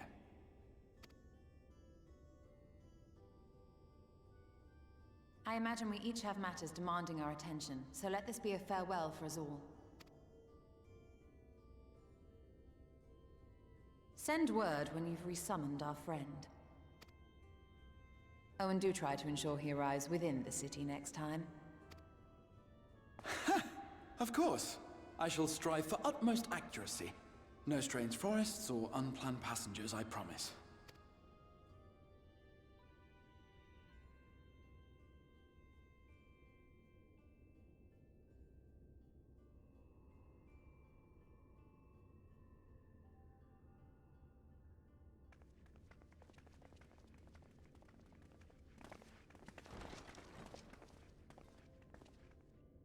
I'm a little relieved, to be honest.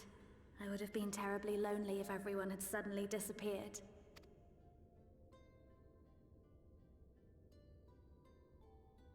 But I understand that you have to go. Safe journey, warrior of darkness. I hope to see you again soon.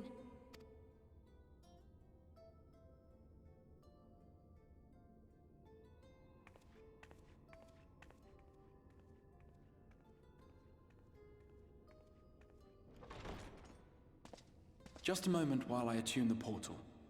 Then you can be on your way.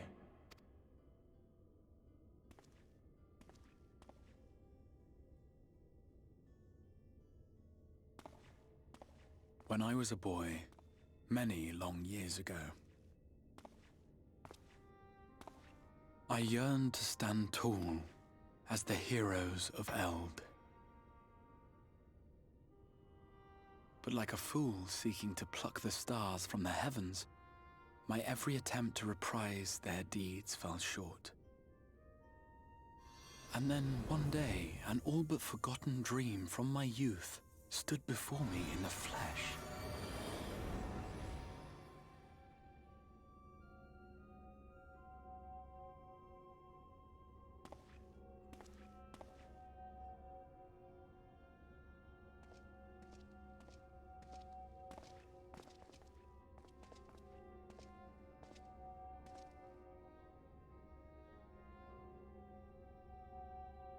A hero who looked at the horizon and beyond and saw I knew not what.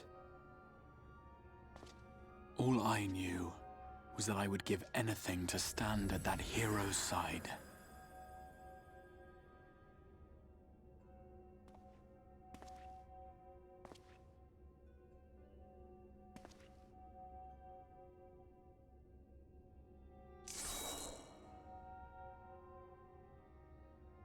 Would that it was so easy. The glory of the heavens was ever beyond the grasp of those who never thought to reach for it. But if I have gained anything from all of this, it is the courage to stretch out my hand.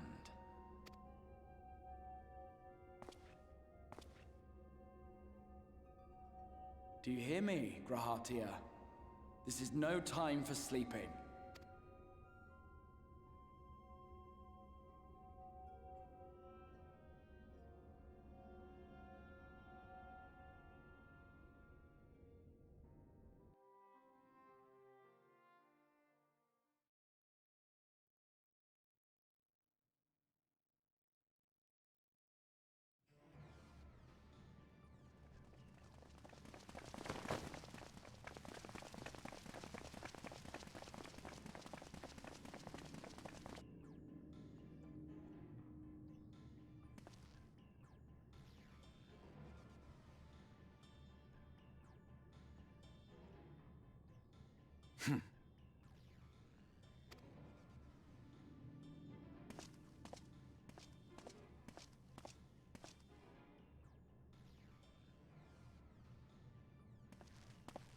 To the west gate.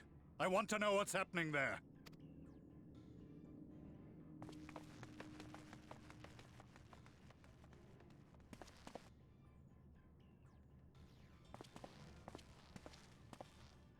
Same as the others, struck down with a single blow. An unfortunate day to draw guard duty.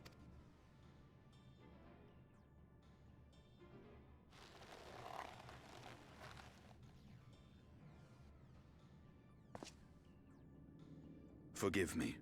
These were your people. We took advantage of this slaughter to slip into the palace. 'Tis not for me to grieve them.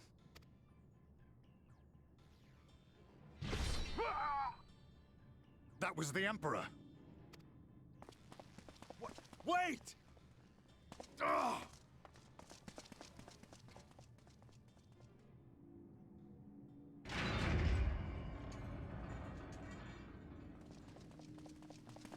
Uranians!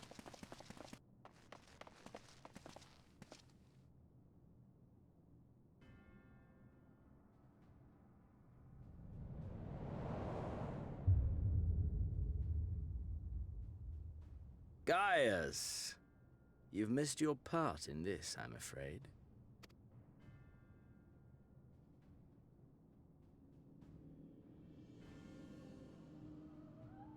Identify yourself, demon!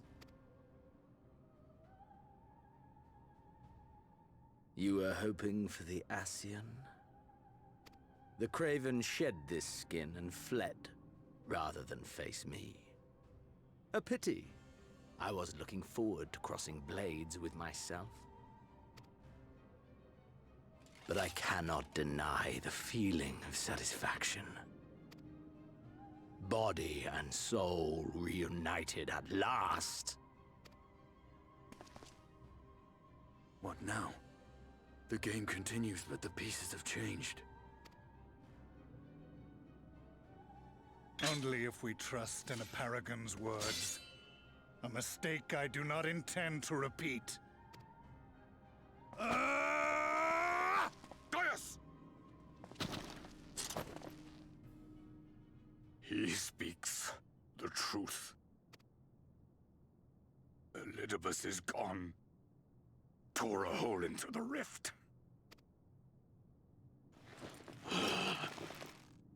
Xenos, my foolish, greedy son.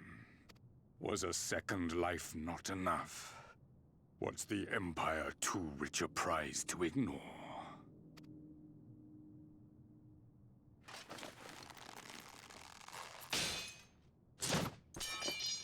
True freedom for our nation, our people, will never be won by a spoiled princeling. The burden of this throne is beyond you.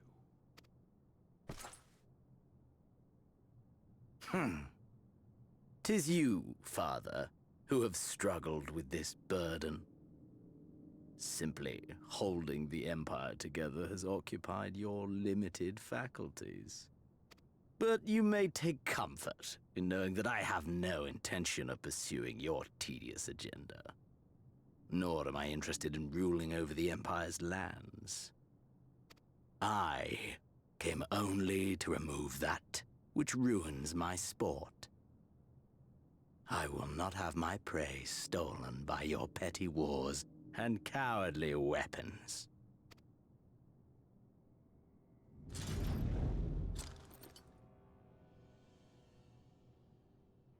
You would kill me just for that. I need no other reason. Any and all who interfere with my hunt will not do so twice!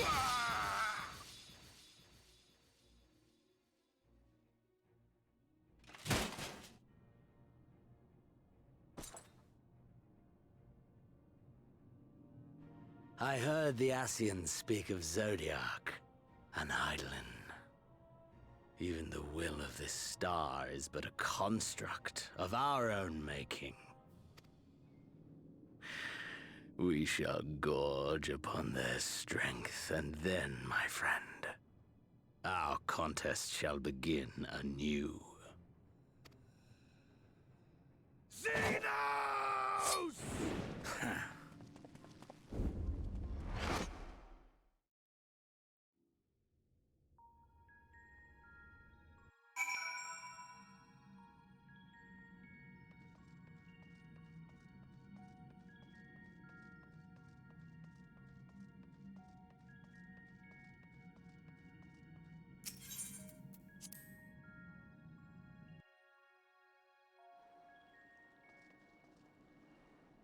The dig site is instanced, by the way. Mm-hmm. I have stepped outside. So have I.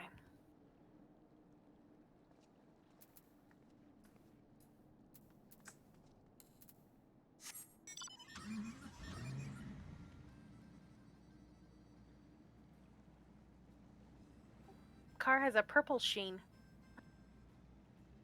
It's actually always been purple, but usually the lighting is such that it just appears black. Oh, got it.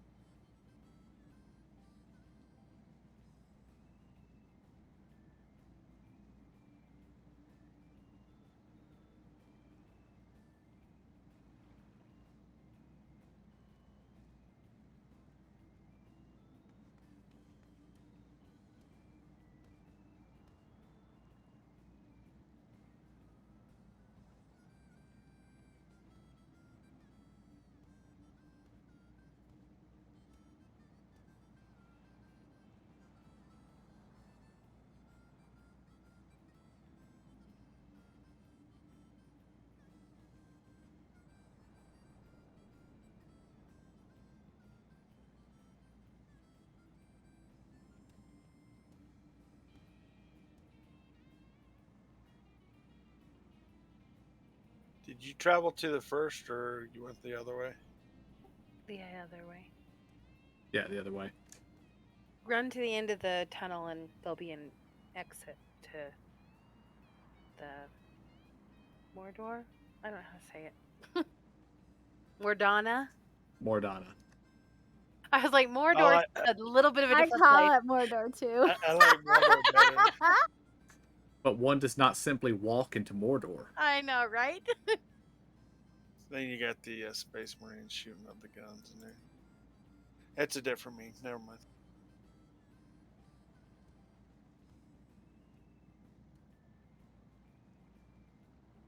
I wonder if Tataru's made us a new outfit. I don't know. Although technically we haven't been gone very long because the time differencing thing, right? Probably. I think we've been gone for a couple of weeks. Yeah, which means, yeah, that's not too bad.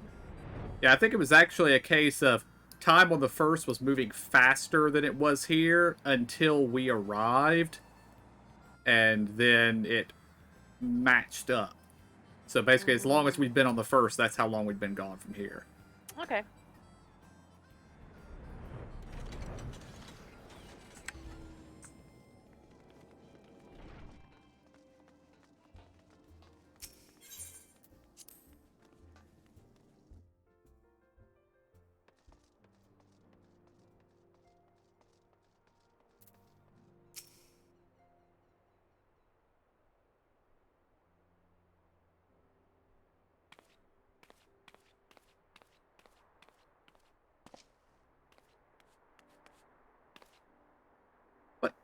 But... Is it really you? But how? When? We didn't think you'd be back for ages.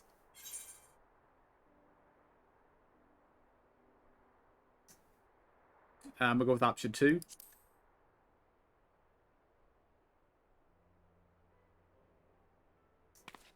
Don't be daft. I just can't believe you're actually back.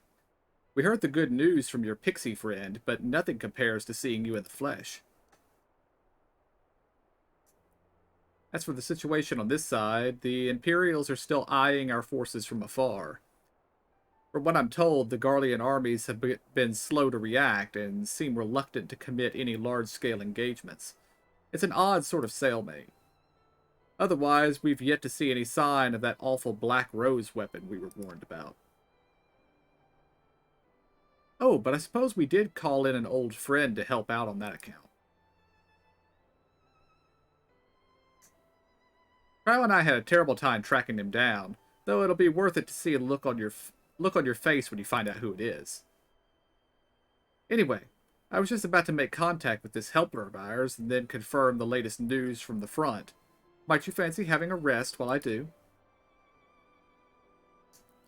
Ah, the Warrior of Light back where he belongs. just as if nothing had happened. Though you do seem a little different somehow.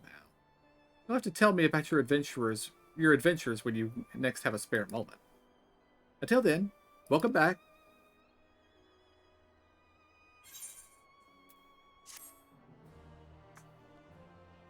Get a pet, Zora. I saw that.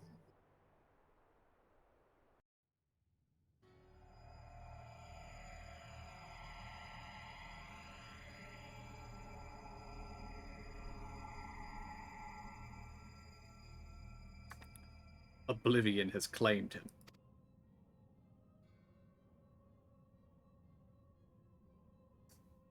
Emmett Selk, gone. La Habrea, gone. I alone remain, the last of the unbroken. Once more, I am moved to reevaluate the potential of these tattered souls. Ah, Xenos, never did I dream you could overpower me so completely, possessed as I was of your body, and all its uncanny strength. And now that I have shared with you the truth of this world and its reflections, who can predict how events will unfold? Not I.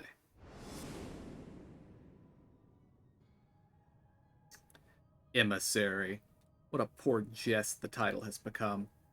The flow of history has become muddied, its currents wild beyond my capacity to direct them.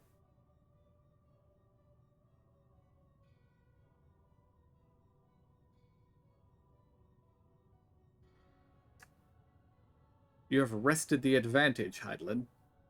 Thieving hands of your disciples tighten their grip on our star. The origins of the world will remain hidden and its inhabitants ignorant of their broken existence, just as you and your creators desired. They celebrate the gift of an imperfect life, uncaring, unknowing as we weaken and fade.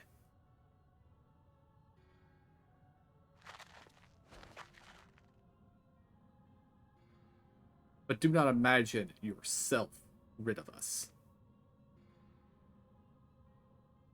Though your champion has indeed proven the most egregious obstacle to our ascendance, a barbed thorn in my side, he may yet be removed and cast into the abyss. Oh yes, it can be done. I will keep these heroes mired at the first, and victory will be ours at last.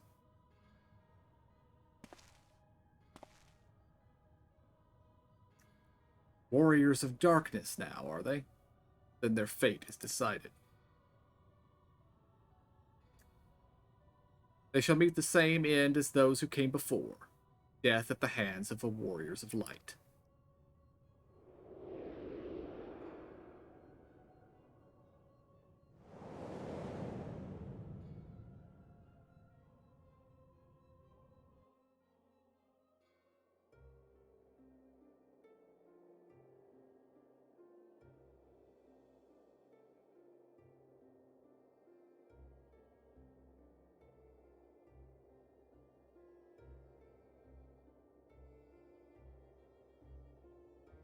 It seems you were right. Yes, there is something out there.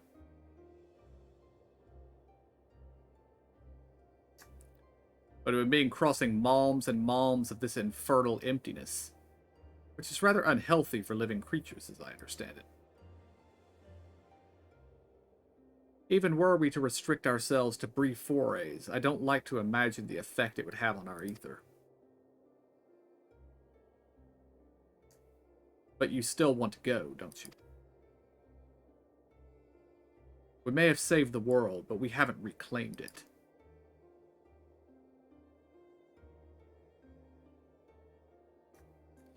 Ah, when you put it that way.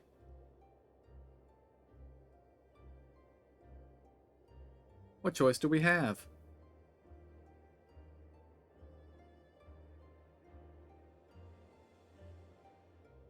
Well, of course I'm going with you. That's what family's for, isn't it?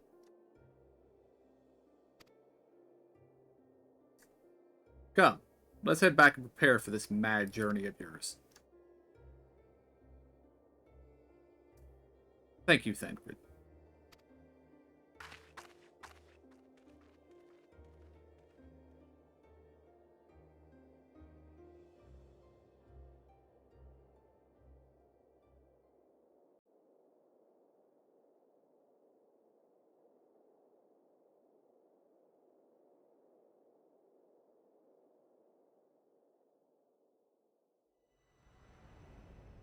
Though blazing skies give way to gentle night, what hand can end the war of dark and light?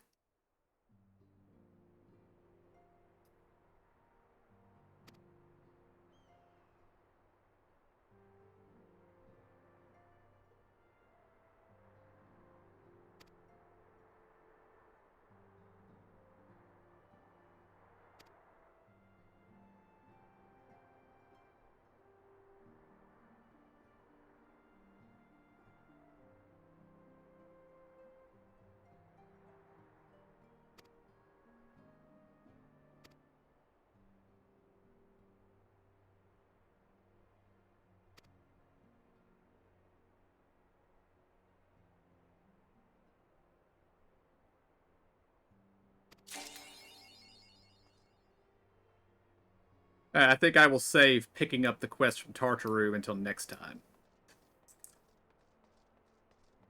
If y'all have already picked it up, that's not a problem. Okay.